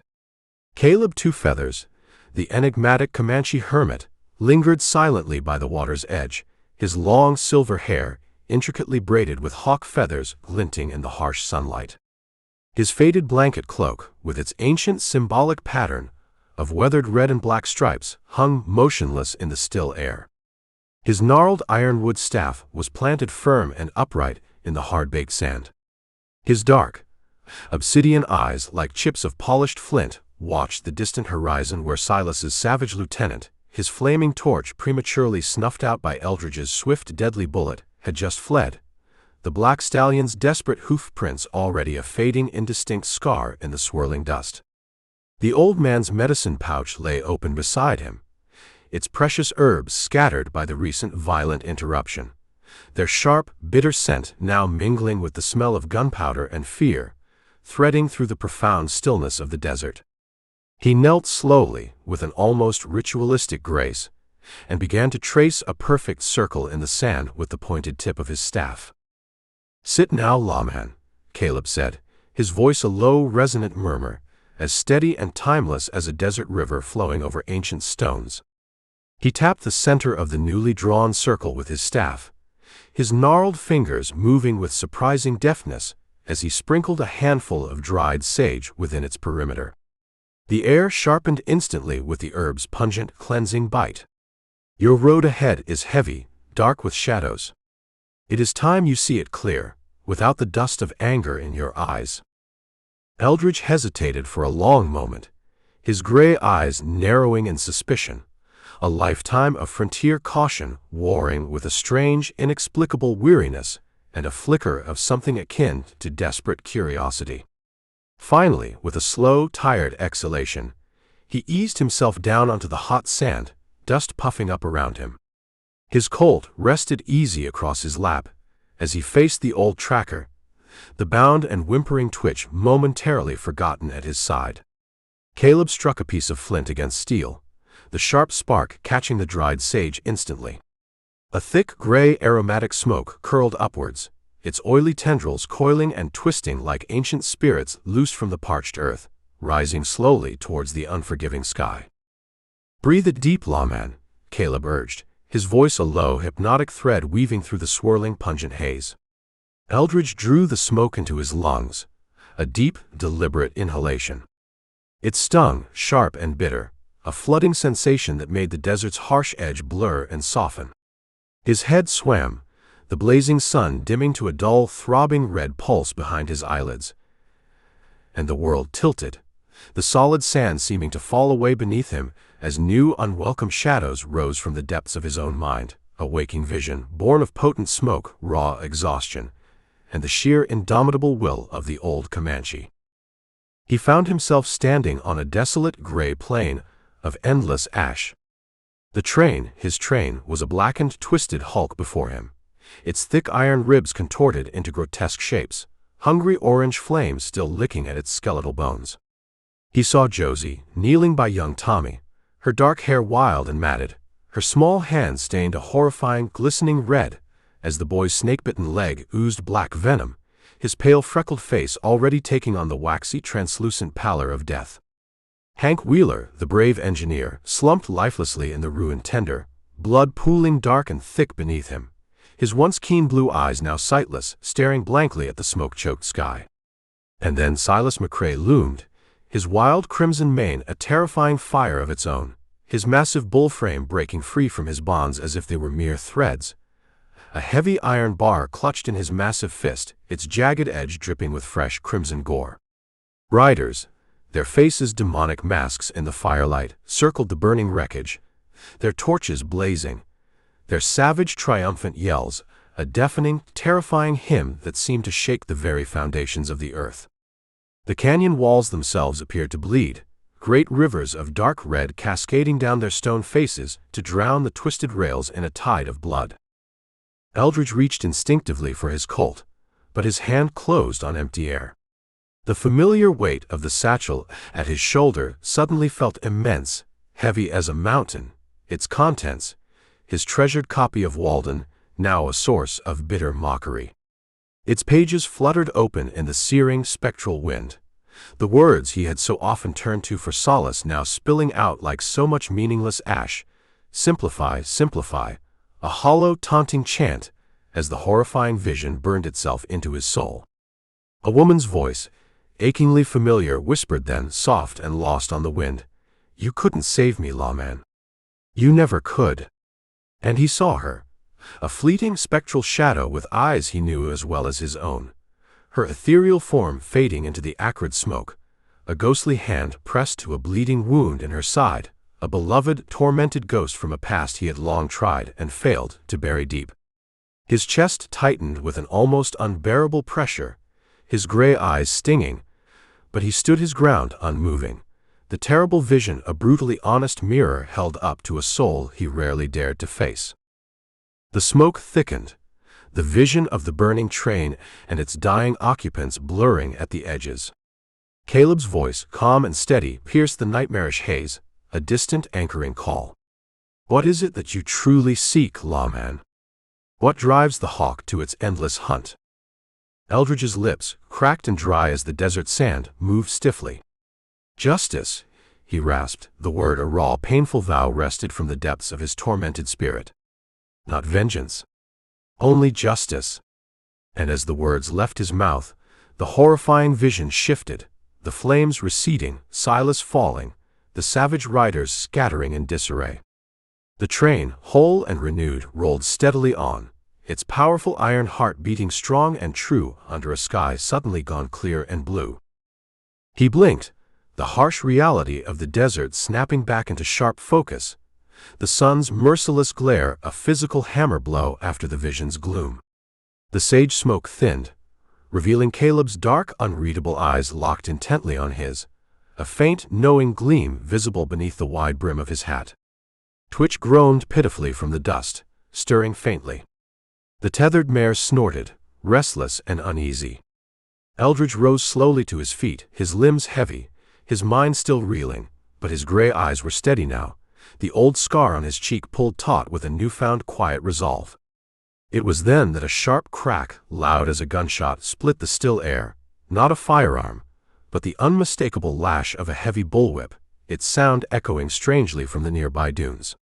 A lone rider, a lean, dark shadow against the blazing sky, crested a nearby dune, whip raised high, spurring a lathered roan mare relentlessly straight for the vulnerable watering hole, a cloud of fine, choking dust boiling up in her wake. Chapter 23. The desert sprawled beneath a dawn sky gone raw and unforgiving, the sun already clawing its way up from behind the distant jagged line of the Sangre peaks in a fierce blaze of molten gold. Its early light, far from gentle, seared the cracked parched earth until the air itself shimmered and danced like a fevered, endless plain. Dust, fine and gritty, hung faint and suspended in the still air, a lingering, almost invisible veil stirred only by the wind's restless, waking breath.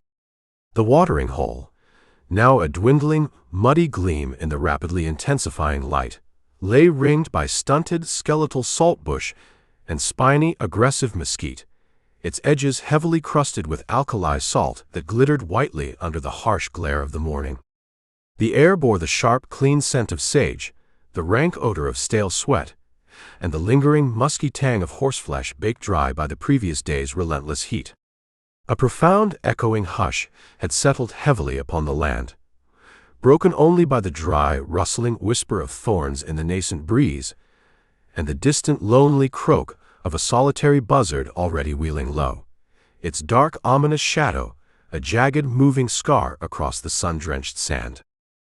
Eldridge Sample stood like a weathered monument by the edge of the stagnant pool, his tall frame a gaunt, indomitable titan outlined against the blazing eastern sky. His duster, now little more than tattered, soot-darkened rags, its frayed hem brushing against boots deeply notched and scarred by the frontier's unsparing, savage lash, offered no protection against the growing heat. His Colt hung heavy and reassuringly steady at his hip, its familiar walnut grip a quiet, unwavering vow of readiness, while the worn leather satchel at his shoulder with its incongruous intellectual companion sagged with its usual, mute, almost imperceptible weight, a lingering whisper of sought-after inner peace in a hardened heart long forged and repeatedly tested by storm and violence. His gray eyes, as sharp and discerning as a blade's honed edge, raked the shimmering, heat-distorted dunes, the old pale scar on his cheek a stark, unyielding line in the harsh, unforgiving glare of the new day.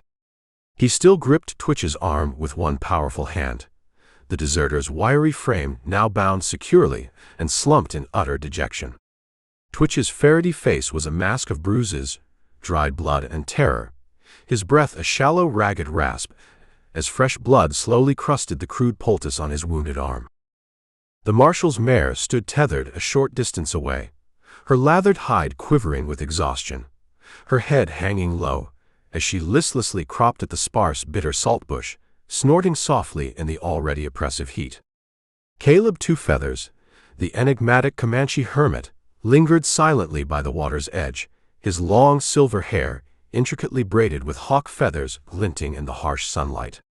His faded blanket cloak, with its ancient symbolic pattern of weathered red and black stripes, hung motionless in the still air. His gnarled ironwood staff was planted firm and upright in the hard-baked sand. His dark, obsidian eyes, like chips of polished flint, watched the distant horizon where the whip-wielding rider, a desperate woman Eldridge had surmised, whose fury had been as sudden as her retreat upon seeing the marshal's unyielding stance, had finally fled, her lathered roan mare's dust trail now a fading, indistinct wisp in the rapidly brightening dawn light. The potent sage smoke from the Vision Quest had long since cleared, its sharp, bitter scent now just a lingering memory on the breeze. Caleb's staff traced idle, thoughtful lines in the sand, his ancient presence a quiet, almost elemental anchor in the shifting, treacherous wasteland. Twitch stirred then, a low, pitiful groan escaping his split, swollen lips. Eldridge's grip tightened almost imperceptibly, his gray eyes narrowing as he hauled the unresisting deserter roughly to his feet. "Time to face what's coming to you, Twitch," he rasped, his voice a low, hard growl, as steady and inexorable as a desert river carving its slow, relentless path through solid stone. He dragged the stumbling outlaw towards his waiting mare, dust puffing up in small clouds around their worn boots. Twitch stumbled and shuffled, his boots scuffing heavily through the loose sand, his whines a thin, reedy thread in the morning's profound, almost suffocating hush. "This ain't right, Marshal. A man deserves mercy. Mercy's owed me for what I've been through," he croaked, his voice hoarse with desperation and fear. But Eldridge's face remained like carved stone, the old scar on his cheek pulled taut with grim, unwavering resolve as he tightened Twitch's bonds yet further, the rough hemp biting cruelly into the outlaw's already chafed flesh. Caleb watched the scene unfold, his staff tapping a slow, rhythmic beat against the hard-packed sand, his thin lips curling almost imperceptibly into a faint, unreadable smile. "This land, lawman, it offers no easy mercy," he murmured, his voice threading through the stillness like a wisp of smoke. "Only balance. Only what is earned." He then stepped back slowly, his form seeming to melt into the concealing shadows of the dense mesquite, as Eldridge, with considerable effort, mounted his weary mare, pulling the dead weight of Twitch up behind him. The deserter's added weight was a grudging, unwelcome burden on the already exhausted horse. Spurs bit deep, and the mare surged forward with a protesting groan, her hooves pounding the hard-baked earth as they rode west, back towards the distant, unseen canyon and the ruined train. The desert unfolded before them, In a vast, shimmering sea of parched clay and spiny, aggressive thorn, the sun a relentless, unblinking hammer beating down from the empty sky. The arduous chase of the previous day, and now this grim return, stretched into what felt like an eternity, the miles blurring into an indistinct, mind-numbing haze of oppressive heat and choking dust. The mare's breath became a harsh, labored hymn of pure exertion. It was then, as Eldridge scanned the desolate landscape for any sign of pursuit or further ambush, that the watering hole loomed before them once again. A cruel, mocking circle in the wasteland, its murky shimmer a taunting reminder of their tortuous, circuitous path. Eldridge reined his horse in hard, his gray eyes flashing with a mixture of frustration and grim understanding, as Twitch, despite his bonds and his terror, managed a dry, jagged, almost hysterical laugh.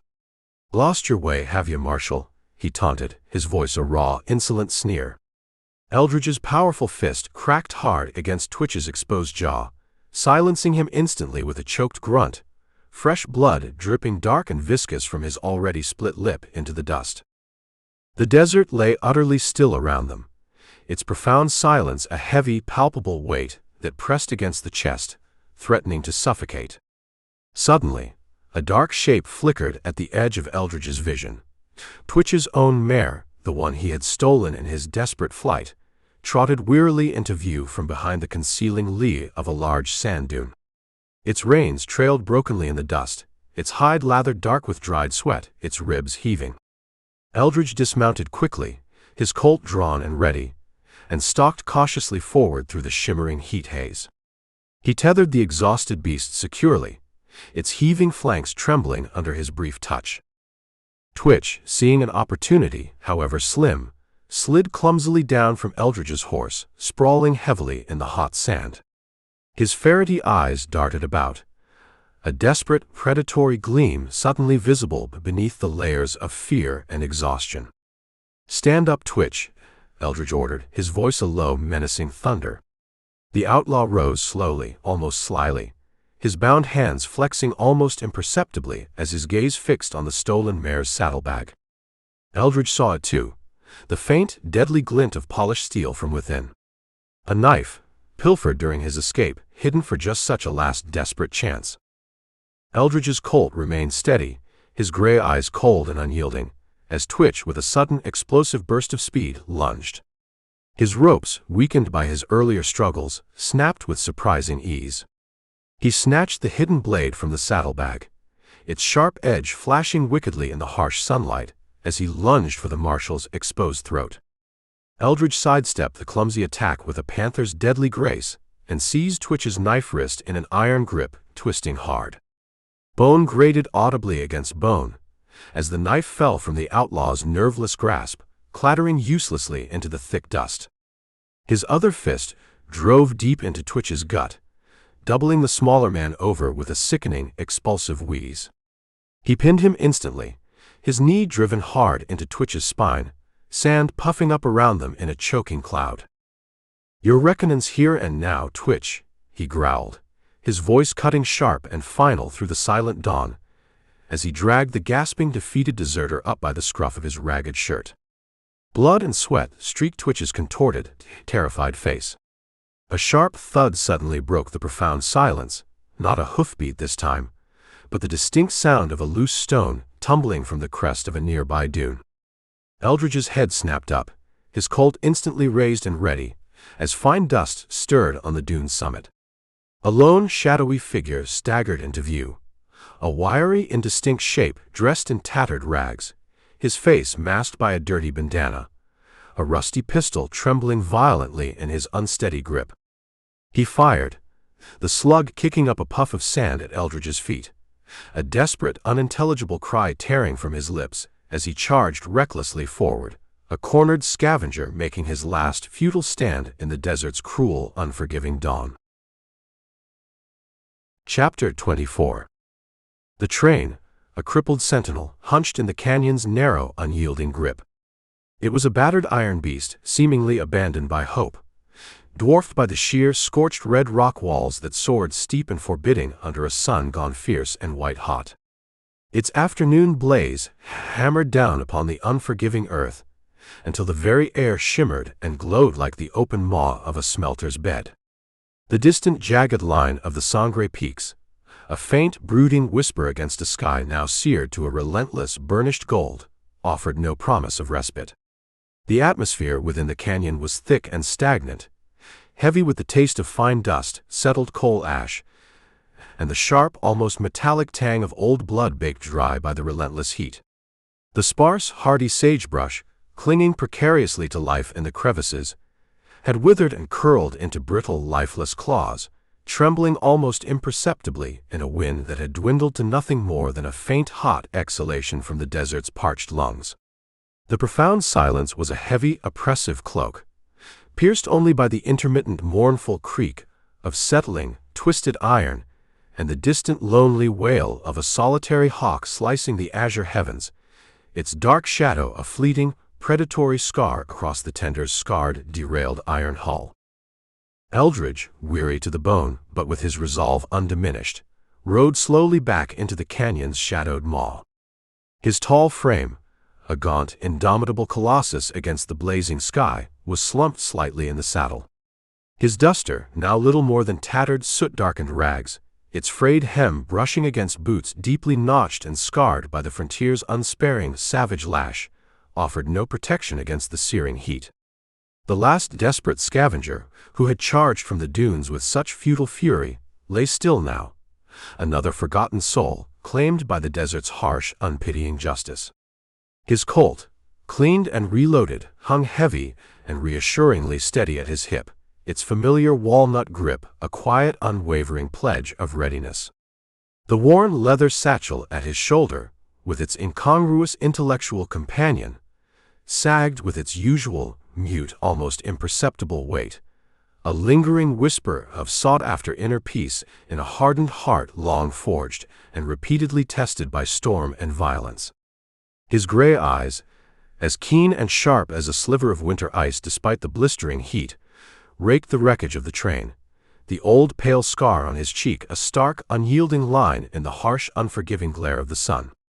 He led his weary mare, with the bound and now utterly defeated twitch slung unceremoniously across its saddle. The deserter's wiry frame was limp and still, his ferrety face a mask of bruises and dried blood, his breath a shallow, ragged rasp as fresh blood slowly crusted his split lip. Hank Wheeler, the grievously wounded engineer, remained sagged and barely conscious in the relative shadow of the derailed tender. His denim shirt was stiff and dark with dried blood, his shoulder a mangled, swollen ruin beneath the crude, blood-soaked bandage. His breaths were a frail, almost inaudible thread that valiantly defied the heat's crushing, suffocating weight. His hand rested limp and almost lifeless on the useless throttle, his blue eyes dimmed and clouded with pain, but still holding a flicker of stubborn, indomitable grit that anchored him, however tenuously, to the ruined iron beast. Young Tommy Hale, however, was a study in focused intensity. His usually bright, freckled face was pale and drawn, his bitten leg, tightly bound with Caleb's now-dried poultice, stretched out stiffly before him. Sweat streaked his grime-covered brow as he gripped a heavy miner's shovel, the dull, persistent ache of the snake venom a constant throbbing pulse in his young veins, yet his eyes burned with a new, almost feverish purpose. Inside the prisoner car, the remnants of the Coulter Gang simmered in the oppressive heat and smoky darkness. Their numbers were now significantly thinned. Silas Red McCrae, his wild crimson mane matted and unruly, hulked amidst the splintered wreckage of benches and torn paneling, his massive bull frame a restless, contained storm of fury. His massive thigh and heavily bruised ribs still oozed blood where bullets and blows had bitten deep. His earlier savage grin had faded to a sullen, hateful scowl beneath the fresh, tight bite of the ropes Eldridge had used to rebind him after the last melee. The others, three gaunt, hard-eyed wolves, their other kin now fallen to the relentless violence, shifted restlessly and growled low curses, their eyes glinting with a desperate, cornered malice, their harsh breaths ragged in the stifling, suffocating gloom. Josie Hale stood guard at the car's buckled edge, her dark hair now loose and tangled, framing a face pale beneath a mask of trail dust and soot. Her hazel eyes, however, blazed with a fierce, unwavering defiance. Her assumed boy's shirt was stretched taut across her chest with grim resolve, the heavy Springfield rifle cradled close and ready in her capable hands. Amos Tully, his spirit seemingly broken beyond repair, cowered in the scant shade of the tender, his wounded shoulder still oozing blood where the heavy chain had torn his flesh. His farmer's hands fumbled uselessly with his rifle, his eyes wide and vacant with a paralyzing terror that seemed to have gnawed away at his very soul. The train lay broken and utterly defeated, its vital tender derailed and crippled by the devastating rock slide. It was then that young Tommy, his small frame trembling with a mixture of pain, exhaustion, and fierce determination, rose unsteadily to his feet. He turned to the wreckage of the tender with a spark of desperate, almost impossible purpose in his young eyes. He began to scavenge through the twisted ruin of the tender, his small hands, surprisingly deft despite the venom's debilitating drag, pulling at bent sheets of scrap iron and dislodged rivets from the debris. His trusty slingshot lay momentarily forgotten at his side. "We ain't dead yet, Marshal. We ain't dead," he muttered, his voice a thin, reedy thread, yet as steady and unyielding as a boy's unbreakable grit. He hauled a heavy, dented iron plate towards the still-glowing firebox, its residual heat, a faint red heart pulsing weakly in the oppressive gloom. Josie, seeing his intent, knelt quickly beside him, her Springfield propped nearby, her own capable hands joining his. She began tearing long strips from the hem of her already ragged shirt to bind the salvaged metal pieces together, sweat beading on her brow as she worked with a focused intensity that matched her brother's. Eldridge dismounted stiffly, dragging the now unconscious Twitch from the mare's back. He unceremoniously tossed the deserter back into the prisoner car, where he sprawled with a heavy groan. Silas merely laughed, a low, guttural, contemptuous roll of sound. The marshal then stepped towards the tender, his gray eyes narrowing as he watched Tommy's determined labor. The boy, using a heavy rock as a makeshift hammer, was pounding salvaged rivets through overlapping plates of iron, painstakingly forging crude but functional armor from the wreckage. "Make it hold, son. Make every piece count," Eldridge said, his voice a low, rough rumble as steady and reassuring as solid stone. He knelt beside the boy, his own powerful hands surprisingly adept, now shaping and fitting the heavy iron with a strength born of sheer necessity and a grudging admiration for the boy's spirit. The worn leather satchel at his shoulder swayed with his movements, a silent, incongruous observer to this desperate act of creation. The firebox flared with renewed life as Tommy, with a fierce, almost desperate rhythm, fed it the last of their precious coal. Steam, at first a tentative whisper, then a stronger hiss, began to curl from the damaged boiler, a sign that the old engine's heart, however battered, still beat. Josie, her face grim with concentration, lashed the newly fashioned iron plates securely to the tender's weakened frame, her knots tight and sure. Her hazel eyes glinted with a fierce, protective sister's pride as she watched her younger brother, through sheer will and ingenuity, transform ruin into a semblance of steel-clad hope. Amos watched their efforts, his rifle still trembling in his grasp, his voice a weak, despairing croak. "It won't stop 'em, Marshal." "Nothing will," he muttered, his fear a tangible presence. But Tommy's makeshift hammer clanged louder against the iron, its rhythmic beat drowning out the farmer's hopeless words with a defiant, resilient hymn of forged steel. The train, under their combined efforts, shuddered violently, its heavy wheels grinding with a shriek of protest as they slowly, miraculously, began to free themselves from the rockslide's imprisoning grip. It was a beast reborn, however fragile, from Tommy's improvised forge, its wounded tender now a patchwork shield of desperate invention. Eldridge rose to his full height, his Colt held steady, his gray eyes sweeping the canyon's high concealing rim as the sun began its slow, inexorable dip towards the western horizon, casting long, menacing shadows that stretched like grasping claws across the canyon floor. Inside the prisoner car, Silas strained against his new bonds, the thick ropes creaking ominously under his immense strength. His earlier sullenness was replaced by a widening, predatory grin, as the collective murmurs of the remaining gang members swelled into a low chorus of restless, hopeful spite. A sharp, sudden clang broke the fragile stillness, not a tool this time, but the unmistakable metallic ring of a heavy pickaxe striking solid stone, its sound echoing strangely from the ridge high above. Eldridge's head snapped up, his Colt instantly raised and ready, as fine dust stirred on the canyon rim. A lone, shadowy figure loomed against the blood-red sky, a wiry shape in a miner's battered hat. He hefted a bulging sack of dynamite, its deadly fuses dangling like a nest of venomous serpents' tongues. His wild, triumphant yell, a fierce chilling cry of impending destruction, echoed through the canyon as he calmly lit one of the fuses and with a powerful arcing throw, hurled the deadly promise spinning downwards, straight for the tender's newly patched, vulnerable iron heart. Chapter 25. The canyon trembled, bathed in the lurid glow of a sun sinking low, its afternoon fire bleeding a molten gold across the sheer red rock walls. These ancient ramparts, witnesses to uncounted ages, now seemed to glow like the dying embers in a colossal forge gone cold. The distant Sangre peaks stood stark and black against a sky streaked with visceral hues of amber and ash.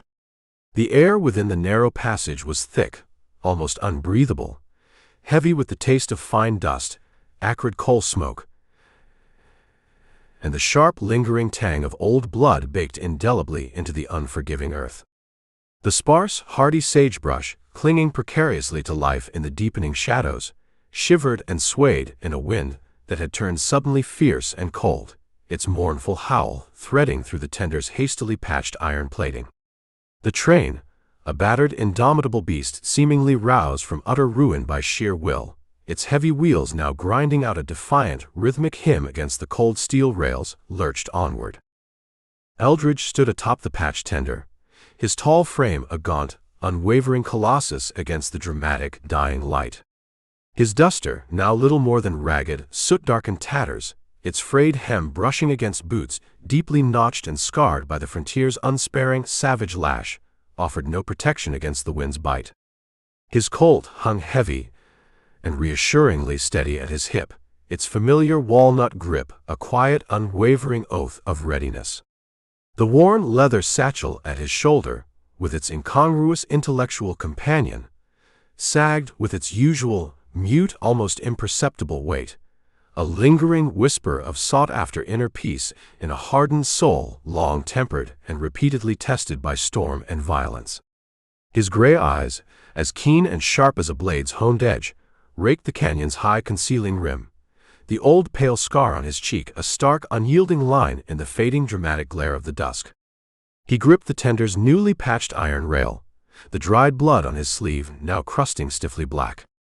His unlit cigar, a familiar presence between his teeth, was a bitter, chewed brace as he steeled himself for the rider's inevitable return, their ominous absence a coiled, potent threat in the rapidly fading light. Hank, the grievously wounded engineer, slumped heavily beside him, his denim shirt now stiff and dark with dried blood. His shoulder, a mangled, swollen ruin beneath the crude, blood-soaked bandage, throbbed with every jarring lurch of the train. His breaths were a frail, shallow rasp that valiantly fought the wind's penetrating, chilling bite. His hand, though weak, rested with stubborn determination on the throttle, his blue eyes, though dimmed and clouded with pain, still holding a spark of indomitable grit that guided the struggling train's iron heart. Young Tommy, his freckled face now pale and drawn, shoveled coal with a grim, almost mechanical rhythm. His bitten leg, tightly bound and visibly swollen, was stretched out stiffly before him, sweat streaking his grime-covered brow as he relentlessly fed the hungry firebox, its internal glow a fierce red pulse that flared brightly beneath the crude armor he had so painstakingly forged. Inside the prisoner car, the remnants of the Coulter Gang seethed in the oppressive heat and smoky darkness.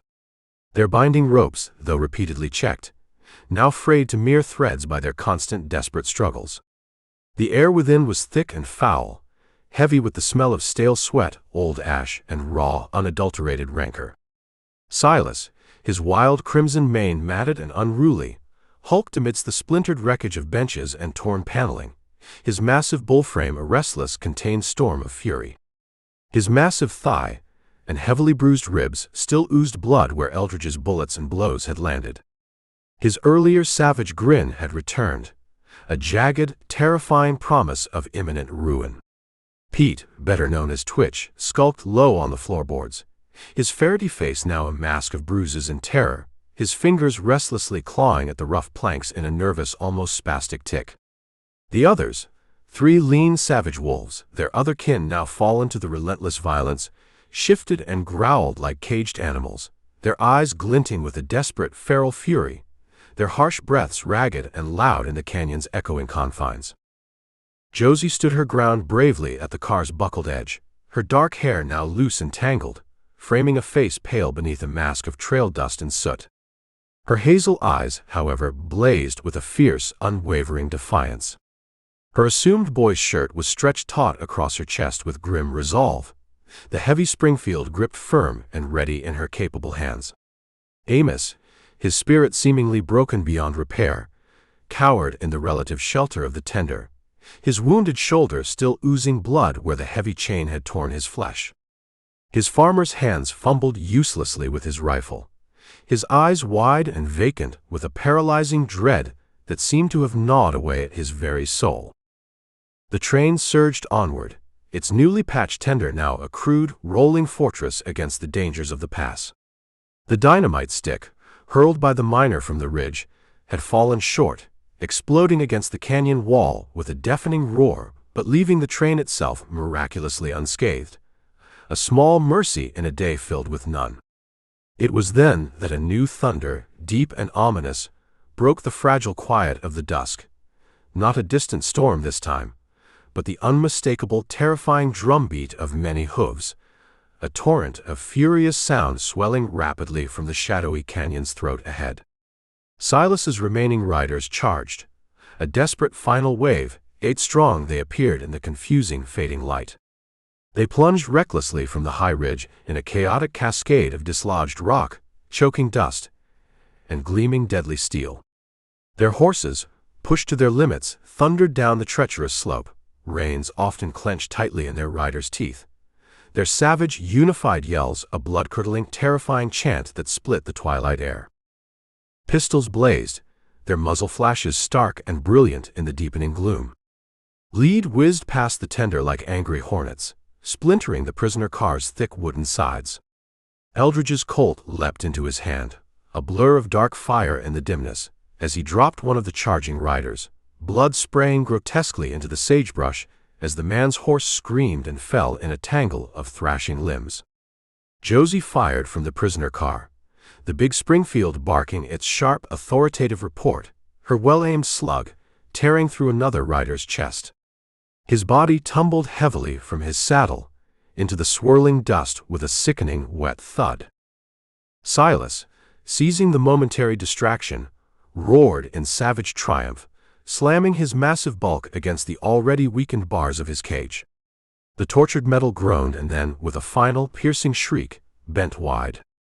His binding ropes, already frayed to their limits, snapped like dry twigs under his incredible, desperate strength. Twitch, seeing his leader break free, darted back into the deepest shadows of the car, a terrified whimper escaping his lips, while the other remaining outlaws surged forward, their combined shouts a feral, bloodthirsty chorus.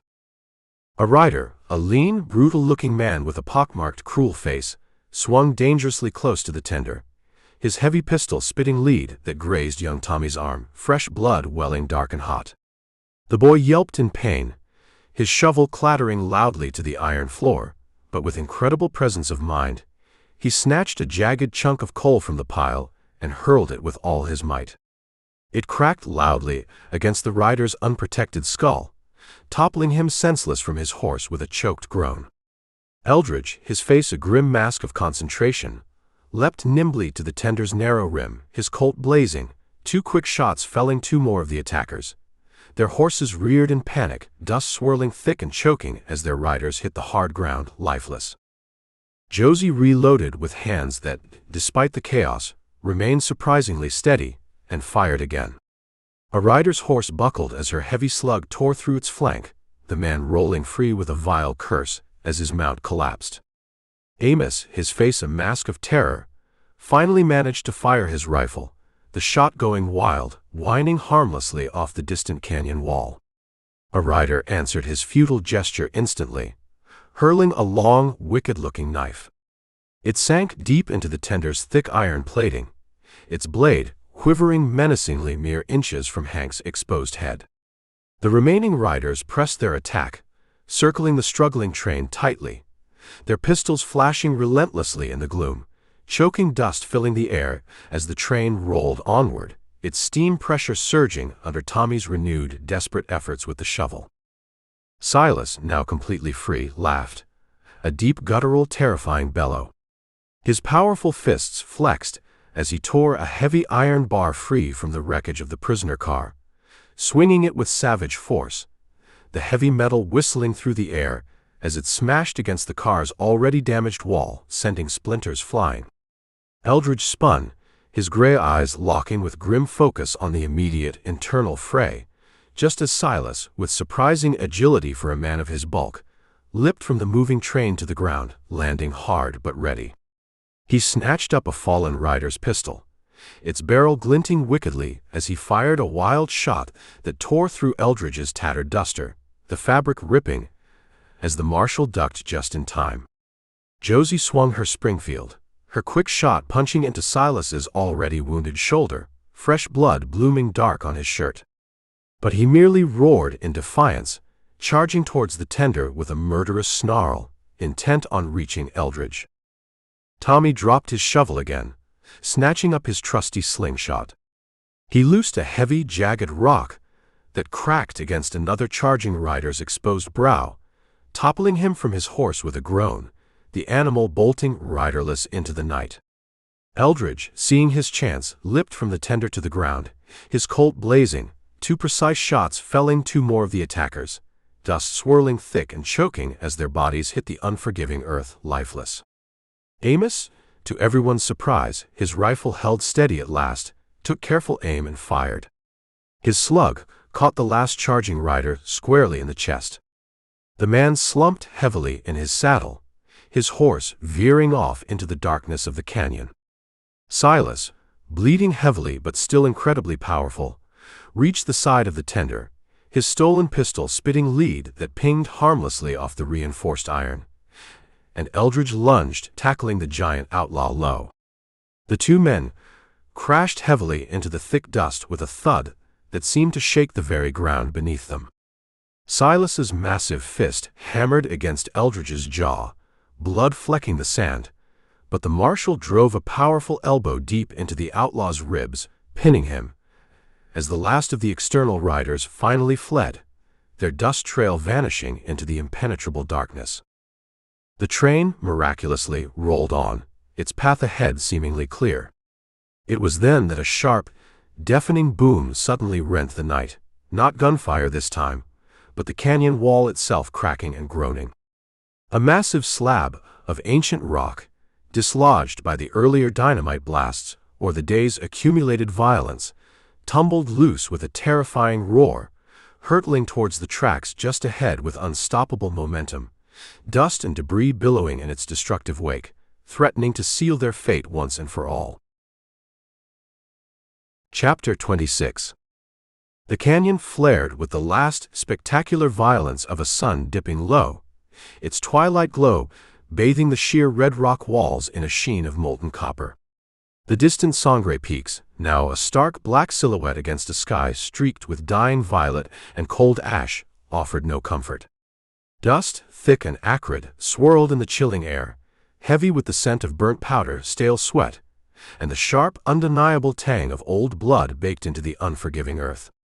The hardy sagebrush, clinging to the deepening shadows, trembled in a wind that had turned cold and sharp, its mournful moan weaving through the tender's hastily patched iron plating.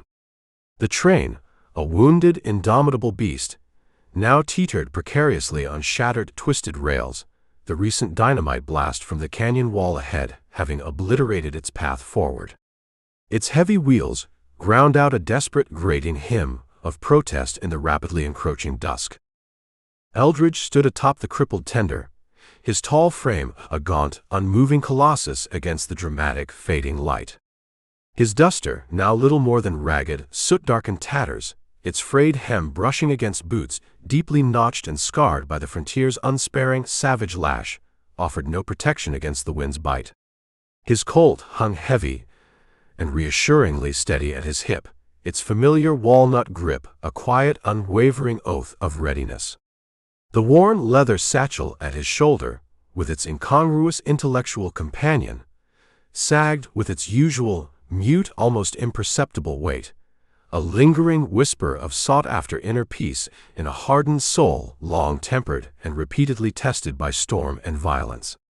His gray eyes, as keen and sharp as a blade's honed edge, raked the canyon's high concealing rim, the old pale scar on his cheek a stark, unyielding line in the rapidly fading light. He gripped the tender's newly patched iron rail, the dried blood on his sleeve now crusting stiffly black. His unlit cigar, a familiar presence between his teeth, was a bitter, chewed brace as he surveyed the wreckage of the tracks ahead, the dynamite's brutal scar a jagged, impassable wound. Hank, the grievously wounded engineer, slumped heavily beside him, his denim shirt now stiff and dark with dried blood. His shoulder, a mangled, swollen ruin beneath the crude, blood-soaked bandage, throbbed with every jarring lurch of the train. His breaths were a frail, shallow rasp that valiantly fought the dusk's penetrating, chilling bite. His hand rested with stubborn determination on the throttle, his blue eyes, though dimmed and clouded with pain, still holding a spark of indomitable grit that guided the struggling train's iron heart, even as it faced this new, seemingly insurmountable obstacle. Young Tommy, his freckled face now pale and drawn, shoveled the last of their precious coal with a grim, almost mechanical rhythm. His bitten leg, tightly bound and visibly swollen, was stretched out stiffly before him, sweat streaking his grime-covered brow as he relentlessly fed the hungry firebox, its internal glow a fierce red pulse that flared brightly beneath the crude armor he had so painstakingly shaped. Inside the prisoner car, the remnants of the Coulter Gang seethed in the oppressive heat and smoky darkness. Their binding ropes, though repeatedly checked, now frayed to mere threads by their constant, desperate struggles. The air within was thick and foul, heavy with the smell of stale sweat, old ash, and raw, unadulterated rancor. Silas, his wild crimson mane matted and unruly, hulked amidst the splintered wreckage of benches and torn paneling, his massive bullframe a restless, contained storm of fury. His massive thigh and heavily bruised ribs still oozed blood where Eldridge's bullets and blows had landed. His earlier savage grin had returned, a jagged, terrifying promise of imminent ruin. Pete, better known as Twitch, skulked low on the floorboards, his ferrety face now a mask of bruises and terror, his fingers restlessly clawing at the rough planks in a nervous, almost spastic dance. The others, 3 lean savage wolves, their other kin now fallen to the relentless violence, shifted and growled like caged animals, their eyes glinting with a desperate, feral fury, their harsh breaths ragged and loud in the canyon's echoing confines. Josie stood her ground bravely at the car's buckled edge, her dark hair now loose and tangled, framing a face pale beneath a mask of trail dust and soot. Her hazel eyes, however, blazed with a fierce, unwavering defiance. Her assumed boy's shirt was stretched taut across her chest with grim resolve, the heavy Springfield gripped firm and ready in her capable hands. Amos, his spirit seemingly broken beyond repair, cowered in the relative shelter of the tender, his wounded shoulder still oozing blood where the heavy chain had torn his flesh. His farmer's hands fumbled uselessly with his rifle, his eyes wide and vacant with a paralyzing dread that seemed to have gnawed away at his very soul. The train rocked precariously, its steam now faltering to a dying whisper, its path forward utterly blocked by a sheer drop where the tracks had been. It was then that a new, unexpected shadow loomed out of the canyon's deepening mouth, a solitary figure mounted on a sway-backed, long-eared mule. His ill-fitting black coat, green with age, flapped around him like funereal wings. A wide-brimmed, battered hat shaded a gaunt face deeply carved by time and an almost fanatical faith. Preacher John Harrow rode slowly, his frame lean and wiry as tough mesquite, his silver hair, long and unkempt, spilling from beneath the hat. His eyes, a piercing, unsettling blue, gleamed with a zealot's unwavering, almost frightening fire. A worn-thumbed Bible hung prominently at his belt, its leather cracked and peeling, while a long, heavy sharp's rifle rested with familiar ease across his saddle, its octagonal barrel glinting dully in the fading dusk light. His voice, when he spoke, rolled forth with a deep, resonant timbre that cut through the heavy silence of the canyon like the tolling of a distant church bell. "Sinners, hear me now. The wages of your wicked deeds have come due this night," he called out, reining his weary mule to a halt a short distance from the crippled train. His burning gaze locked instantly on Silas, visible through the bent bars of the prisoner car. Eldridge, every nerve ending screaming a silent warning at this bizarre intrusion, leapt down from the tender, his Colt drawn and ready in a single fluid motion. Dust puffed up around his worn boots as he stalked deliberately forward, his gray eyes narrowed, hard and suspicious as he confronted the newcomer. "State your play, preacher, and state it fast," he rasped, his voice a low, dangerous thunder, as steady and unyielding as ancient stone, the old scar on his cheek pulled taut with wary suspicion. Harrow's thin lips curled, the faintest hint of a strange, almost beatific smile touching them beneath the fervor of his gaze. He raised one hand slowly, palm open in a gesture of peace, as his mule snorted softly, nervously in the charged air. He dismounted with a stiff, awkward grace. "Vengeance is the Lord's, Marshal," Harrow said, his voice threading through the dusk like a wisp of smoke, yet carrying an undeniable undercurrent of menace. He stepped closer, his long black coat swaying with his movement as he eyed the captive gang with an almost hungry intensity. "But I reckon he don't mind a righteous nudge now and then from one of his humble servants." He then drew the massive sharp's rifle from its scabbard, its heavy hammer clicking loud and ominous in the stillness. He aimed it squarely at Silas, the long barrel unwavering, as he stood a few paces from the prisoner car. Silas merely laughed, a deep guttural, contemptuous bellow that echoed off the canyon walls. His powerful fists clenched as he leaned his massive weight heavily against the already compromised bars. "You can preach all you want, old man. My soul is mine to keep or to lose as I see fit." Josie, ever vigilant, fired a warning shot from her Springfield. The heavy slug kicked up a cloud of dust at Harrow's feet, the acrid smell of gunpowder sharp in the cool air as she braced herself, her hazel eyes fierce and challenging. "You back off, preacher," she snapped, her voice cutting sharp and clear through the tension, "or I'll end your crusade right here and now." But Harrow stood unmoved, his burning gaze unwavering, fixed on his chosen target. The last echoes of the riders' charge had long since faded, their threat now a distant shadow in the encroaching dusk. It was then that Harrow, with shocking suddenness, swung the heavy sharp's rifle towards the train's vulnerable tender. His blue eyes glinted with a wild, almost insane light as he fired.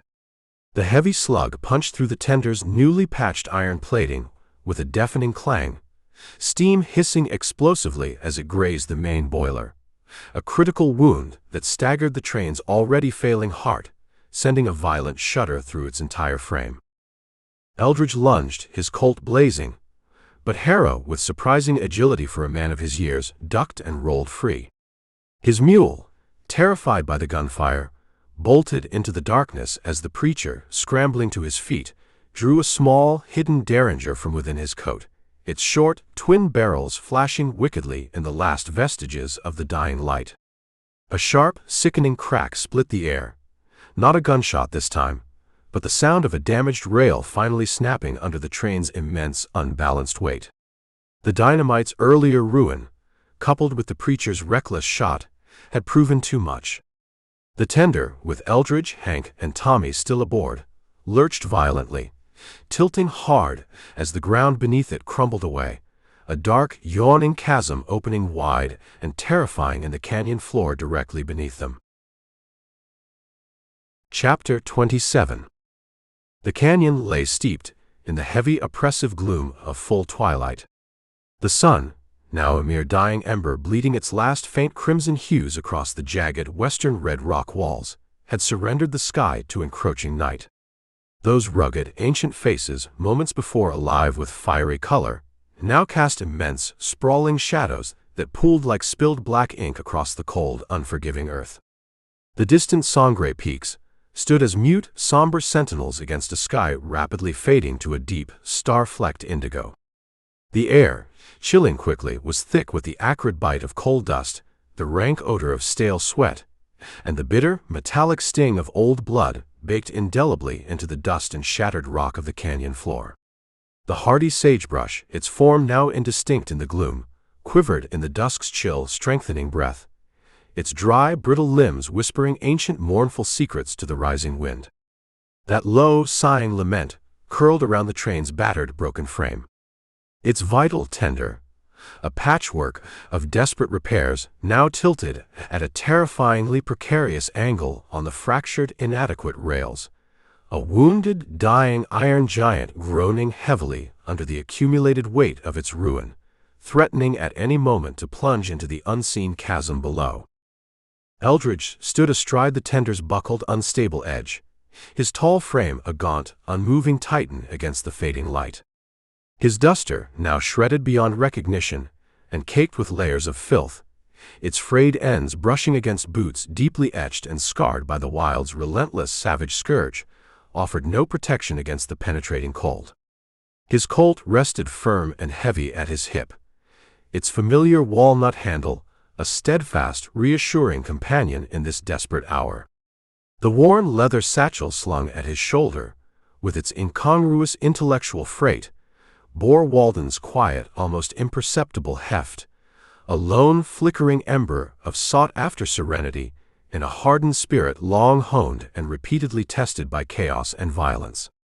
His gray eyes, as piercing and sharp as a hawk's midnight cry, scoured the canyon's shadowed depths, the old pale scar on his cheek a faint, almost invisible slash in the waning ethereal light. He clutched the tender's bent iron lip with a powerful grip, the dried blood on his sleeve now crusting stiffly black. His unlit cigar, a familiar presence between his teeth, was a sour, chewed anchor as he fought to maintain his balance against the wreck's precarious, unstable tilt, the dark, terrifying maw of the chasm yawning wide and hungry just inches below his worn boot heels. Hank, the grievously wounded engineer, sagged heavily beside him, his denim shirt now stiff and dark with crusted gore. His shoulder, a mangled, swollen wreck beneath the crude, blood-soaked bandage, throbbed with every shallow, labored breath. His breaths were a feeble, almost inaudible murmur that valiantly defied the evening's penetrating, chilling bite. His hand lay slack and unresponsive on the useless throttle, his blue eyes clouded with pain and exhaustion, yet still clinging stubbornly to a tiny, flickering spark of indomitable will, tethering him, however tenuously, to the iron beast's fading, dying pulse. Young Tommy knelt near the cold, dark firebox, his freckled face now wan and pale in the gloom. His bitten leg, tightly bound and visibly swollen, was stretched out stiffly before him, sweat carving clean trails through the layers of soot and grime on his brow as he gripped a heavy iron shovel, the dull, persistent ache of the snake venom a constant throbbing pulse in his young veins. Within the confines of the prisoner car, the remnants of the Coulter Gang churned in the oppressive darkness, their binding ropes, though repeatedly checked, now frayed to mere, almost useless strands by their constant, desperate struggles. The air within was thick and foul, heavy with the smell of stale sweat, old ash, and raw, unadulterated venomous intent. Silas, his wild crimson mane tangled and unruly, hulked amidst the splintered wreckage of benches and torn paneling, his massive bull-like form a restless, contained fury. His massive thigh and heavily bruised ribs still seeped blood where Eldridge's bullets and blows had struck. His earlier savage grin had returned, a terrifying, jagged beacon of raw, animalistic defiance in the encroaching gloom. Pete, better known as Twitch, cowered low on the floorboards, his ferrety features battered and contorted with fear, his grimy fingers restlessly scraping at the rough planks in a jittery, uncontrolled rhythm. The others, 3 lean, wiry devils, their other kin now lost to the relentless violence, shifted and hissed like cornered snakes, their eyes alight with a feral, desperate hunger, their harsh breaths ragged and loud in the canyon's heavy, expectant stillness. Josie braced herself at the car's buckled open threshold, her dark hair now wild and loose around her shoulders, her hazel eyes blazing with a fierce, unwavering defiance beneath a thick veil of grime. Her assumed boy's shirt was stretched taut across her chest with grim resolve, the heavy Springfield clasped tight and ready in her capable hands. Amos, his spirit seemingly broken beyond repair, huddled miserably in the precarious shelter of the tender, his wounded shoulder still leaking blood where the heavy chain had clawed his flesh. His farmer's hands trembled violently around his rifle, his eyes wide and vacant with a paralyzing fear that seemed to have devoured his very resolve. The train teetered dangerously, its steam a fading, dying whisper, its connection to the solid earth terrifyingly tenuous. It was then that Preacher John Harrow, his face a mask of zealous fury, rose unsteadily from the dust where Eldridge had thrown him. His ill-fitting black coat flapped around him like funereal wings, his silver hair glinting with an almost unnatural sheen under the hat's wide brim. His derringer, small but deadly, gleamed wickedly in the rapidly fading dusk light. Harrow stepped forward, his lean frame unbowed despite his recent rough handling, his piercing blue eyes burning with a zealot's unwavering, almost insane gleam. The heavy Sharp's rifle was now slung loosely across his back, his worn Bible swaying rhythmically at his belt like a macabre pendulum. "Judgment's final hour tolls for all sinners," he intoned, his voice a resonant, booming chord that rolled with chilling effect through the silent canyon. He leveled the small derringer unwaveringly at Silas, its twin barrels dark, menacing eyes staring intently through the bent bars of the prisoner car. "Kneel now, sinner, and beg forgiveness, or prepare to meet your Maker this very night." Eldridge, moving with deceptive speed despite his weariness, dropped from the tender to the unstable ground, his Colt drawn and ready in a single, fluid arc.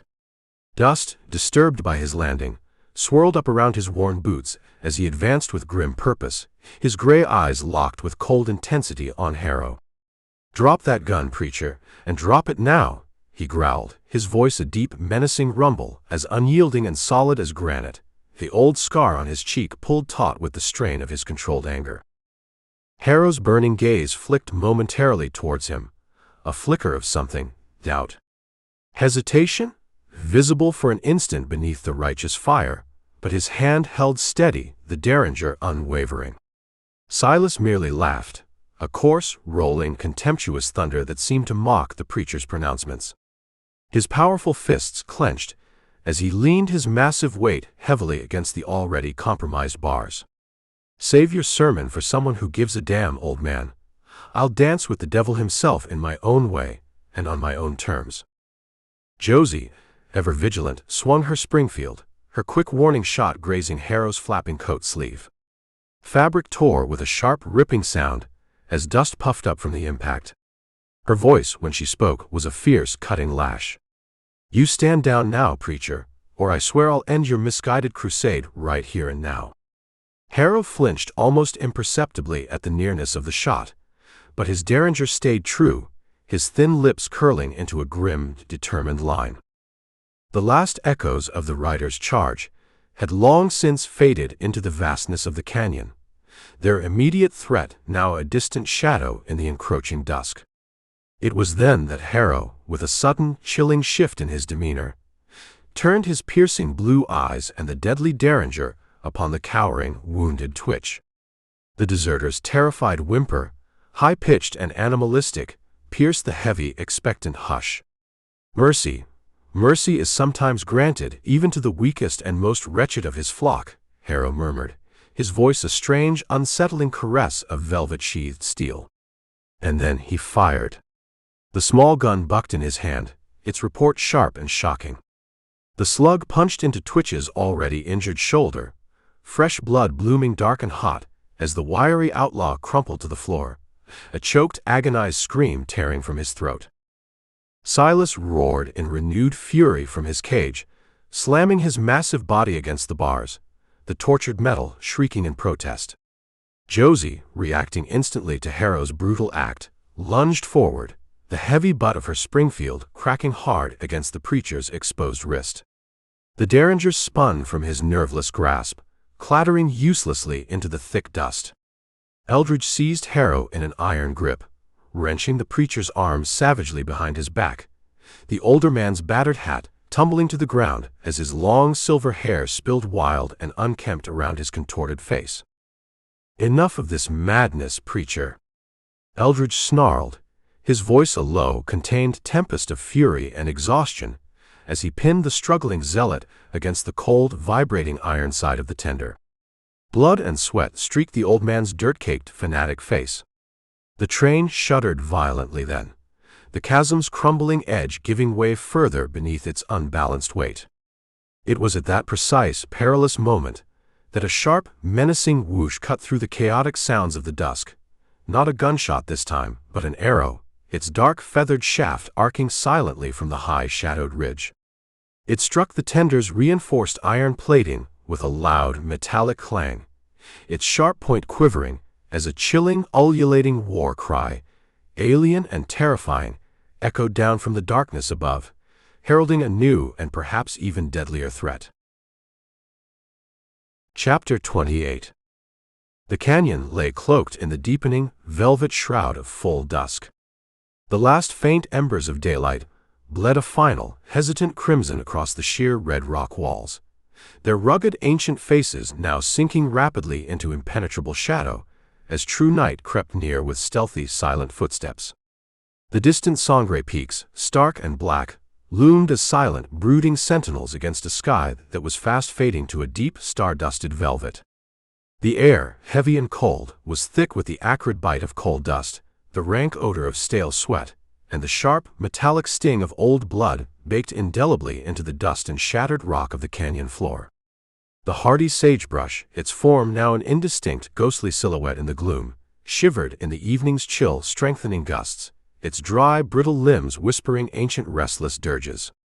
The wind's low, mournful wail curled around the train's battered, broken hull. Its vital tender, a patchwork of desperate repairs, still teetered precariously on the very brink of the dark chasm, a wounded, dying iron titan groaning heavily under the accumulated weight of its myriad scars and the strain of its unnatural, perilous angle. Eldridge stood beside the crippled tender, his tall frame a gaunt, unmoving colossus against the fading light. His duster, now shredded beyond recognition and caked with layers of filth, its tattered ends brushing against boots deeply etched and scarred by the wild's relentless savage scourge, offered no protection against the penetrating cold. His Colt rested firm and heavy at his hip, its familiar walnut handle a steadfast, reassuring ally in this desperate hour. The worn leather satchel slung at his shoulder, with its incongruous intellectual freight, bore Walden's quiet, almost imperceptible heft, a lone flickering ember of sought-after serenity in a hardened spirit long honed and repeatedly tested by chaos and violence. His gray eyes, as piercing and sharp as a hunting hawk's nocturnal gaze, scoured the high-shadowed ridge above, the old pale scar on his cheek a faint, almost invisible slash in the deepening twilight's gloom. He still gripped Preacher Harrow's arm with bruising force, the old man's wrist already swelling where Josie had struck him. The preacher's derringer lay lost somewhere in the dust, his earlier fanatical pronouncements now replaced by ragged, painful gasps as he slumped, a defeated prophet, under the marshal's unyielding hold. Hank, the grievously wounded engineer, remained sagged and barely conscious within the precarious tender. His denim shirt was stiff and dark with crusted gore, his shoulder a mangled, swollen wreck beneath the crude, blood-soaked bandage. His breaths were a feeble, almost inaudible murmur that valiantly braved the night's penetrating, chilling bite. His hand lay slack and unresponsive on the useless throttle, his blue eyes clouded with pain and exhaustion, yet still clinging stubbornly to a tiny flickering flame of indomitable will, tethering him, however tenuously, to the iron beast's fading, dying pulse. Young Tommy knelt near the cold, dark firebox, his freckled face now wan and pale in the gloom. His bitten leg, tightly bound and visibly swollen, was stretched out stiffly before him, sweat carving clean trails through the layers of soot and grime on his brow as he gripped a heavy iron shovel, the dull, persistent ache of the snake venom a constant throbbing pulse in his young veins. Inside the prisoner car, the remnants of the Coulter Gang churned in the oppressive darkness, their binding ropes, though repeatedly checked, now frayed to mere, almost useless strands by their constant, desperate struggles. The air within was thick and foul, heavy with the smell of stale sweat, old ash, and raw, unadulterated, simmering wrath. Silas, his wild crimson mane tangled and unruly, hulked amidst the splintered wreckage of benches and torn paneling, his massive bull-like form a restless, contained fury. His massive thigh and heavily bruised ribs still seeped blood where Eldridge's bullets and blows had struck. His earlier savage grin had returned, a terrifying, jagged torch of raw, animalistic defiance in the encroaching gloom. Pete, better known as Twitch, lay crumpled and moaning on the floorboards, his ferrety features battered and contorted with pain, his shoulder oozing fresh blood where Harrow's derringer ball had struck him. His terrified whimpers were a thin, reedy thread in the heavy, expectant dark. The others, 3 lean, wiry fiends, their other kin now lost to the relentless violence, shifted and hissed like cornered snakes, their eyes alight with a feral, desperate hunger, their harsh breaths ragged and loud in the canyon's heavy, expectant stillness. Josie braced herself at the car's buckled open threshold, her dark hair now wild and loose around her shoulders, her hazel eyes blazing with a fierce, unwavering defiance beneath a thick veil of soot. Her assumed boy's shirt was stretched taut across her chest with grim resolve, the heavy Springfield clasped tight and ready in her capable hands.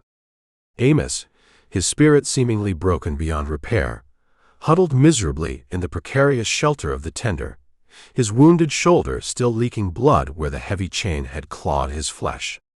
His farmer's hands trembled violently around his rifle, his eyes wide and vacant with a paralyzing fear that seemed to have devoured his very resolve. The train rocked precariously, its steam now a dying, fading gasp, its connection to the solid earth terrifyingly tenuous. The echoes of the arrow striking iron had barely faded when a new, chilling shadow stirred on the high ridge, a lithe, powerful figure descending the steep rock face with the silent, unnerving grace of a specter in the rapidly deepening dusk. He was Apache, his lean, corded frame a testament to a life lived in harmony with the harsh, unforgiving land. His skin, the color of burnished copper, was darkened further by countless seasons of sun and wind. He was clad in simple buckskin, stained dark and supple with earth and time. His long black hair, straight as a raven's wing, was bound back from his high forehead with a strip of faded red cloth. His eyes, set deep above high cheekbones, glinted like chips of polished black obsidian beneath a brow etched with the hard lines of countless battles and enduring wisdom. In one strong hand he held a powerful, unstrung bow, in the other a stone-headed tomahawk, its wicked blade catching the last vestiges of the dying light in a fleeting, deadly gleam. He moved with a hunter's innate, fluid grace, his moccasined feet making no sound on the loose rock and scree. He halted a few paces from the crippled train, his piercing gaze locking instantly on Eldridge, an unspoken, ancient challenge hanging heavy in the twilight's profound, echoing hush. "White man's iron horse bleeds upon this land," the Apache said, his voice a low, resonant cadence, as steady and timeless as a ceremonial drum's deep beat. His words, though spoken softly, cut through the wind's mournful moan with surprising clarity. He then raised his bow, effortlessly stringing it as he nocked an arrow, its dark feather fletching trembling almost imperceptibly as he aimed it squarely at Silas, the prisoner car's bent bars framing the outlaw's defiant, sneering grin. Eldridge, without releasing his painful grip on the now subdued preacher Harrow, instinctively shifted, his Colt flashing from its holster as if by its own volition. Dust, disturbed by his sudden movement, swirled up around his worn boots as he stepped slightly forward, his gray eyes cold and unyielding. "You hold that shot, warrior," he growled, his voice a deep, menacing rumble, as firm and solid as bedrock, the old scar on his cheek pulled taut with the strain of this new, unexpected confrontation. The Apache's obsidian gaze flicked towards him, a flicker of something, curiosity. Respect, visible for an instant beneath the warrior's stoic steel, but the deadly bow remained steady, the arrow's sharp flint tip glinting ominously in the fading dusk light. Silas merely laughed, a coarse, rolling, contemptuous thunder that seemed to mock both the lawman and this new indigenous threat. His powerful fists clenched as he pressed his massive weight heavily against the already compromised bars. "Go on, take your scalp, Redskin. I'll wear it proud into hell itself." Josie, ever vigilant, swung her Springfield, her quick warning shot kicking up a cloud of dust at the Apache's moccasined feet, a small, defiant plume rising in the still air as she braced herself, her hazel eyes fierce and challenging.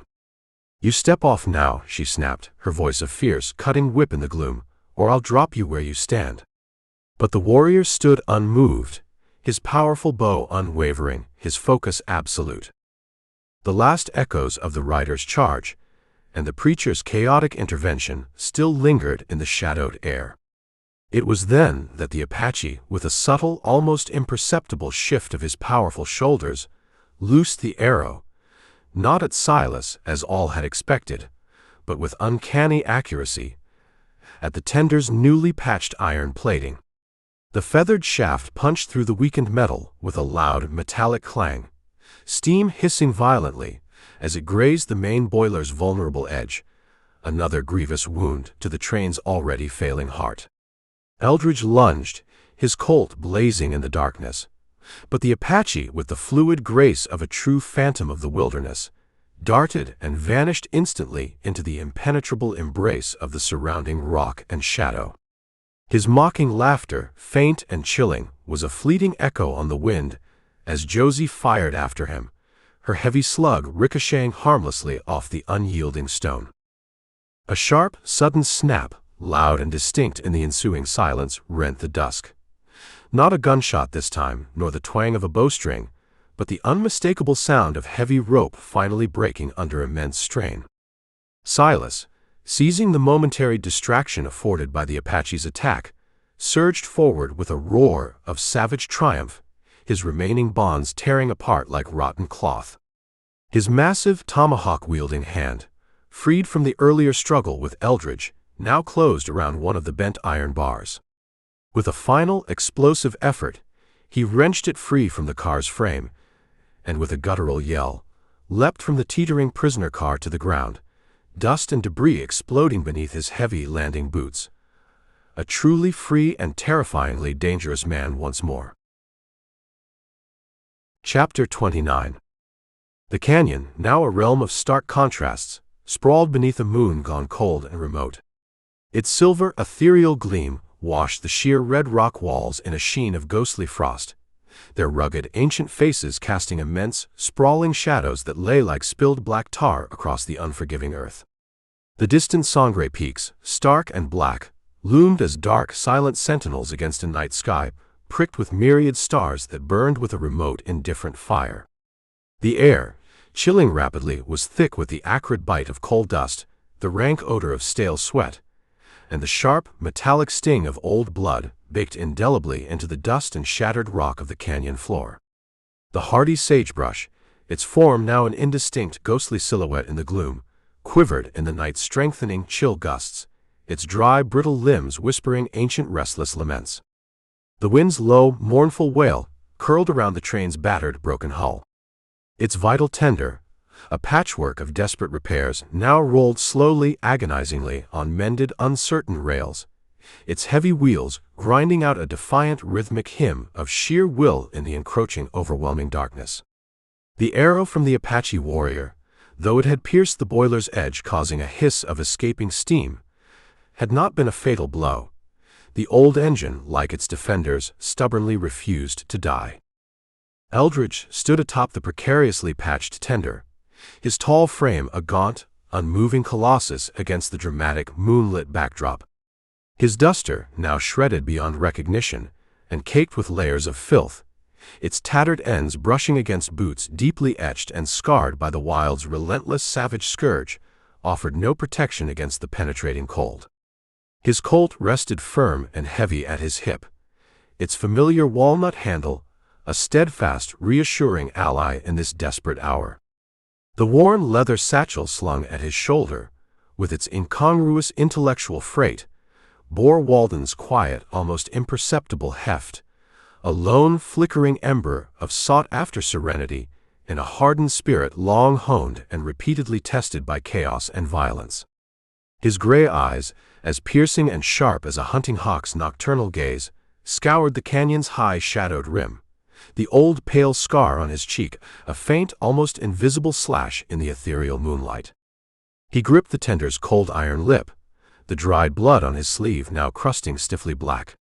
His unlit cigar, a familiar presence between his teeth, was a sour, chewed anchor as he braced himself for the rider's inevitable last desperate charge, their ominous silence a coiled, potent menace in the vast silent night.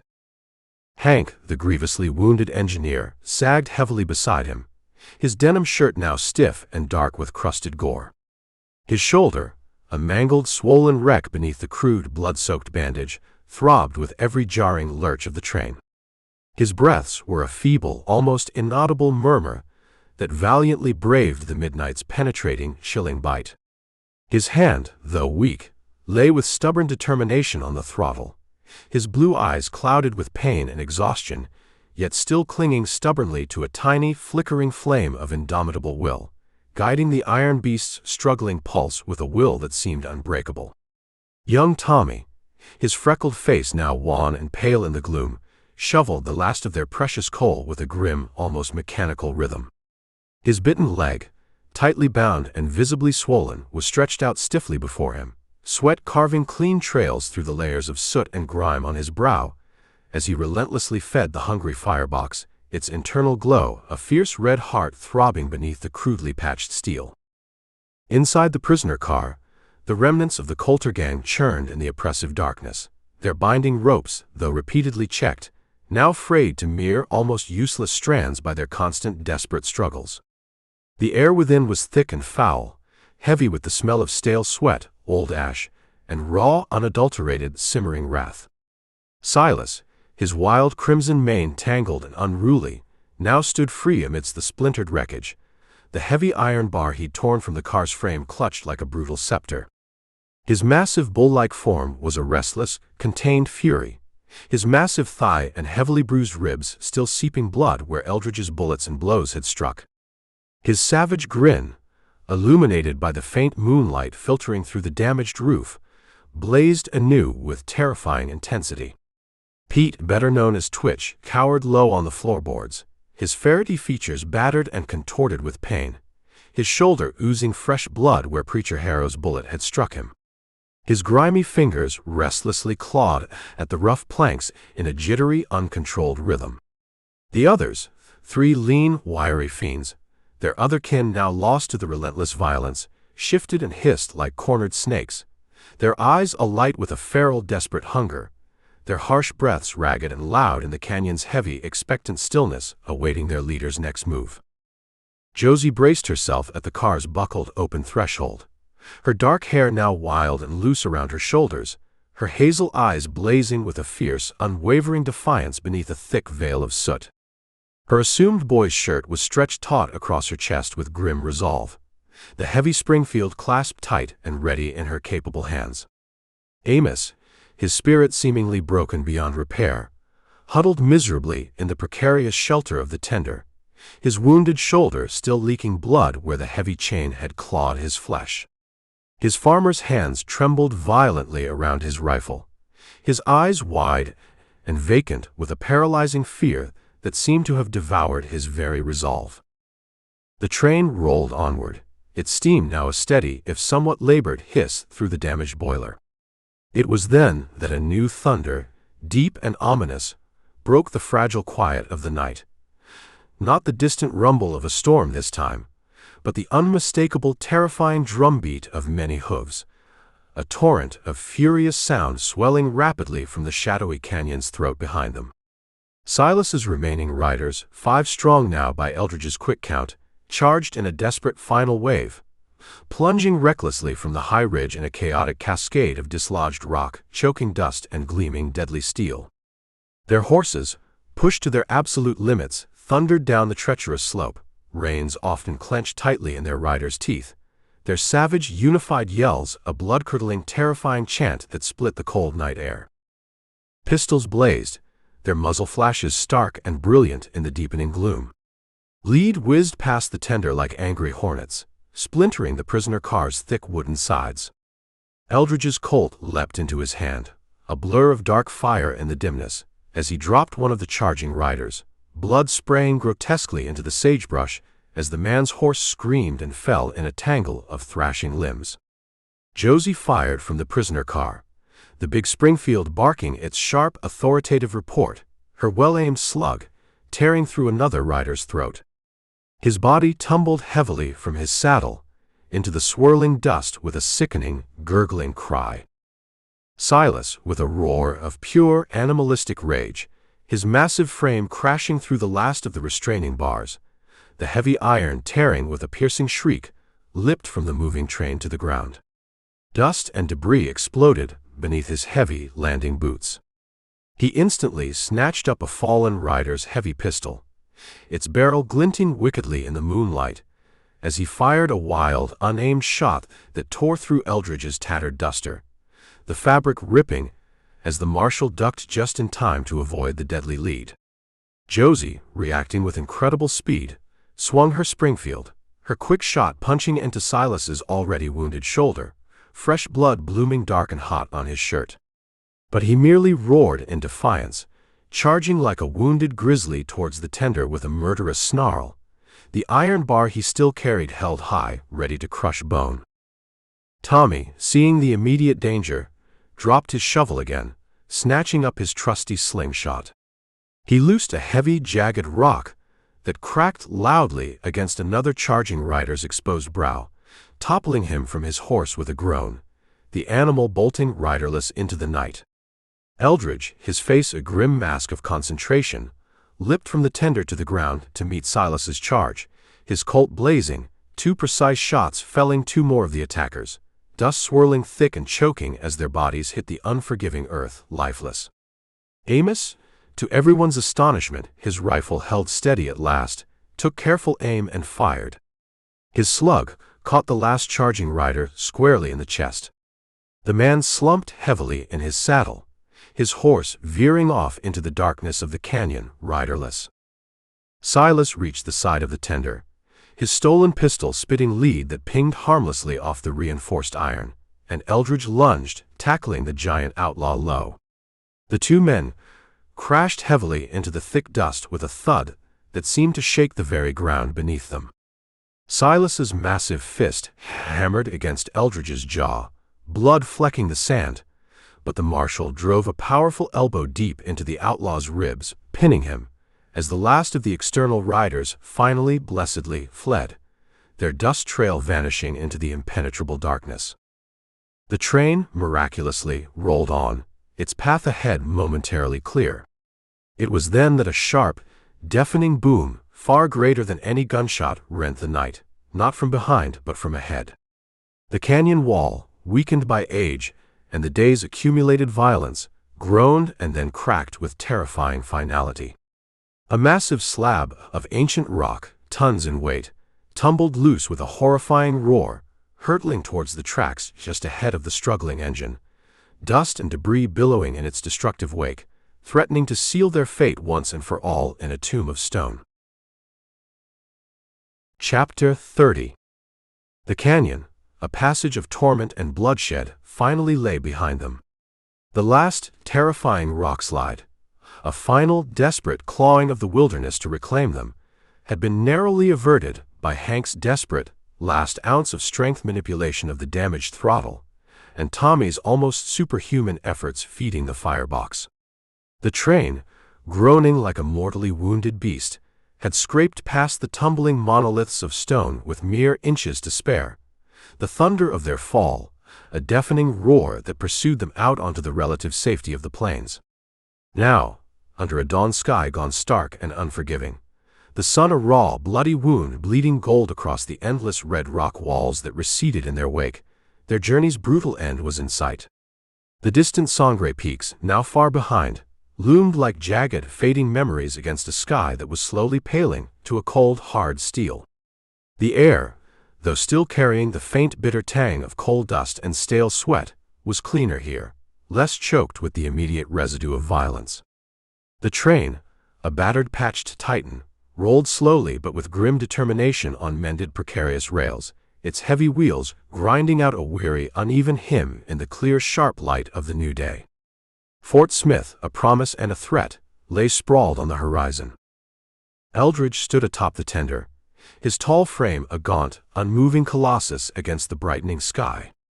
His duster, now little more than shredded, soot-darkened rags, its frayed ends brushing against boots deeply etched and scarred by the wild's relentless, savage scourge, offered no protection against the morning's chill.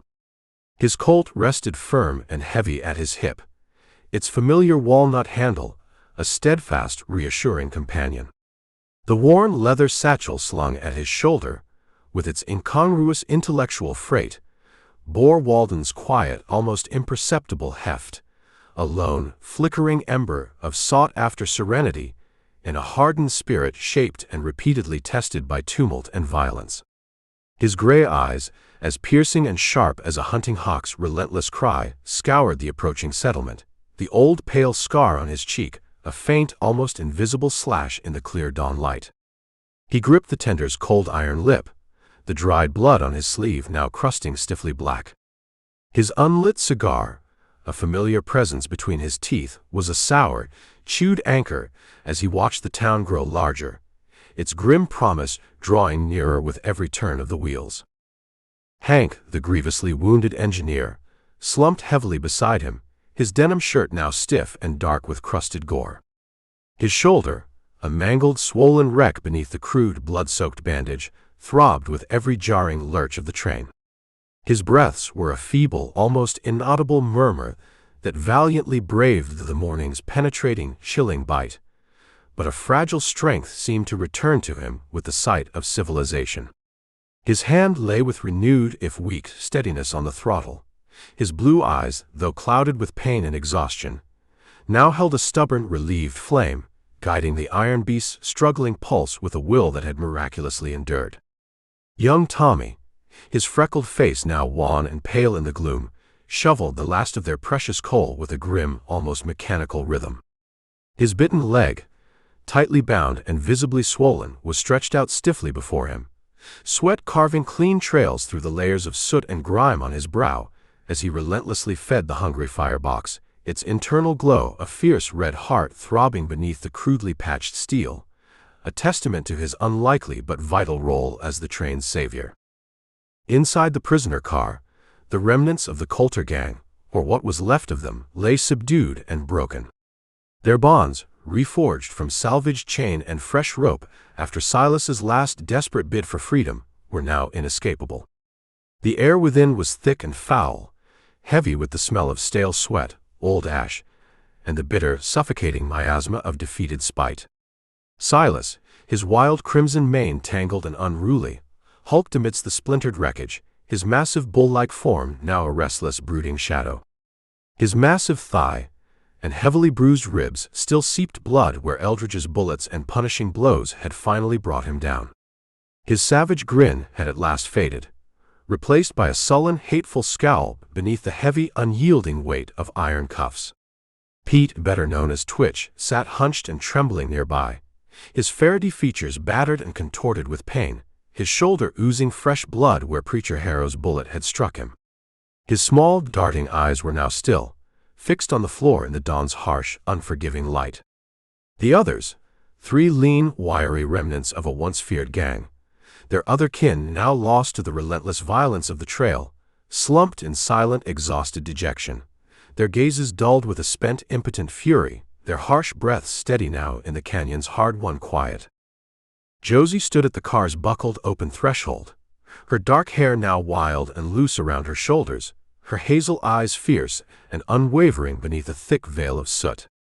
Her assumed boy's shirt was stretched taut across her chest with grim resolve, the heavy Springfield slung with familiar ease across her back, a badge of honor hard-earned. Amos, his spirit slowly, tentatively returning from the abyss of terror, braced himself in the tender, his wounded shoulder still leaking blood where the heavy chain had clawed his flesh. His farmer's hands, though still trembling, now held his rifle with a newfound fragile steadiness, his eyes, though haunted, softened with a quiet dawning calm that had against all odds outlasted his profound dread. The train rolled on, its steam now a steady, rhythmic hiss as it approached its final destination. Fort Smith's infamous gallows, a stark black scaffold against the vast open plain, loomed into view, its single ominous noose swaying gently, almost beckoningly in the cool morning breeze. The town itself unfurled slowly before them, its rough clapboard shacks and more substantial brick courthouse rising from the dusty earth. A crowd, drawn by rumor and the grim promise of frontier justice, was already gathering like carrion crows to a grim feast, their collective murmurs a low, expectant buzz that rose above the train's laboring groan. Eldridge, his face an unreadable mask, leapt down from the tender as the train finally ground to a halt, dust swirling up around his worn boots. He hauled Silas bodily from the prisoner car, the outlaw's massive bulk staggering as the heavy iron cuffs bit deeply into his wrists, his fiery crimson mane catching the morning sun in a brief, defiant gleam. Josie followed close behind, her rifle held steady, her hazel eyes locked with grim focus on the remaining members of the gang, while Tommy, his small frame unbowed despite his ordeal, tossed his shovel aside and joined them, his trusty slingshot still clutched tight in his small grimy hand. The gallows stood tall and forbidding, its rough-hewn wood weathered to a dark ominous gray, the thick rope a coiled patient serpent awaiting its prey. Judge Isaac Grayson waited beneath its long shadow, a stern, imposing figure in somber black robes, his face a mask of cold, implacable iron, his neatly swept gray hair glinting in the sun. His voice, when he spoke, rolled forth like the deep, resonant tolling of a funeral bell. "Justice," he declared, his keen eyes glinting as they met Eldridge's own tired gaze, a silent, almost imperceptible nod passing between the two men. Law's cold, hard pact fulfilled at last. Silas, with a final surge of defiance, climbed the wooden steps to the platform, his heavy boots thudding with grim finality on the rough planks. His earlier savage grin flickered faintly, a dying ember of his former arrogance, as he faced the waiting noose, the crowd's expectant hush a heavy, almost suffocating weight that pressed down upon the very air. "Reckon I'll see you in hell, Marshal," he rasped, his voice a dry, harsh thunder. He spat contemptuously into the dust, fresh blood flecking red upon the parched earth, as the grim-faced hangman tightened the coarse hemp rope around his thick neck, its fibers creaking softly in the sudden profound silence. Twitch followed, his ferrety frame trembling uncontrollably, his pitiful whimpers lost on the morning wind, while the other two outlaws shuffled slowly up the steps, their heads bowed, their fight and their spirit finally burned to cold, dead ash. Eldridge stood apart from the murmuring crowd, his gray eyes unyielding, the old scar on his cheek pulled taut as he watched the trapdoors drop, 1, 2, 3, 4, the bodies jerking sharply, then hanging still and lifeless, the gallows' long, dark shadow stretching far across the sunlit plain, a stark and brutal punctuation mark at the end of a bloody chapter. Josie turned away, her fierce hazel eyes dimming with a sorrow she could not quite conceal, while Tommy stared, his young, freckled face hardening into an expression far older than his years, a boy's fragile innocence irrevocably shed in the harsh, unforgiving light of that frontier dawn. Hank, propped against the tender, slumped lower, his blue eyes closing with a sigh of profound relief, a faint, peaceful smile touching his lips as the train's whistle, perhaps in a final salute, mourned a long, low, mournful cry that echoed off the distant, unhearing rocks. The silence that followed was broken by a sharp, unexpected clang, not a gun this time, but the sudden, insistent peal of the courthouse bell. Its sound, urgent and compelling, swelled across the square as a lone rider burst from the edge of town, a wiry, dust-covered figure in a long duster, his reins held taut, yelling wildly as he spurred his lathered horse at a reckless gallop towards the train, a folded yellow telegram flapping conspicuously in his outstretched fist. Eldridge, his weariness momentarily forgotten, tensed. The rider skidded to a halt before him, thrusting the paper into his hand. Marshal Sample. Urgent dispatch from Washington. He tore it open, his eyes scanning the curt message. It was not from Judge Grayson. It spoke of commendations, of valor, but then a new assignment further west, a territory even wilder, more lawless. And a surprising addendum. Funds allocated for the continued deputizing and training of one Josie Hale, and the formal wardship and education of Thomas Hale, should the marshal deem them fit. He looked up from the paper, the morning sun warm on his face. Josie and Tommy were watching him, their expressions a mixture of hope and apprehension. He saw not just two orphans, but the resilient, unyielding spirit of the frontier itself, a future that, however harsh, held the promise of being shaped by courage and determination. He thought of the quiet words in his satchel, of simplicity, of lives lived with purpose. Perhaps, he mused, justice wasn't just about the gallows shadow, but about the seeds of decency one chose to plant in the dust of a hard land. He folded the telegram slowly. "Well, deputies," he said, a rare, almost imperceptible smile touching the corners of his lips. "Looks like our train ain't quite reached the end of the line just yet." The dust was settling, but the trail ahead, though uncertain, stretched onward, a new horizon dawning not just for him, but for the two young souls who had ridden the outlaw train through fire and blood and emerged against all odds into the promise of a new day. Want even more wild western adventure? Can I send you Wrangler for free? Don't miss. Rip Campbell Adventures. Pecan Creek War. Scatter Shot. $10 Mustang. Pistol Whipped. Red River Ferry. Last Drop. Cow Puncher. Bearcat Pass. Fast Shot. As Good as Gold. Ramble Range. Claim Jumper. Gunpowder Trouble. Bushwhack Range. Bear Wash War. Kicking Dust. Outlaw Range. Six Gun Preacher. Outlaw Trail. Gunpowder Range. Wild Ride. Southbound. Crack Shot. Bloodied Trail. False Star. Cimarron Breaks. Ghost Town. Cayuse Crossing. Night Canyons. Vengeance Trail. Blood and Dust. Last Draw. $10 Cowboy.